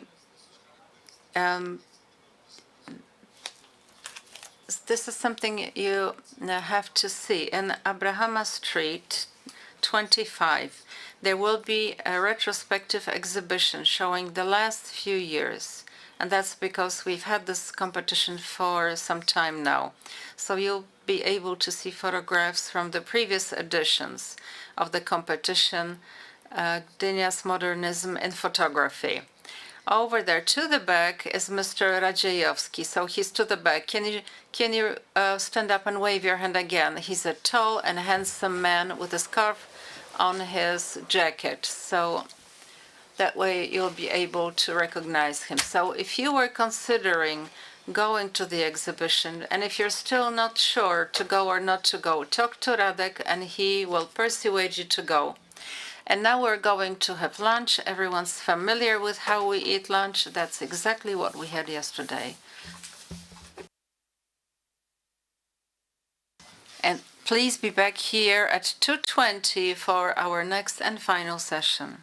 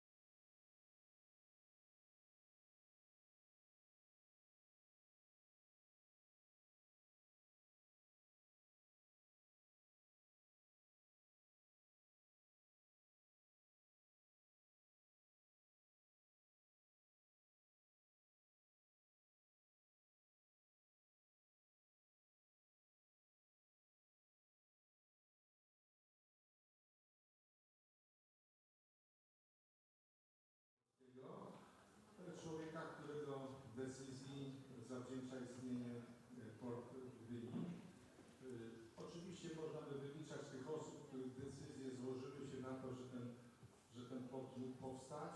Ktoś znalazł miejsce, ktoś miał w ogóle ideę, ktoś jeszcze coś innego zrobił, ale gdyby Ciarkowski nie podjął decyzji na szczeblu rządowym, nie zagwarantował pozostałym kolegom z rządu, że jest to bardzo dobry dla państwa odradzającego się interes, bardzo właściwe posunięcie. Now, since we were talking about the funding of the port in Gdynia, obviously without the generalized funds we wouldn't be able to build it. Therefore, to commemorate Minister Eugeniusz Kwiatkowski, this is the session that will be conducted by Professor Edward Dennison. Professor, the floor is yours. Dziękuję.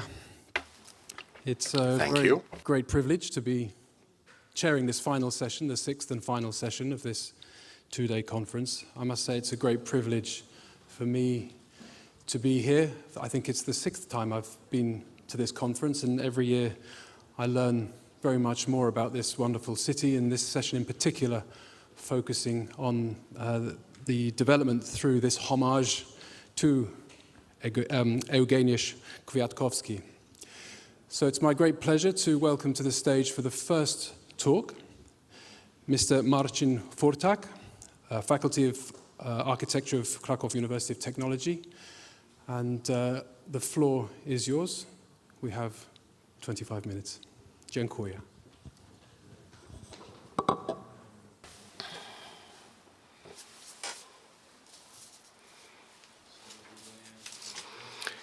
Mr. Mayor, Mr. Chairman, ladies and gentlemen, let me begin by thanking you for the invitation and for the opportunity to present this paper about the Central Industrial Region, its industrial architecture. And by way of introduction, I'd like to say that it's a great pleasure for me that once again I can meet with you in this capacity, and thank you for still being there in such numbers despite the late hour. I will allow myself to use a second microphone. It'll be easier for me then.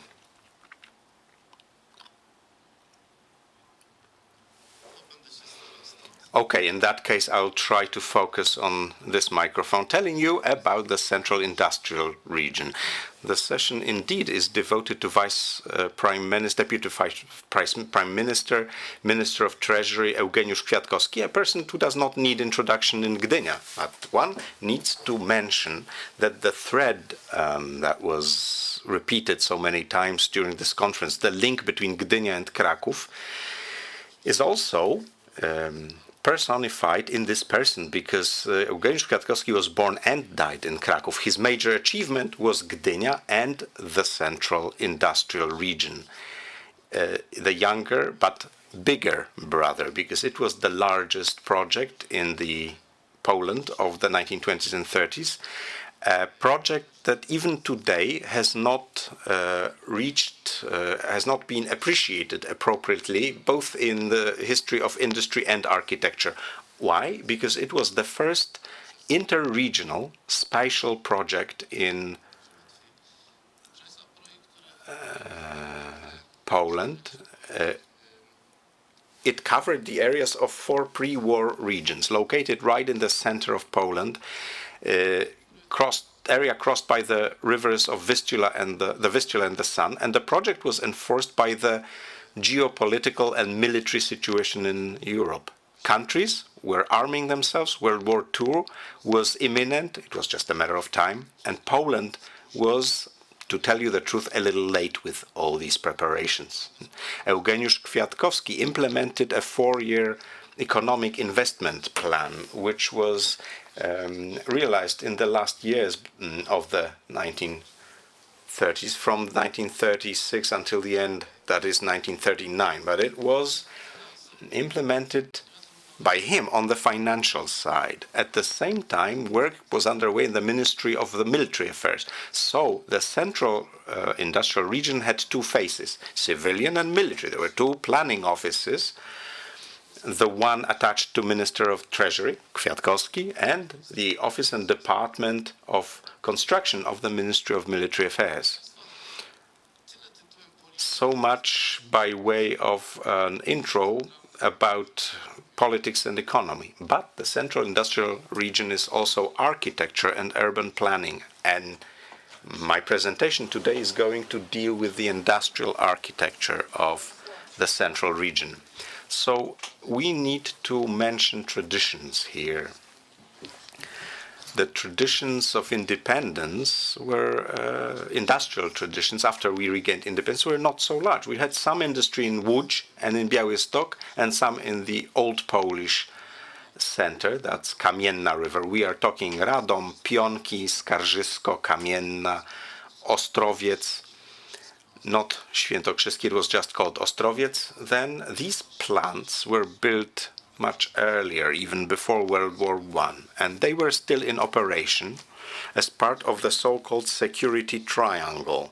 It was the region, because it was believed, contrary to the common opinion, that we would face a war on two fronts, both with Germany and Russia. I have found such projects based on these assumptions in the archives, and the Central Industrial Region was the response to the possible bombing range of the planes of the day. Nobody thought that those ranges would so rapidly increase at the end of the 1930s. So this area stopped being safe. As for the architecture itself, industrial architecture still in the early 20s and in many cases in the 1930s was inspired by historicism. It included all of the motifs going back even to the 19th century. This is an illustration, a large industrial plant in Ostrowiec, end of the 19th century. This is Starachowice. In the central industrial regions, they were largely developed and converted into the mining plant in Starachowice. Again, classic sloping, two-slope roofs and smokestacks made of brick. Now, the end of the 1920s and the 1930s bring us new experiences in Poland. Also, or maybe first and foremost, these are the magnificent industrial buildings designed by local but also Warsaw architects. Even in Gdynia, that was the plan that regulated the formation of the city around the newly built port and industry, and the pearl in terms of industrial architecture in pre-war Poland.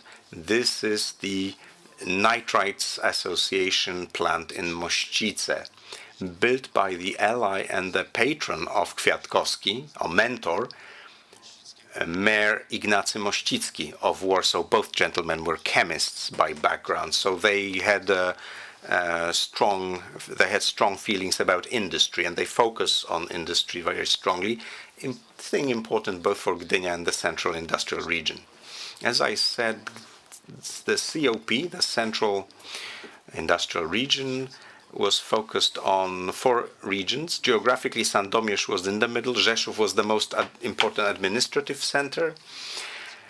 It was divided into several functional regions, and it was planned there because of military reasons, but also due to unemployment. It was assumed that a lot of unemployed people would provide labor for the newly developed plants. So demographics was an important consideration.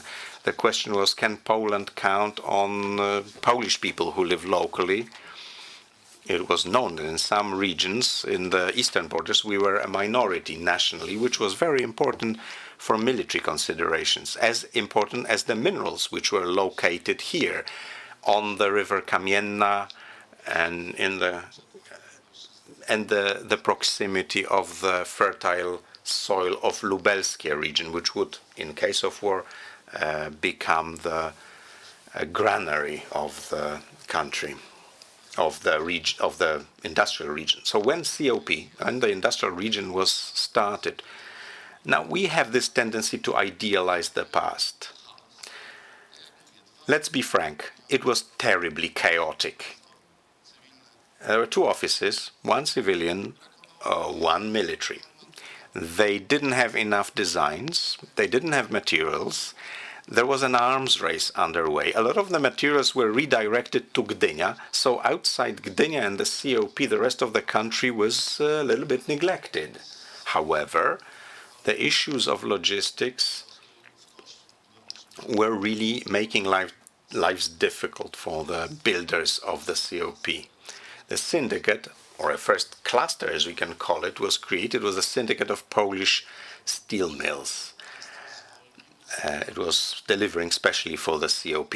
There was a tax exemptions to all entrepreneurs who located their plants in this area, and also later their state allowed them to treat all investment spending as tax deductible. All this was done in the context of the imminent war and the real need of the army. There was money. That is one thing that was indeed working for us. Kwiatkowski made sure that there would be strong financing. We also obtained a loan from France to develop our military capacity. Now, how were the industrial plants built?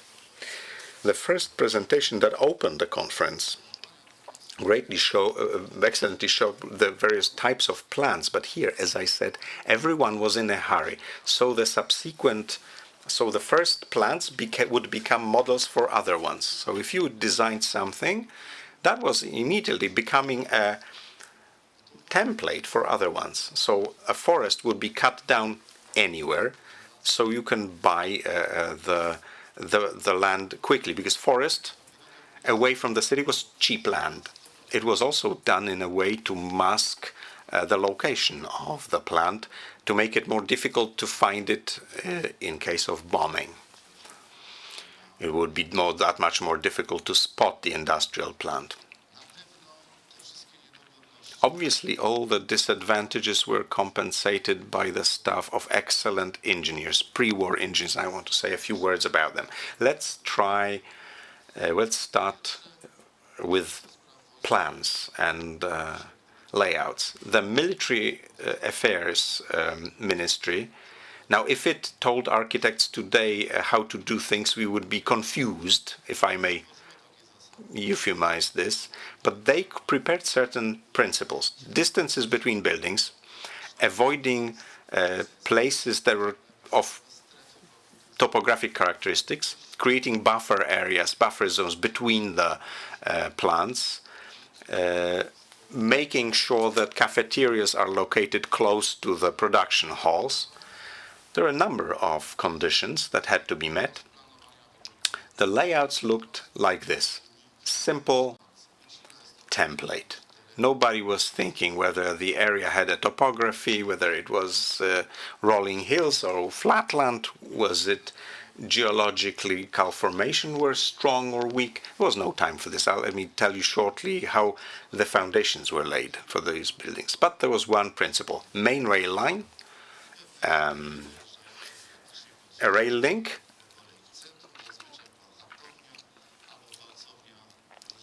and rail connections to practically all plants. This is the southern plant, which is Stalowa Wola steel mill. This is the largest plant prepared by an unknown Roman Juszkiewicz. Nobody has heard about him. Roman Chudzyński was the director of the construction. I have the feeling that they just drew this plan sitting around a table, planning it, not fully professionally. You can see that these are not very cleanly drawn designs. These are just sketches. And these sketches would immediately go into implementation. There was immediately money for this. The largest plant of pre-war Poland that was supposed to be built but was not built. Ammunitions manufactory in Mianowice. Once again, it was designed by engineers employed by the Polish armament manufacturers. They had their own department of construction. Also, the ministry employed several dozens of architects. These really nameless men created the foundation for Poland, which after the war really determined the industrial strengths of post-war Poland. Again, rail in the middle, orthogonally laid out, you see, completely irrelevantly of the topography, because there is a everything is laid out based on the technological process. This one was actually built in Kraśnik, and that actually was the source for the development of the city. No smaller than Stalowa Wola, but nobody talks about it for some reason. Just one remark here. Always, there would first to be a courtyard leading into the plant. So that would be the entry gate, and there would always be a very well-known architect designing this. So that was a representative, like this grand building. Then there would be an office building, and the rest would be very simple, designed in a fully functional way. This is a plant, by the way, Kraśnik is still operating. There is a bearings factory located there. So this is a plant, PZL, also in operation today in Rzeszów. It used to be the production for aviation engines for the Polish future bomber Łoś. They were made here. The architect's name was Leon Czyżewski. He, for instance, designed hangars at the Okęcie airport in Warsaw, the Chopin airport. And the designer, Władysław Danilecki. Today, there is even an award by the Polish Association of Construction Engineers. It's a Władysław Danilecki award. He was tempted by the salary of 1,000 zlotys and a company apartment.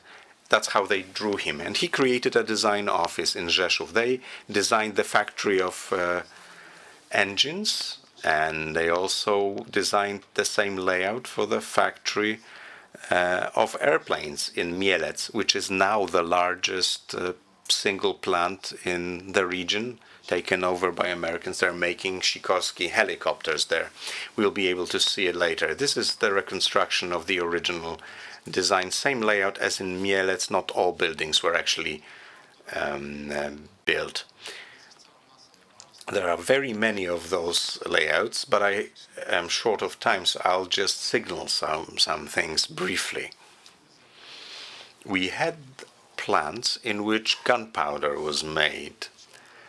Krajowice is a plant which still produces for the army. It was located in an entirely haphazard way. That was because there was a risk of a major explosion during gunpowder production. So various buildings were located in hollows in the ground, and they were half buried in the ground. Part 2, the buildings themselves and the production buildings.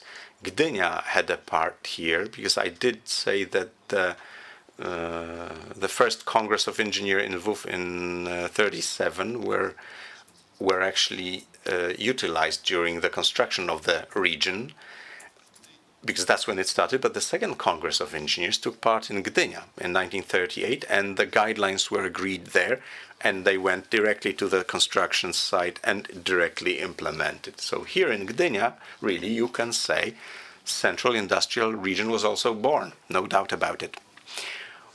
One achievement of the industrial region, and you won't find it in any book or archive, was the simultaneity ratio. When multiplex cinemas are designed, this is what we use. We do not design loose for several thousand people, but we introduced the ratio, and this ratio was already used and very specifically estimated by the engineers. First parameters: how many square meters per person in the cafeteria, how many in the cloakroom, how to design walls, how to design what structures to design, what skylights should be designed. Line skylights were forbidden. After a bomb explosion, they would be dangerous. Shards of glass could hurt people. Therefore, the shed roofs, which before the war were called teeth roofs, and after the war they were called seesaw mills, that's why their skylights were vertical. Vertical skylights were for safety, and those were the principles implemented by the Ministry of Military Affairs in case of bombing. Either vertical and later at an angle. If the spans were very large, the construction of them inside was not profitable, then there would be additional raised skylights.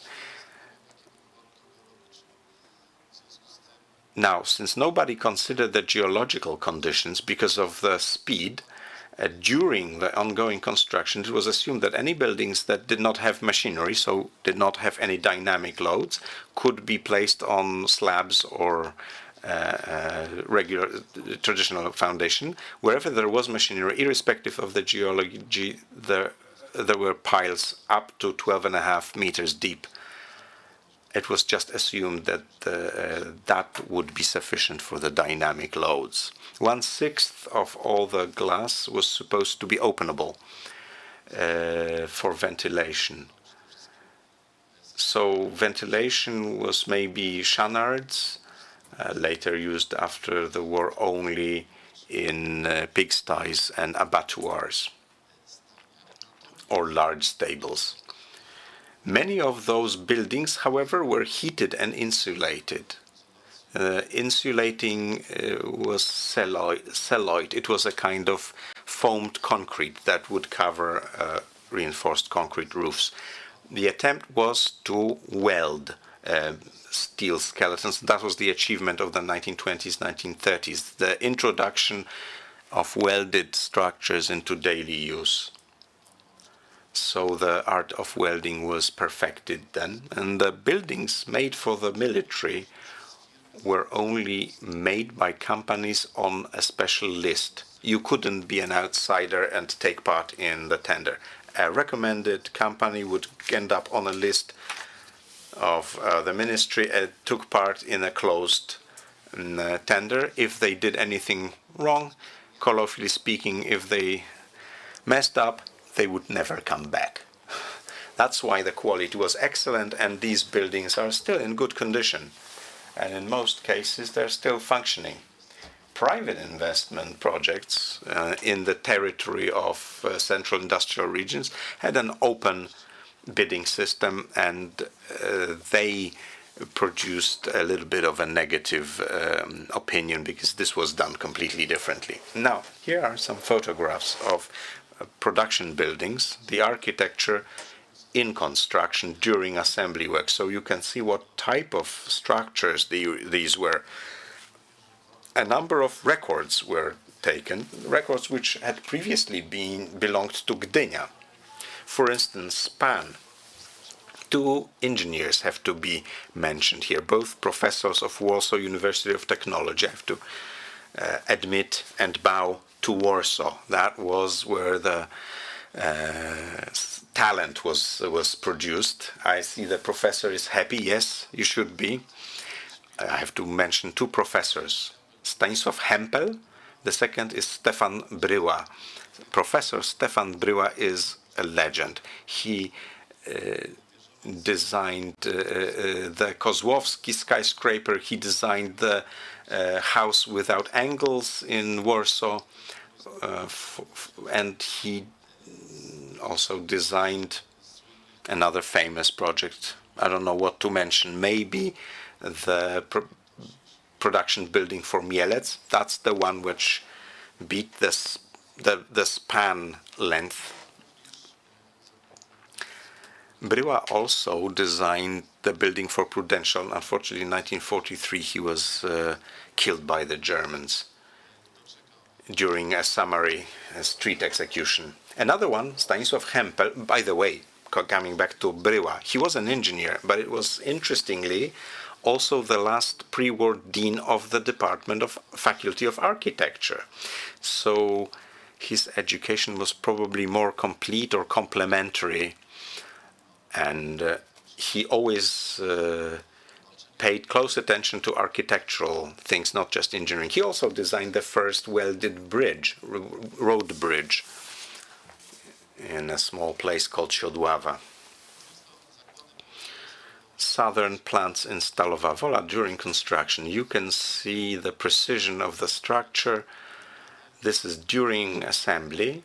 You can also see the shed skylights which were used, the uncovered foundations, obviously there were no dynamic loads, as you can see here, and the naves, usually 3. That's how construction was organized. In Stalowa Wola there were no big modifications. In Mielec and Rzeszów there were considerable. This is a power plant specially designed for Stalowa Wola. Massive project, industrial project. Without the dedicated power plant, steel mills would not operate. And the gray brick which was a bit of a relic of historic architecture, but on the other hand, large glass panels. That was something new.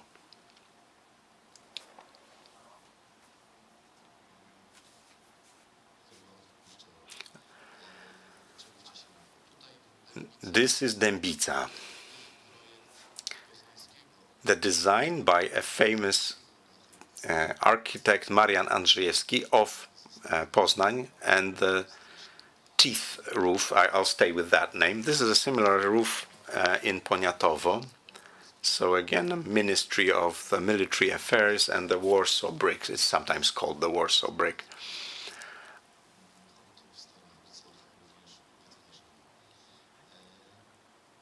Now you can see also certain expressionist additives, bricks, modernist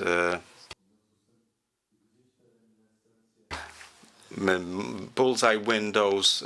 These are elements of modernism that we know from Gdynia. Now you can see them here and there, and this is an excellent example of reinterpretation of designs done by Professor Bojemski at the Department of Architecture, Warsaw University of Technology. And then Narcyz Szwedziński, an architect from Warsaw, main architect for the Polish military. So again, a famous and forgotten, because as soon as the authorities found out he was serving in the Home Army, his career was rapidly ended by the communists. But in Nowe Dębe, he did this building. Then this building is still serving the Polish armaments group, so long as they don't rebuild this, because every year there are attempts to remodel and rebuild more every year. But this is a very interesting, effective building, and I'm sure that it's inspired by Bojemski. And Kraśnik, the largest plant after Stalowa Wola, and once again the shed roofs designed by Mieczysław Mieczyński, a soldier designer. But he did not manage on his own, so the design was taken over by Stefan Bryła, and it was only under the supervision of the professor at the Department of Architecture the design was saved. The structure was redesigned, and this build was completed, and it is in operation today. As you can see, the up to 15 meters span. Anything above that had to have a skylight. Anything bigger had to be sloping or flat roof. This is Nowa Dęba. It was called Dęba then. Now it's owned by Dezamet Group. This is partially deserted, partially there's ongoing production. And another famous architect, the first rector of Łódź University of Technology, Professor Stefanowski. This is also where there were specially designed low-rise buildings. This is munitions factory, well lighted with a very characteristic system of steel and reinforced steel pillars. And the jewel of construction, plane factory in Mielec, Stanisław Hempel, that's the second eminent engineer the two I mentioned earlier, and this is the hall after the conservator worked with it, one of the largest in Poland in terms of area, with very expressionist lights. It's now used by the Americans. It's an enclosed area, but the Americans, they produce the the helicopters there, but Sikorski helicopters, and they took care of the building. Let's hope all of those buildings are maintained in that way. So you can see here, this is the designers by Bryła and Hempel. They worked together in the Faculty of Architecture. One was head of civil engineering, the other was head of industrial engineering. So that's how these designs went to them. They were somehow able to get agreements between one another. This was reinforced concrete, this is steel structure, and this is the big span hangar by Stefan Hempel. I'm sorry, by Stefan Bryła. Traditional industrial buildings only came rarely, like this one in Pustkov called Lignoza.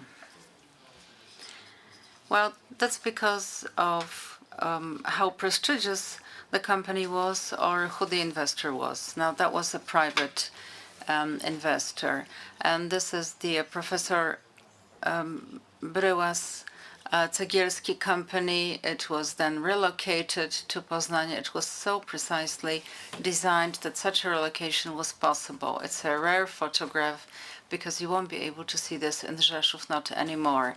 This is Nowa Sarzyna, and again the three naves with subsequent addition. So some of them are in a poor condition. That was Niedomice with a factory part to it awaiting demolition. Now the jewel in the crown were office buildings, and very quickly about those. As well as having these guidelines, which were commonly made available to designers, in this case, you could say that the architect was given priority, but there were some limits to that priority as well. Let me explain, because mostly they would articulate the interiors, so these vertical searches and with pilasters.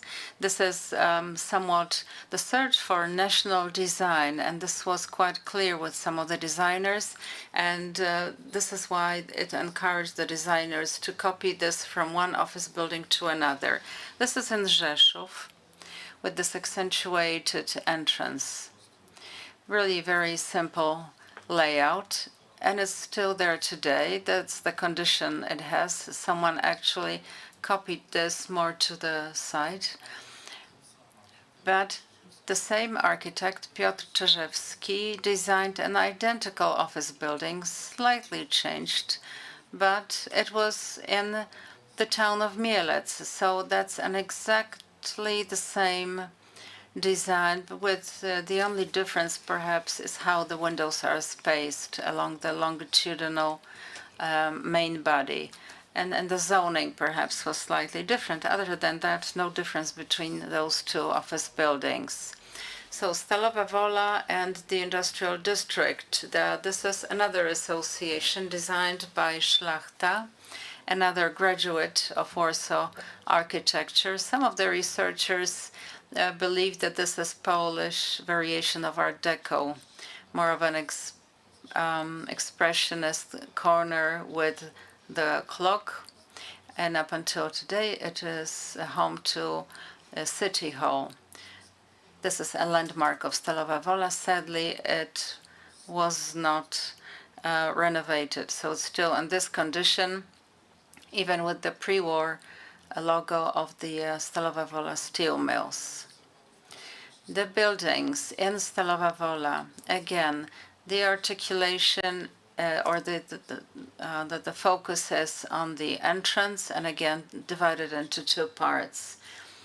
Now, another Warsaw architect, I did mention Kordegard, and in this case, he emphasized the entrance, but because it's a small building, then the accent is only visible on the ground floor. But that was never built. That was the munition factory number 5.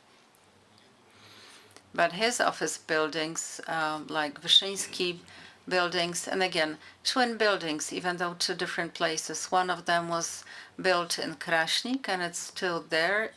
It is home to a big factory, originally for 5,000 people, now a workforce of just several hundred people.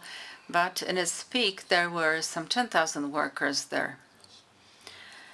So Kraśnik really built the foundations for the city and how it grew later on. So that was post-war, and now it's been decorated with great care like that today. Private office buildings. Ericsson, who opened his branch in Radom, and again part of the industrial district, with the same articulation, but other private office buildings were really modest. So classical functionalism, no ornamentation or accents. And the Warsaw Metal Works, and a branch, in fact, of the company, and this is very much in Gdynia, a Gdynia functionalism. There were also the occasional buildings, private buildings like that, a similar principle, perhaps a bit more detail here, but when it comes to the form and the different layers and the different pieces and how they were arranged, really very similar. So that was in a nutshell. I just wanted to identify the main denominators for those buildings, both at the industrial and level and the office level, where management offices were located. These buildings are completely forgotten, and they are not part of their cities' identities, which is really strange because that's when those cities were built. Now, with the communities not really associating with these traditions, what should they relate to? It's as if Gdynia never related to its modernism, but that's what actually happens there. And this is why my speech today is not only to pay homage to Eugeniusz Kwiatkowski, but also to pay homage to all those engineers, constructors, and architects who have been pushed to the margins of history. Even though this was a major project for pre-war Poland, but it's been completely forgotten or ignored. Well, resident housing architecture, that's a different story. There are hundreds of examples. I don't have the time to share that with you, but the conclusion is we have to protect these buildings as long as, while they are still there. But there are two investments, two projects. One of them is something that I have the pleasure to design. This is going to be a museum of the Central Industrial District. This is the condition today. I hope we will be able to open the museum next year. So eventually, we've made it happen. And the second building, and I'm going to ask you for help at some point, this is a hospital of the Social Security Office in the town of Starachowice, the biggest modernist building in that area. And it was the residents that paid for that by paying contributions. And obviously this was designed by Warsaw architect Witold, and I'm forgetting the name. Yes, it's Kędzierski. I always confuse him with Ignacy Kędzierski, but he's from Lublin. Witold was from Warsaw. He fought in the Home Army. Not a very well-known or prestigious architect, but a good one as well. So this building is in perfect condition. I'm afraid I don't have a better picture to share with you to give you a better idea of what it's like. But this is exactly what it has, like this sort of arched wall towards the end of the 1930s, sort of heralding postmodernism with interesting cladding, if we could clean it. And I'm sure this could be there for 100 years, but the city insists on demolishing it, even though it's a registered historic building. So my plan is to go and see the mayor and persuade him to hold on to this, because if he doesn't agree, then well, perhaps he should use this building to provide municipal flats, council flats for the residents. Okay, here's my appeal. It's not just this industrial area, but there are other places that have been long forgotten. And we should make our own contribution to protect such buildings. And I'm really envious of Gdynia, because Gdynia doesn't have the problem of identity. People understand the heritage. So here's the right place to ask you for help and support. Thank you very much. Dziękuję, Dr. Furtak, for such a comprehensive overview of the program of modernity initiated by Kwiatkowski. And it's fascinating to understand the complementary projects that were taking place at the same time that Gdynia was being constructed and realized. I'm conscious of the time. So next up we have Johanna Majcik from the Faculty of Architecture at Wrocław University of Technology. Welcome to the stage. And I really appreciate it if you can stick to the 20 minutes allocated. Thank you very much. Over to you. Thank you. Can you hear me? Right. Thank you very much for giving me the opportunity to speak before my time, but that's because I have to go back to Wrocław. I'm here today to talk you through a microscopic fragment of Gdynia's history. Hardly known or not known at all, and it has to do with an architect who is just as unknown to the wider public in Poland. Well, that particular architect is Andrzej Frydetzki, and he left his small footprint here in the city of Gdynia, and we can see him. This is a photograph from the 1930s. Well, Frydetzki, just as it says in the title of my paper, was associated with 4 regions of Poland. When you look at the timeline here on the slide, this is when the time when he was alive and the specific places that he went to. So he was born in Sosnowiec. He spent the interwar time in Lviv, which was because of his education. After the war, because as we all well know, Lviv, or the eastern borderlands of Poland, were lost to Poland, and so Frydetzki moved. I hope you can hear me now. He moved to Śląsk, Silesia, just a few years. He spent there just a few years. But in fact, his main connection was with Wrocław, and this is where he died as well. In each of those cities, he spent a bit of his life. Well, he was born in Sosnowiec, and he went to school there. In Lviv, he went to university, and that's where he started his professional career. I'm not sure if we have anyone taking interest in Lviv, but something I find really interesting.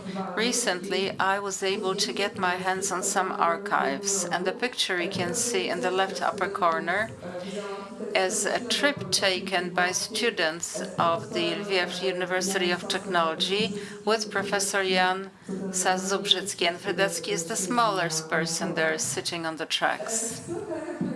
So his career as a designer was continued in Silesia and then partly in Wrocław. In the 1920s, Frydetzki got a job with the Lviv University of Technology, and then he continued his academic career in Wrocław, where he was one of the founders of my university, or the faculty. So in each of these cities, he left his footprints. As in Lviv, we have his best-known design, the Soldier's House. And by the way, it was co-designed with Professor Danilecki, who designed the structure, the reinforced concrete structure of this building. So as well as designing public buildings, the architect designed many single-family homes and a villa, Lviev's biggest villa for Professor Ebermann. When he was in Silesia, this was an interesting experience of his professional career because he worked with Ksawery Dunikowski, designing the monument for the Śląsk Uprising, and he also thought he was co-author of the composition.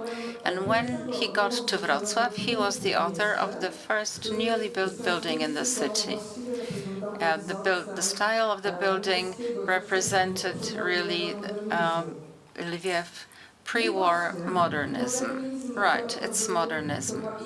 That was an idea, one that was really close to that architect. Andrzej Frydecki felt he was a modernist, and his professional credo was something Professor Minkiewicz said during the inauguration of the academic year at the Lviv University of Technology.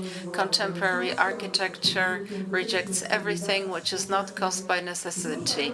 It's the equivalent of the guidelines of contemporary civilization, which forces everyone to use nature as much as we can. And what used to be forms are now construction problems. So that was his credo, which he followed all through his professional life. And I don't want to cover this extensively today. I just want to highlight some aspects of his work and explain how he fits in with the overall Polish modernism. So while at university, he was inspired by Bauhaus, and he thought that Le Corbusier's publication towards architecture was a breakthrough for him. So he was inspired by this. Here's a design he made in his early years as a student of a swimming pool building. So these problems, I think you are all familiar with them, a contrasting of light and dark surfaces, different types of walls, and also architecture based on function. So I think that was really characteristic of the architecture he created. But this was largely part of Lviev's modernism, really. And maybe you've been to Lviv, you will know that there is something special and specific about this architecture, because some of it went back to the traditions of design and obviously the local conditions when it comes to the materials and building regulations. The architect thought that this was his best design. That was the church of missionary priests in Lviv. Quite avant-garde. It won the first prize in the competition, but the church really rejected this because apparently it did not have church features in it. And so eventually that design was commissioned with another architect. But the architect also did well designing traditional forms, taking account of the local context. But there was something special in his professional career, and that was homes. Here's a house, a villa from Gdynia, and I know from Professor Hirsch that this building is well known to Gdynia researchers of modernist architecture. I am not one of them because I'm usually really connected to Wrocław or Lviv. But yes, this is a well-known house. However, what's little known is its history. It's not clear what were the circumstances for Frydecki to be commissioned to design the building. And that's because, as I said, he had more connections to Lviv, and that's where a lot of his work was conducted. But indeed, in the mid-1930s, the architect was commissioned to design this. This is Maria Łabowa's house in the district of Orłowo in Gdynia, the area of Kolibki. In the mid-1930s, this part was annexed to Gdynia and was, in fact, designated for housing. As you can see, in the corner, there is a small map. So, following the modernist rules, the building was moved to the northern boundary of the plot. From the south is the garden, and it had this characteristic window to open up onto the garden. Well, the building, as you can see, is quite simple. Just one story. But the idea for the architect was to use and to follow modernist principles. For example, there are very clear zones inside, nighttime and daytime zones. They are separated. There is sufficient sunlight coming through. And there were some conveniences. For example, folded walls in between the rooms. So between the living room and the office, the room could be enlarged at any time. And there was an entrance onto the terrace and then further on to the garden. Why do I think it's an interesting and important design? Well, I just want to refer to the paper by Professor Urbanik, and she mentioned about how German architects did very well designing housing to meet existence minimum. Wasn't just as joyous in Poland, however, but the design of this house is Frydeckis' response to the problems of having a very small, detached house for the ordinary, average person. And so this is the design of a model house. It was in fact prepared several years later, so there may be some inconsistencies, but the design principles were very simple. Number one, the house was to be cheap, not too big, and should follow the principles of modernism, which is ensuring functionality of the interiors, meeting basic user needs, and also representing the style, the desired style, so simple cubic forms, ribbon windows, contrasting the surfaces from rough to smooth, horizontal and vertical levels, etc., etc. And yes, indeed, there are, in fact, other homes like that. Here's an example from Lviv. This is the Poński house. And it's, in fact, a one-to-one representation of the model house. Now, why do I think it's so interesting? Well, when I was analyzing the designs, I realized that there was a certain design method that he followed, which is geometrization of the plan and trying to work out the right proportions. He used different proportions, and quite often, they were repeated in different layouts. When you look at the primary factors of the house, you will realize that the basic design module was a square, and those squares were then put together, leading up to two parts of the building with the wall dividing the interior. And then from the right extreme side, so to speak, the corners were cut off exactly in the proportion 1:3. As a result, we have the interior in the proportion 2:3. And then moving on, when you look at the particular elements, you will realize that what's called the flower window in the corner of the house is exactly 1/3 of the elevation. So what it means is he developed a certain system of standardization which helped him build similar plans, geometrical plans. This is the end effect. This is a finished plan of the building. Now, in terms of the model house, he used a trick.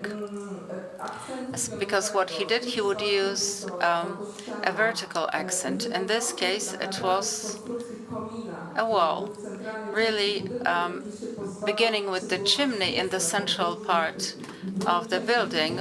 And that way, there were stoves in different parts of the building, but it also divided the building into two parts. On the left-hand side is the building. On the right-hand side is the architect's sketch, with where he underlined that vertical wall. Well, in fact, Łabowa's house is an example of Lviev's architecture introduced into Gdynia. As he was designing this house in Gdynia, he wasn't really looking for local inspiration. He didn't make any references to ships. What he did is he moved the tradition and his design experience from Lviv to Gdynia. And that means that there were very many, very similar buildings in Lviv.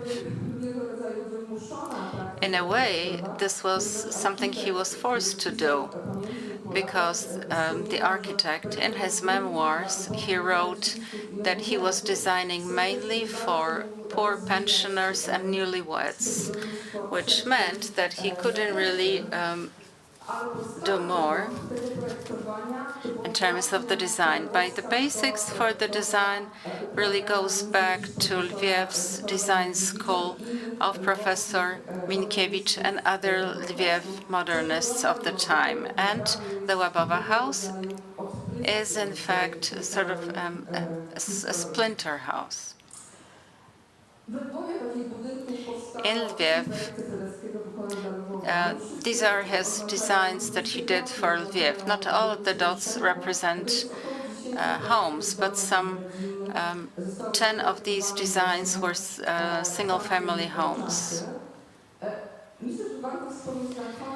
And finally, I'd like to say that these forms of single-family homes, following the existence minimum principle, this was a bit of a compromise, because on the one hand, the architect was trying to show their belief, but then, as you could see, they were brick houses with flat roofs. And this was some sort of a style, because all these roofs were put upon a wooden structure. And this was an attempt to style this in the manner of modern architecture. But, for example, he never had a full corner, a window. There was always a post in there, which was emphasized with a different surface or color. And that's why this is modernism. That's, in fact, a bit of a compromise. Thank you. Dziękuję.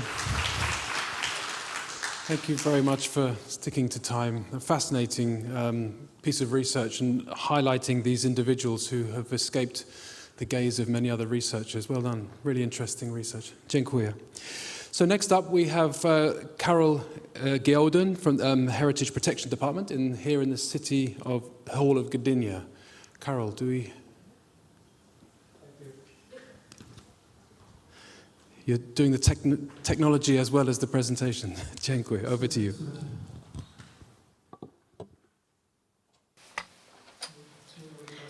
Good morning. Good afternoon, ladies and gentlemen. I'm here to talk to you about the power plant called Gródek in the port of Gdynia. The power plant now has a different function, but it's still there in the port, and it is protected as a historic building. But it is a building, and in a way, it really fits in with the entire and long process of introducing electricity in the area and in Gdynia. And this is why I need to give you a broader context. So to start with, I suggest that I will talk you through the broader context, and then we're going to move to the actual power plant in all its light and glory. So in 1920, an army commanded by General Haller annexed this piece of the Pomorski region to the newly independent Republic of Poland. At the time, it was that platinum ring that the general cast into the Baltic, which is what we can see in the photograph. That was a ceremony, but there was no more. This was the only connection we had with the sea, because the infrastructure was still part of an ambition, but not on reality. And the only port we had was this port in the town of Puck, and everything else needed to be built very quickly, so that we would have some sort of benefits from this. In the 1920s, there were already plans to provide electricity to this area, and Gdynia was quite fortunate in terms of its location, because it was located in what was the Prussian partition, and that particular partition had the best electricity supply of the three other areas under occupation. The bad thing about this location was a very limited area. The border with Germany was close by, and existing power plants and the power generators operating in local scales were often privately owned, and unfortunately owned by Germans. Larger power plants, municipal or city-owned, were also managed by Germans. One peculiarity was the Free City of Gdańsk. It was formed after the end of World War I in the region, and that area was excluded from both Poland and Germany, and it was in the territory of the Free City of Gdańsk, where one of the largest coal-fired power plants were located. That was the power plant on the Ołowianka Island in Gdańsk. From the perspective of location, the supply of Gdynia with electricity, Gdynia, which was supposed to become the Republic's seaport, would make sense. But for geopolitical reasons, it was absolutely impossible and out of the question. Considering these difficulties, there were additional ones, namely technological. Those small power plants were never standardized. They differed from one another. They generated power in different standards. Some of them generated direct current. So looking at the infrastructure, it was virtually impossible to build a consistent grid that would be needed in those days. It's also worth explaining why the power plant in Gdynia was called Grudek. Given the difficulties, an assumption was made that a new power plant would be built. It would be owned by Poland, it'd be in the Polish hands. The town of Grudek in the Vda, on the Vda River, was the first Polish hydropower plant. And it is from that power plant that a 60 kilovolt power line would be conducted that would provide power to Gdynia. Based on that, a new grid would be built. Grudek in 1924 turned into a joint stock company, Pomorska Elektrownia Krajowa Grudek, Pomeranian National Power Plant, the task of which was to provide electricity to electrify the region. Let's have a look what was happening in the port of Gdynia. Professor Sołtysik described the story in great detail. I won't add anything more, but I just wanted to show a snapshot of 1924. At that time, there was only the temporary port. This is shown on the map here. And for me, the interesting part is this little indication that already then, in the port, there was a local power plant. What kind of power plant? It was a generator which was located in the following building.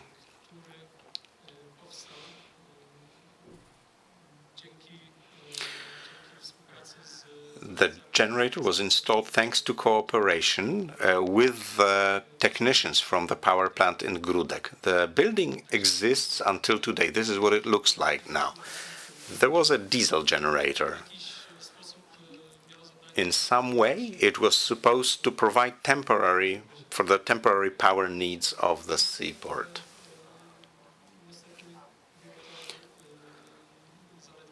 Unfortunately, that was only a drop in the sea of needs, as generated by the construction site. The first grid power appeared in Gdynia in 1925, drawn from the power plant in Rudki. It was in February, so perhaps it even looked like that.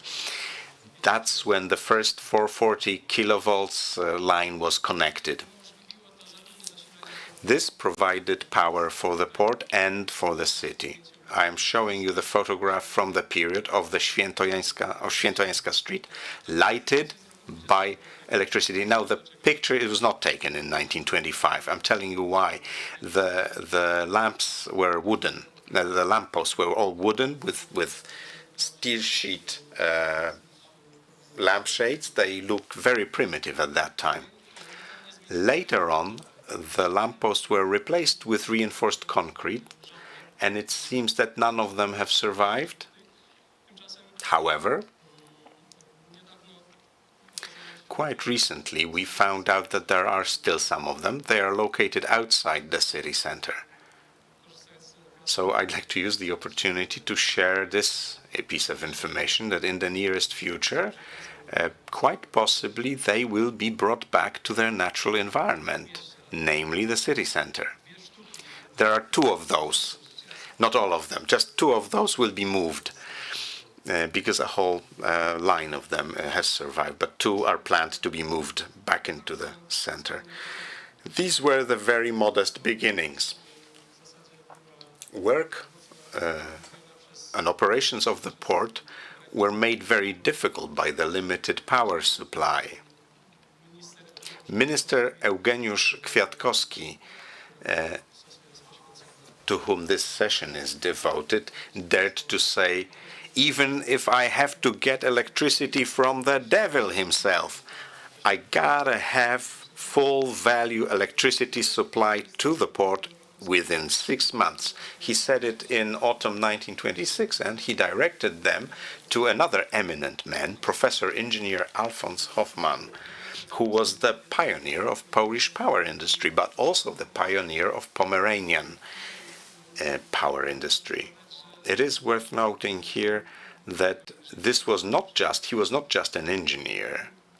He was also a great humanist. He was president of singing associations in Pomerania. He was a director of theatrical circles.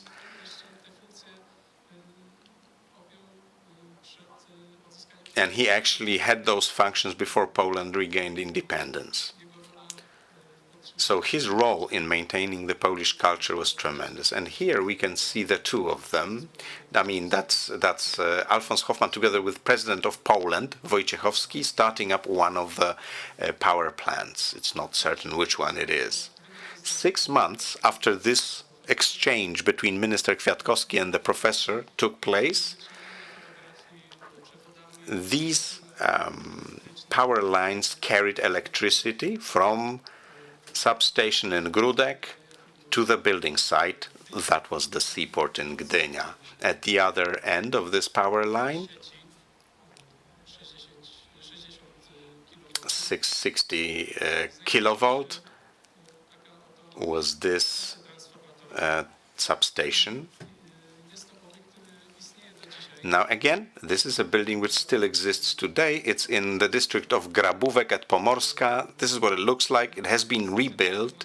The modern substation is located nearby, but this is an office building of Energa power company. So it's still owned by power people and electricians. Another stage, on the 1st of April 1929, of the municipal electrical office conducted by engineer Świetliński. The role of this agency was to electrify the city of Gdynia. The building of the electrical company was had 2 floors of workshops, as you can see. These were electrical workshops, above which there were flats of the employees of the workshops. It looked very good at night because it was illuminated with a MZE neon sign on the top. That was abbreviations for the municipal electrical plant Miejskie Zakłady Elektryczne. The building still exists, so there is an architectural trace from the plant. In 1931, the great Grudek program was started, and we're already talking about Grudek joint stock company. By then it was a big company that electrified the entire Pomorze, the Pomeranian region. It assumed a steam turbine power generator in Gdynia. So we now have the high voltage line supplying the port in Gdynia. That was sending electricity generated by a whole network of power plants deeper inside the country. It had to be transposed into a grid that allowed for fluctuation of power both sides, so that Gdynia can send electricity back as well, rather than being just a recipient. Obviously, this sort of arrangement greatly improves energy security, because a long power line like this and its maintenance was always possibly risky should any breakdown occur. In 1934, therefore, the final decision was made to locate the new power plant in the port, inside the port of Gdynia. Land was allocated for the construction, and the clock started ticking. Dr. Engineer Czesław Kłoś. This is the person who was responsible for making the designs, construction designs, which were later used in the building of the power plant. This is also an interesting person. Among his achievements, I found a lot of work on track and fields and gymnastics. Healthy body, healthy mind. Not only an engineer, but also a sports activist. This is the situational plan of the new power plant. It was assumed that 3 buildings would be erected. Housing building, the main building that would house the turbines and generators, and the pump and screen section. The construction started with the last building, pump station and screen station. The technological novelty used during the construction of this building was the new way for cooling condensers. Commonly, oil was used as coolant at that time, and the engineer responsible for the operation of the power plant, for the generator, or for the power block, and these were engineers from the technical workshops in Grudek. They decided that they would replace oil with seawater, which would be taken in great quantities from the port basin. Therefore, there would be no need for oil replacement. Oil replacement resulted in downtime of the power block. So that was an innovation. Here is the inflow from the sea, pumped water towards the condenser. Again, this is seawater. This is the vertical plan of the pump and screen building, and this here is drinking water for the steam boilers. And these photographs show the construction of the main seawater intake pump that took water from the port. The construction works were carried out by the company owned by Mr. Śmidowicz from Gdynia, so the local construction entrepreneur. The building of the power block itself was made by the engineering plant Dr. Czesław Kłoś. So the company was owned by the designer.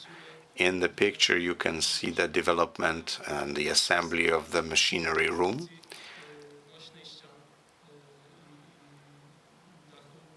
So the walls and the roof was structurally made of steel. This is a very good quality photograph. And the blow-ups can allow one to read the name of the manufacturer of those elements, Babcock Zieleniewski from Sosnowiec. I think this is a joint venture, Polish and foreign, judging by the name. Clearly, effort was taken so that as many parts used in the construction as possible were domestically produced. The other companies that took part in the construction were Szpotański, out of Warsaw, Gron-Zieliński, Elektrobudowa Łódź, Twardowski, again from Warsaw, and Kabel Polski, Polish cable of Bydgoszcz.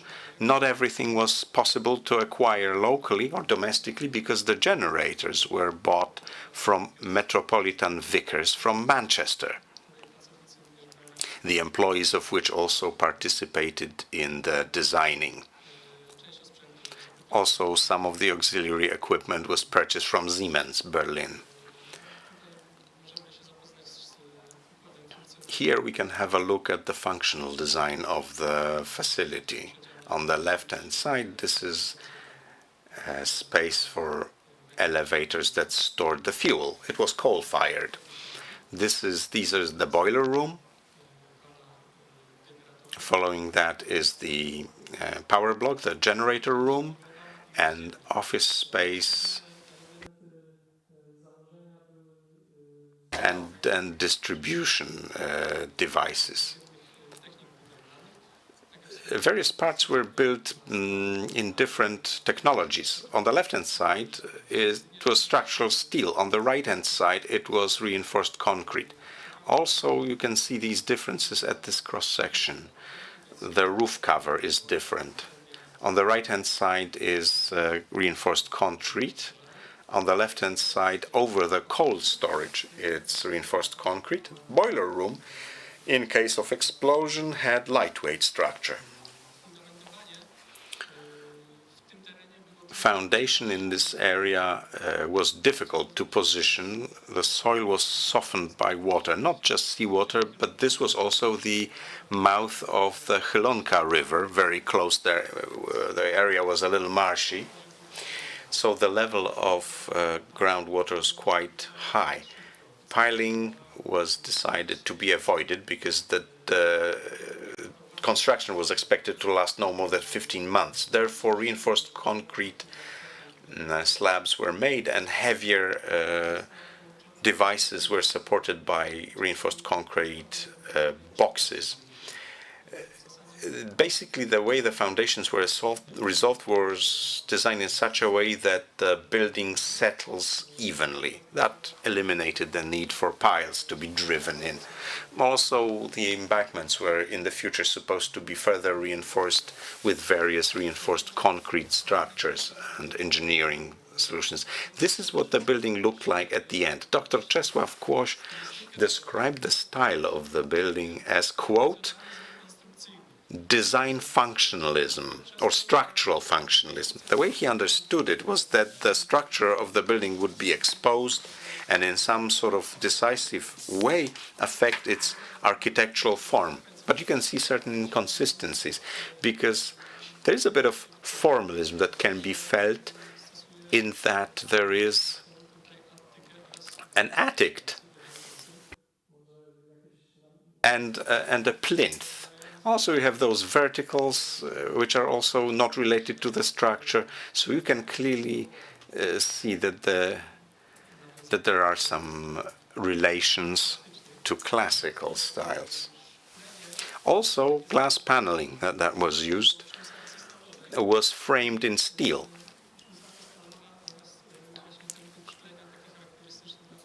Very typical for factories. And this was repeated in the office space. In other words, you can't have wooden windows in a factory building. Steel elements, again, were exposed, but they were also covered by plates that that imitated brick. So practically they were not visible from the outside. The facade of the building was made of brick. That would also indicate expressionism in the form. But I'll go back to this in a little while.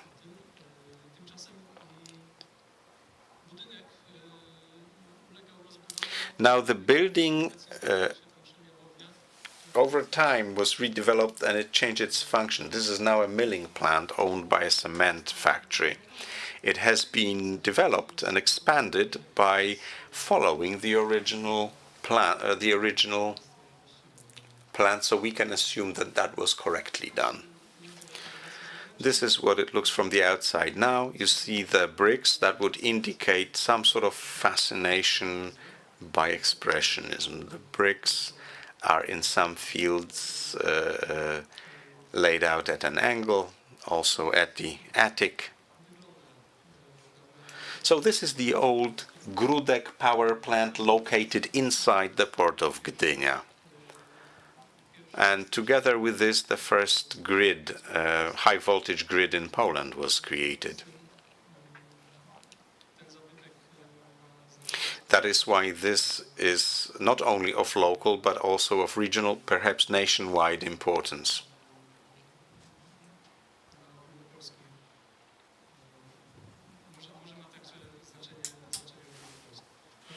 Thank you very much for your attention. Dziękuję, Mr. Giełdon. Again, a fascinating presentation and really important research on the often overlooked and invisible aspects of modern cities, or the construction of modern cities in the infrastructure. Sticking on the topic of infrastructure, the next talk will be by Marcin Furtak from the Gdynia City Museum, who will be looking at the technical infrastructure as an expression of modern design. The floor is yours, and I appreciate you sticking to the 20 minutes. Dziękuję.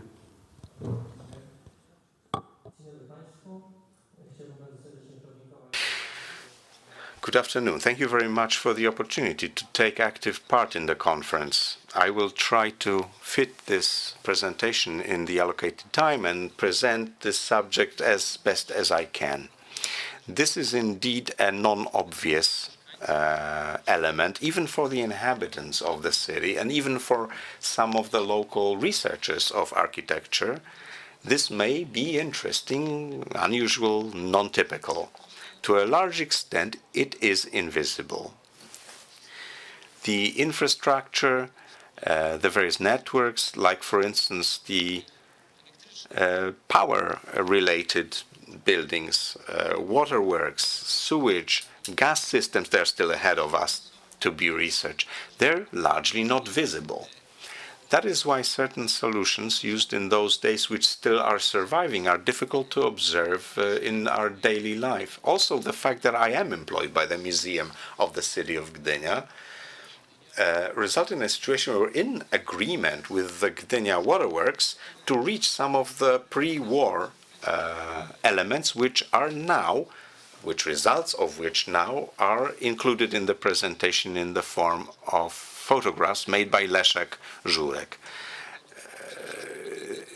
This kind of is related to the project Glass Metal Detail project by the city of Gdynia. We want to show these parts that are not easily observable, for instance, the interiors. So this deepened query in the archives, but also site visit, can be seen in this presentation. Gdynia of the 1920s, of course this preliminary is probably not needed. We all know that it was a place of very dynamic changes, a transformation from thinking about a resort holiday destination to a city that aspires to be one of the most important in the country at that time. The advantage was that there was no existing historic substance, especially in the strict city center. That is why the investment projects in network and grid infrastructures was done by Gdynia by the force of impetus. Some years after the main projects in the port and in the city were done, the impetus brought with it certain solutions, certain assumptions for various systems, for instance, for the waterworks and sewage. And this is what gave Gdynia a large advantage, the fact that it focused the attention geopolitically, the attention of the whole country, and also managed to focus a lot of investment outlays. Many historic cities waited until the 30s to have a comprehensive solution of waterworks and sewage, sometimes even after the war. Gdynia had that as of 1927, as of the moment when engineer Karol Pomianowski was invited to see to the subject. So Gdynia was able to successively develop a very complex waterworks and sewage system. It was complex also because of the terrain.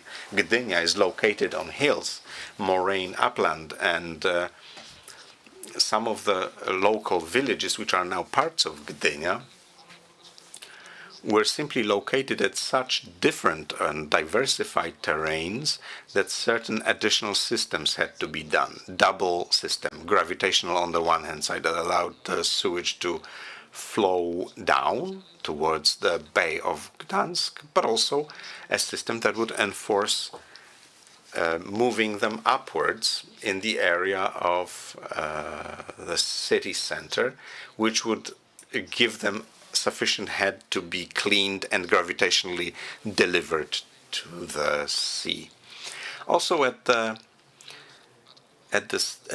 site of the fishing pier, you can see the actual outlet of the sewage system. As for technical infrastructure, or administrative and technical, Gdynia had tremendous problems with sufficient number of buildings, housing, but also office space for various agencies and officials. So there was a need for home to the waterworks company that would house all of the offices. Basically what was done was some buildings were chosen, they were adapted for office purposes. This slide shows a building which is not modernist in any way. Looking our today's measure of our interest at Witomińska Street, in which a water meter station was located. It was specialized for the operations of the plant. It was located on the ground floor. From there, the entire process of the development of the waterworks sewage system was managed. This is post-war material, but 1947, 1948, so these buildings really are the same in terms of the layout as they were before the war. The Witomińska Street compound also includes some fairly simple solutions. There's an elongated warehouse building. You can see the upper picture of the plan showing that apart from windows and doors, there's nothing peculiar about it. It is in operation still today.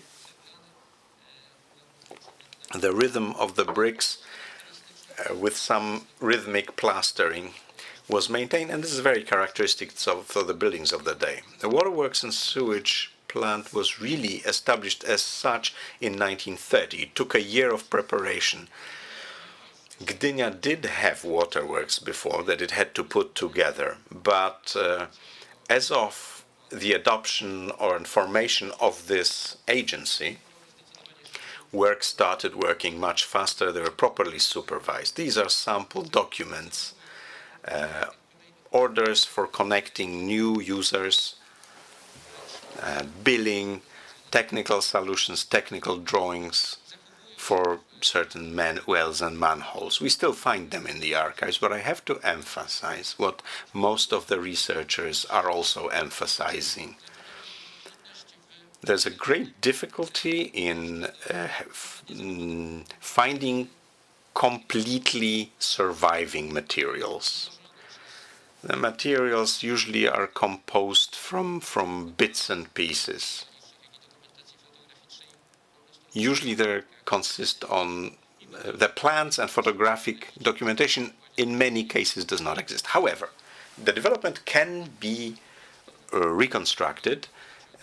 You can see some works here in these pictures where ditches for waterworks are being made in Gdynia, Chylonia. As Gdynia was growing, it incorporated the neighboring settlements as district, and obviously there was a need to connect media to those districts. These were done partially employing the unemployed people and using the labor fund, but in many cases it was necessary to acquire qualified companies to perform the works. Also because the first attempts to build the city waterworks were not completely successful. As I said, it was needed to put together 7 different waterworks systems. And that was already in the 1930s. There was a small system from before the war in Oksywie. And there was also a system of water supply in Kamienne Wzgórze. So they organized in a way a private water and sewage system. And also there was the rail and the port system. So in fact, all different water systems. So as I said, railway waterworks. The illustration here shows how the port system is to be linked with the municipal system. In this case, the city took it over, and this is why they combined the two. But first of all, it was about keeping the costs down. Between 1929 and 30, work on Gdynia's waterworks and sewage accelerated substantially. The picture in the left lower corner shows what these facilities looked like. Today, obviously, a lot of that has been rebuilt and the original appearance is lost. But they are still there. It's just that they are not accessible, not even to me, even though I'm a researcher of the Działki Leśne district. I found this really surprising to see that a pump station was located there, that it's actually in the district of Działki Leśne. Plus, many of the original elements were still there. I found this fascinating. Looking at the building outside, it doesn't resemble the pre-war appearance, but what's inside, that's quite a surprise. It looks modest on the outside, but on the inside there are, in fact, more than 2 stories below the ground, which is a really modern solution in those times, and with the reinforced concrete structure that you can see there. So that's quite modern. An unusual space, and that's what you can find in that building. In the museum, it's important for us to keep the original detail. This is a passage to a part of the tank. In this place, we still have the original elements, the primary elements, which were first introduced in 1929 or in 1931. That's what it says in the picture there. Just to confirm what I'm saying, I've been able to put together these photographs. This is an old photograph, 1930, when they were conducting a technical checkup. And this is contrasted with how this is today. So a bit of history, but it's hidden, out of sight. Well, obviously for security reasons as well. This is a water station, so you cannot grant public access there, can you? But it's a really interesting interior and also a piece of our history. History of technical buildings and installations. This is the district of Oksywie. The period is similar. The building was in use, but now the Piety company, which is the waterworks and sewage company, is no longer using it. These photographs, to be honest, I have them from Google Maps, but I think it's still there. It was there not long ago. This is the pump station building. The station pumped water to Oksywie, and this is how it was possible to put together the whole system, including the military barracks in Kępa Oksywska. So it's simple and very functional, as you can see in the plan in the middle. There was a machine hall in the building, but there was also a flat for the operator. There's brick. We think that it's light color of the elevation. The building was photographed while it was still being erected, but that is another feature of the architecture. And I suppose the picture of the different machines also comes from the same time. Not far from there, in the district of Obłoże, a very interesting thing was organized. It's also part of Professor Pomianowski's overall project. This tank, I think they are incredible photographs, aren't they? Where you can see the structure of the dome and its round circular shape, which is really nice to look at. And then the left lower picture shows a snapshot from the technical literature, and the building is still there in good condition, but not the interior, not the systems or installations. They are all gone, have been replaced. But the building, the shape, it's plus note that strong entrance. It plays an important role. But I don't think many people know that it's there, not even the people living in Obłoże, not to mention the people of Gdynia. But this is no critique. It's simply because some of those buildings are not accessible or not even involved in some of the special projects like the Save Water project. Now this building is in Redłowska Street, but we don't have any original documentation. I tried hard, but I never was able to find anything. The entrance is just as impressive. It's big, just as in the one in Obłoże. But as you can see, the wall with 3 fields was designed to support the embankment. And inside is a tank, but it's not in use anymore, and it was used to keep up the pressure of water.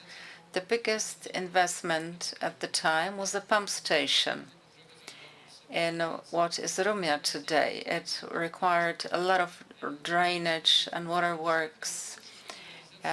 Many wells had to be built, but the building, I think, was the most grand among other buildings of the company.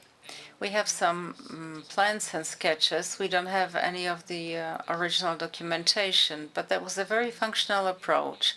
The machines, the workstations, and we think there may have been some flats there, especially until late post-war years. And my interviews suggest that there were some flats there. The building has not undergone much change. You might think that it would, but it hasn't. Different stages of construction, and yes, they've replaced the windows, but the detail you can still see. But what I found most fascinating was this photograph from the interior.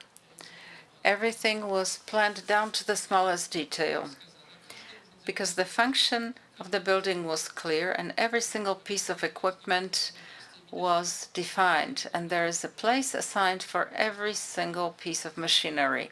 You can see this during the construction. The terracotta is being put up according to the plan. There are functional zones, and those cubicles there are important. So, and it's still there today. Some of the devices are still in operation today. Sounds incredible, but at least the ones from the last row are still in use today. They are filter stations, what's called iron removers. This was designed by the Economia company. And yes, they've been in use for 50 years or so. The workers, the staff, and the management of the company make a point of preserving the original interior design. Now, this is what's really important for the Gdynia city center is the Fisher's Pier with the sewage, as I mentioned, and these are what's called Imhoff tanks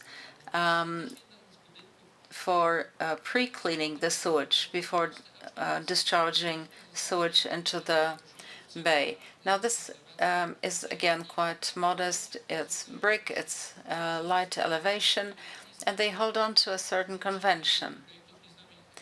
We don't know who was the main designer for those buildings, but we only have the signature of the lead engineer.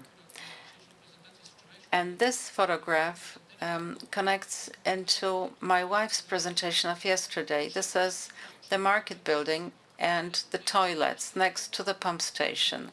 Up until 10 years or so ago, those toilets were still there. But why were they there? Well, it's because they were supplied with gas generated from the process of rotting. It was quite innovative, and it was designed to save on electricity bills. And finally, this building is a favorite of mine. Today's building is slightly different from the original. This is Jana Skolna Street. It was the one of the first buildings there. The photograph shows less machinery and equipment, but some of those solutions are still there.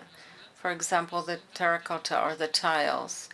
But this particular room I found it so impressive. This is the 1930s. And those iron removers and the filters are still there. The layout of the building has changed a little. Some of the windows have been built over. But what you can see is not just the beauty of the architectural detail, but it's also the interior. Well, looking at the terracotta, perhaps not very modern, but at least it shows what the trends and the fashions were. 4 years later, in the pump station, it's a different layout, more modern, more geometric. This is what was in fashion in the decade before. This building is still owned by the Fiuk company, the waterworks and sewage company, but it's no longer in use. This is the local land use plan, the master plan. It's this particular building. This is the Wenda and Jana Skolna streets. Right, this is designated as a park. And in the master plan, it says that until that park is ready, this area may be used with some minor modifications, may be used for park services. Now, having seen this, my suggestion is to continue with this, not just until the park is built, but I think that it can make an important contribution to the technical history, because certain things can no longer be saved. Some of the buildings are gone and are no longer part of the port's landscape. But this is what I would call small architecture, but it's the technical heritage, and it still can be saved. And I think that the building could well serve its purpose. Just as is the case in the town of Bydgoszcz, they have a filter hall, which is now used as a museum. It's situated in a park surrounding it, and it still has many remnants from the original systems. This is a photograph from Bydgoszcz, the cover of the manhole. And I think there are at least 2 similar covers in Gdynia, Rumia. So there are still things to protect, especially if the city is willing to support this, as well as Fiuk. Well, thank you very much for listening. I've slightly overrun. Apologies for that. Dziękuję, Dr. Shirley. Dziękuję. Again, another fascinating piece of research. I really commend all of the research this afternoon. We're running a little bit over time, but we've spent 18 months away from one another's company, so I think we can hold on for another 20 minutes and enjoy the last, but certainly by no means least, presentation by Alina Limańska-Michalska on, we've gone from electricity through water and now to gas. So the floor is yours. Dziękuję. Well, just before we heard about the infrastructure for electricity, water, and sewage. So to make it complete, I'm going to talk to you about gas now. The world's first gas plant was opened in 1775, Birmingham, in England, by William Murdoch. A Scottish engineer, in the comforts of his own home, developed the prototype of the first retort. The gases that were produced in anaerobic combustion of coal were distributed with pipes and terminated with special burners. And that's how his house was filled with a very powerful light. In 1813, the first gas plant in London is built, servicing 140 lamps, street lamps. There were others in 1815 in Paris, 1824 Baltimore, 1826 in Vienna, Berlin, Hanover, and 1835 in Petersburg. So gas plants are not there just to light up the streets, but also public offices, and now train stations or public offices. In Poland, the first gas plant was built in 1846 in Szczecin, followed by Wrocław, Brzeg, Gdańsk, Warsaw, Poznań, and Kraków. 19th century gas plants were typically technology buildings. Some of their parts had some architectural form, but this was really typical for the era of Industrial Revolution. In the 19th century, gas started reaching ordinary homes. In 1855, the first gas heaters were produced, followed by gas cookers, gas fridges, irons, coffee makers, boilers, fireplaces, etc. The highest number of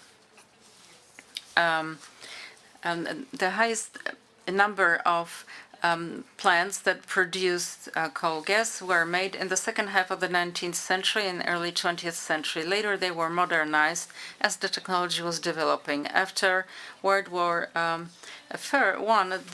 Poland inherited 137 gas works, and in the 20 years of the interwar period, there were only 3 initiatives to build new gas works in Radom, 1928, Gdynia, 1931, and in Toruń, 1938.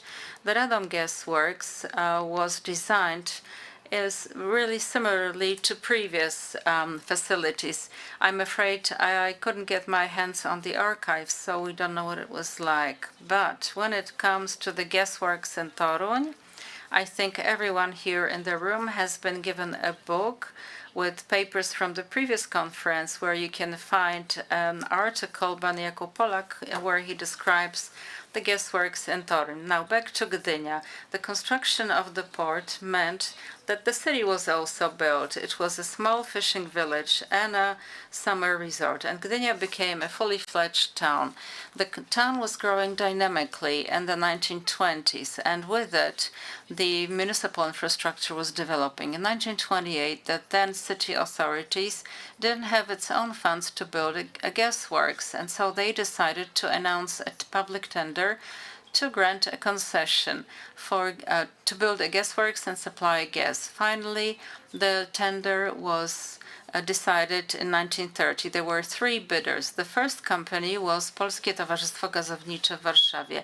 The second company was a French company, Société. And then the third company was from Lviv called Gazolina. Gazolina had earlier connections to Gdynia because since 1921 it had its own branch in Gdynia and supplied the local community, especially fishermen, in fuel. So the committee for the tender decided to accept Gazolina's offer. The city kept growing, the population was rising, and it was difficult to estimate the demand for gas.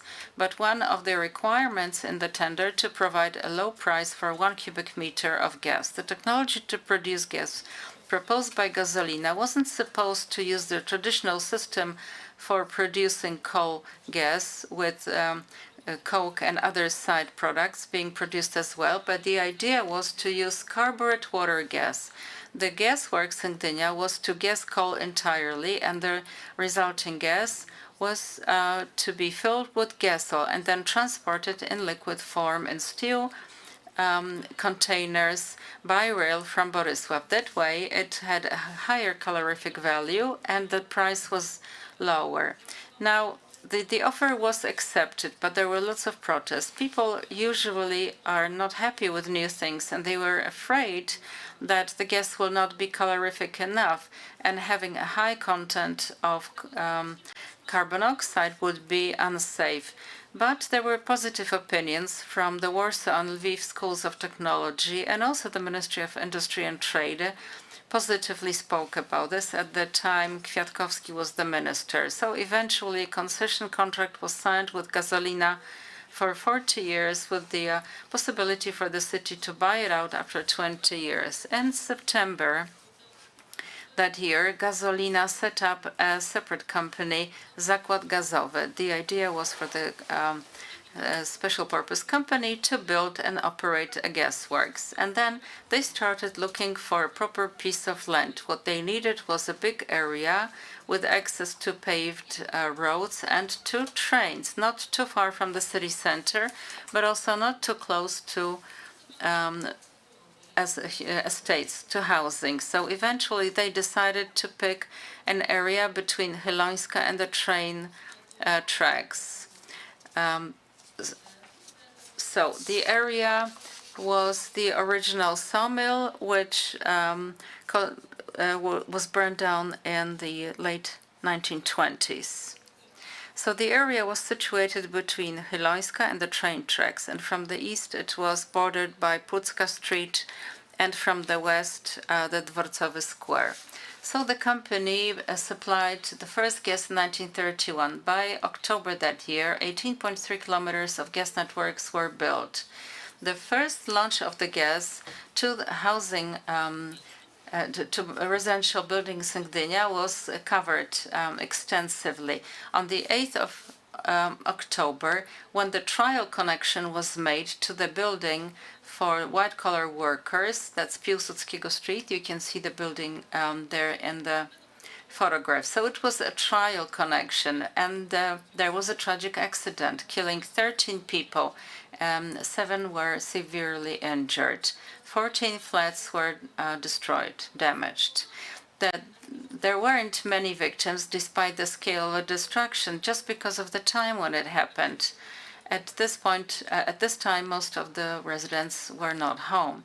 As can be expected, this event was put the stops on the development of the gas networks in the city. People were afraid to connect because they were afraid of the tragedy repeating itself. And there were also rumors going around that the main reason for the explosion was that the gas was not produced traditionally, that it was what was called a double gas. Eventually, Gasolina was cleared from the accusations, and it was established that the explosion was down to the fact that an unknown perpetrator opened a faucet in one of the basements. And it wasn't until the early April 1932 that the gasworks was opened. Gas consumption kept growing. However, when you look at the numbers, the amount of the gas wasn't really that impressive.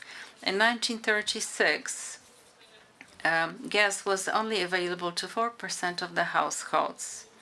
From the old buildings, when the sawmill was still there, in the Hylońska, there was still the stables and a residential building which was adapted for flats for the workers. It was the building in Pucka 1 Street. It's no longer there. In direct proximity to the Dworcowy Square, they built a grand villa in the style of a mansion with stooped roof, 4 columns. It was designed by architect Berezowski for the director of the gasworks. The detailed project technologically was prepared by Antoni Dziurzyński, an engineer. He was responsible for the Poznań gasworks. It was also designed by engineer Wieleżyński, who was director of the gasworks in Gdynia, and also by engineer Szymański. The buildings at the gasworks premises were clearly industrial. The only exception was the generator's hall. The architect, and these are the words of Marian Wieleżyński at the 15th Congress of Gas and Water Works Workers in Gdynia, 1933. So, in fact, this was designed by engineer Miller from Gdynia. Jerzy Miller studied in Lviv, and then he continued education in Munich. Since 1929, he was the manager of the local government in Gdynia. Jerzy Miller had designs of 10 townhouses in Gdynia, most of them modern. Apart from townhouses, he also designed villas and single-family homes. Up until today, well, the market halls that he designed have the same function. Now, moving on to the generator's hall. It was the plan of a rectangle 10 by 25 meters. The parts of the building have varying heights, starting from the ground floor all the way to 20 meters of the main hall with skylights. The lower parts of the building have simple elevation finishing, light plaster, cornices made of brick. So the actual generator's hall is largely glazed over. The entrance to the building is accentuated with the young surface, but everything else, I mean, around the building there is a ribbon system of windows, and the windows are separated by surfaces finished with brick, and the horizontalism is accentuated with cornices.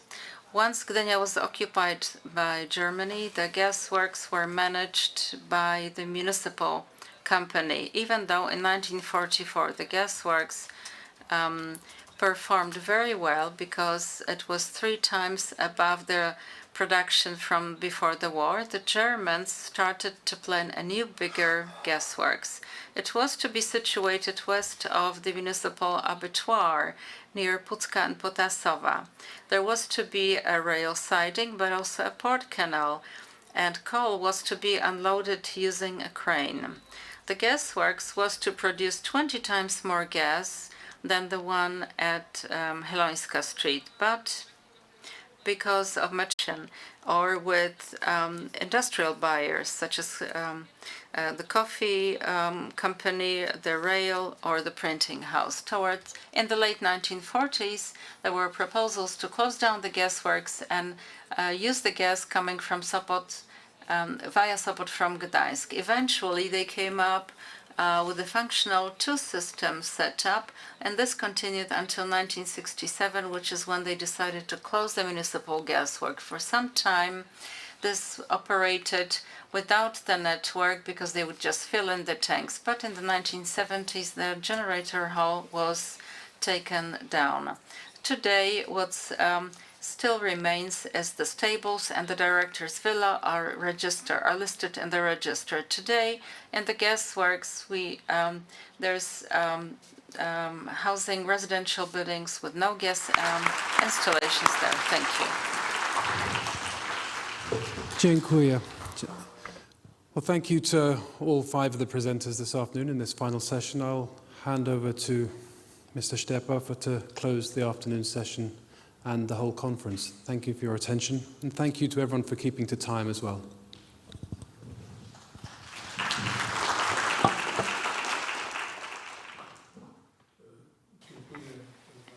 Thank you very much, Edward Dennis. Thank you very much for moderating the final session.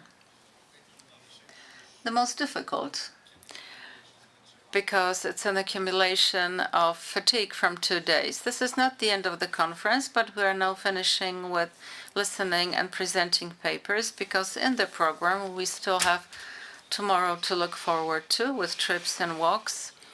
But as is customary, I would normally do 2 things. I would summarize the turnout we've had, and I would say thank you to different people for cooperation, which is exactly what I'm going to do today. The turnout, when you look around, especially the regular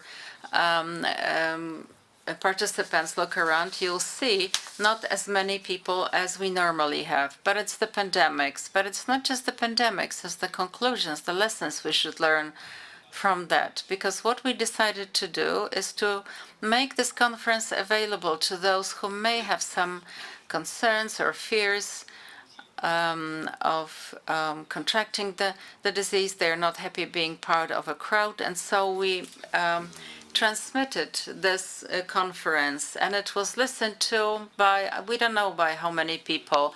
We know how many hits we've had, but we are just not sure whether they were unique hits or perhaps it was the same person logging in 5 times because they liked this paper, then the other paper, then they felt remorse, so they came back. But anyway, we had 35 visitors yesterday. Let's just assume that half the number really represents the number of listeners. So that would be 170 participants listening to us online.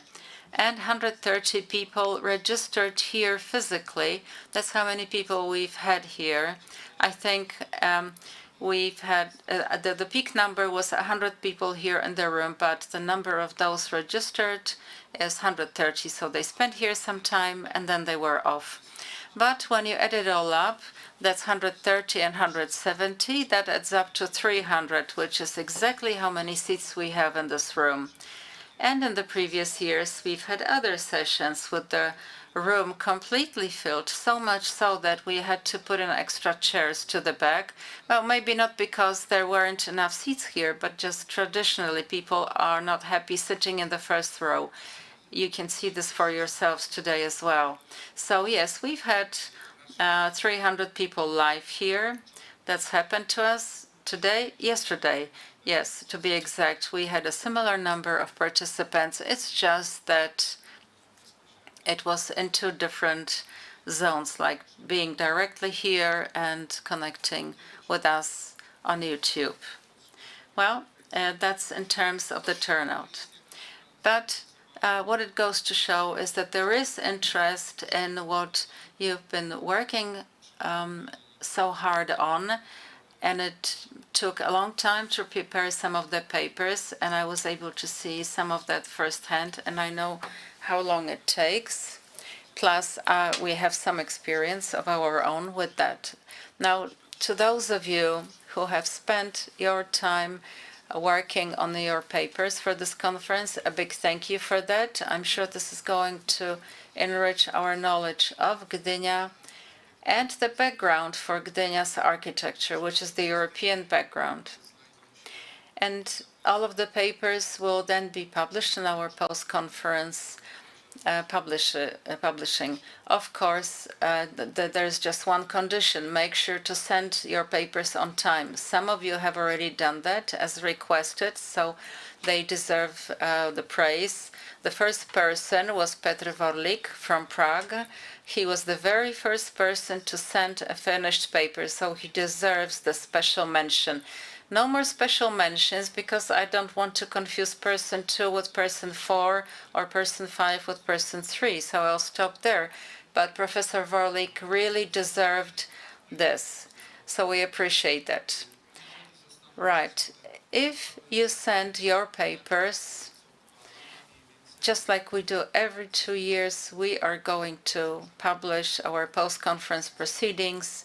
There's going to be a book, and those of you who took an interest in some of the problems, you'll be able to revisit this when you read the book. And now's the time to say thank you. Although I've already been saying my thank yous, because I said thank you to the authors of the papers. Now it's time to say thank you to moderators of the sessions. I mean, it may be a bit awkward because you sit here plainly inside while everyone else is sitting comfortably in their chairs. This is not very comfortable, I understand that. So this is hard work, and then you may be targeted by comments such as, why is he interrupting me? He could have said, your 20 minutes is up. Or why is he telling me to stop? I've only been going on for 30 minutes, and I was asked to stick to 20 minutes. So anyway, thank you very much to all the chairmen. And it's all focusing on Edward, because he's the only one standing here yet. So who else? Well, a big thank you to all those involved in the preparation. A big thank you to all those who put in the effort, whether visibly or invisibly, but the most hardworking was Alina here, I'm sure. And as you've mentioned, she wouldn't agree not to be able to present her paper. And also a big thank you to our colleague here. He prepared a very interesting presentation. And to all the other ladies, because yes, it's just ladies from the team. That's the World Heritage Department and the Department for Foreign Cooperation. And on this is a unit run by Dr. Joanna Lehmann, and I want to make a point of this, mentioning her name, because her contribution was particularly big, and also Monika Pawlińska.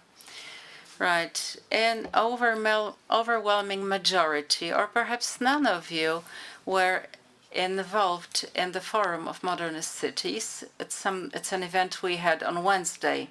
So you may not know, in fact, how much work they had to dedicate to get all the bits and pieces working together, and it's down to the team from the Foreign Relations Unit. And there were 2 debates, city mayors debates and conservators debate. But those of you who will join us for the bus trip tomorrow, you'll be able to see a short video about the event.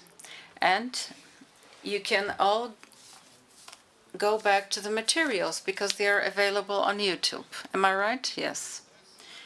And the links, the addresses, if you want to know them, please ask Ms. Limańska whether it's an address or a link, whatever the name.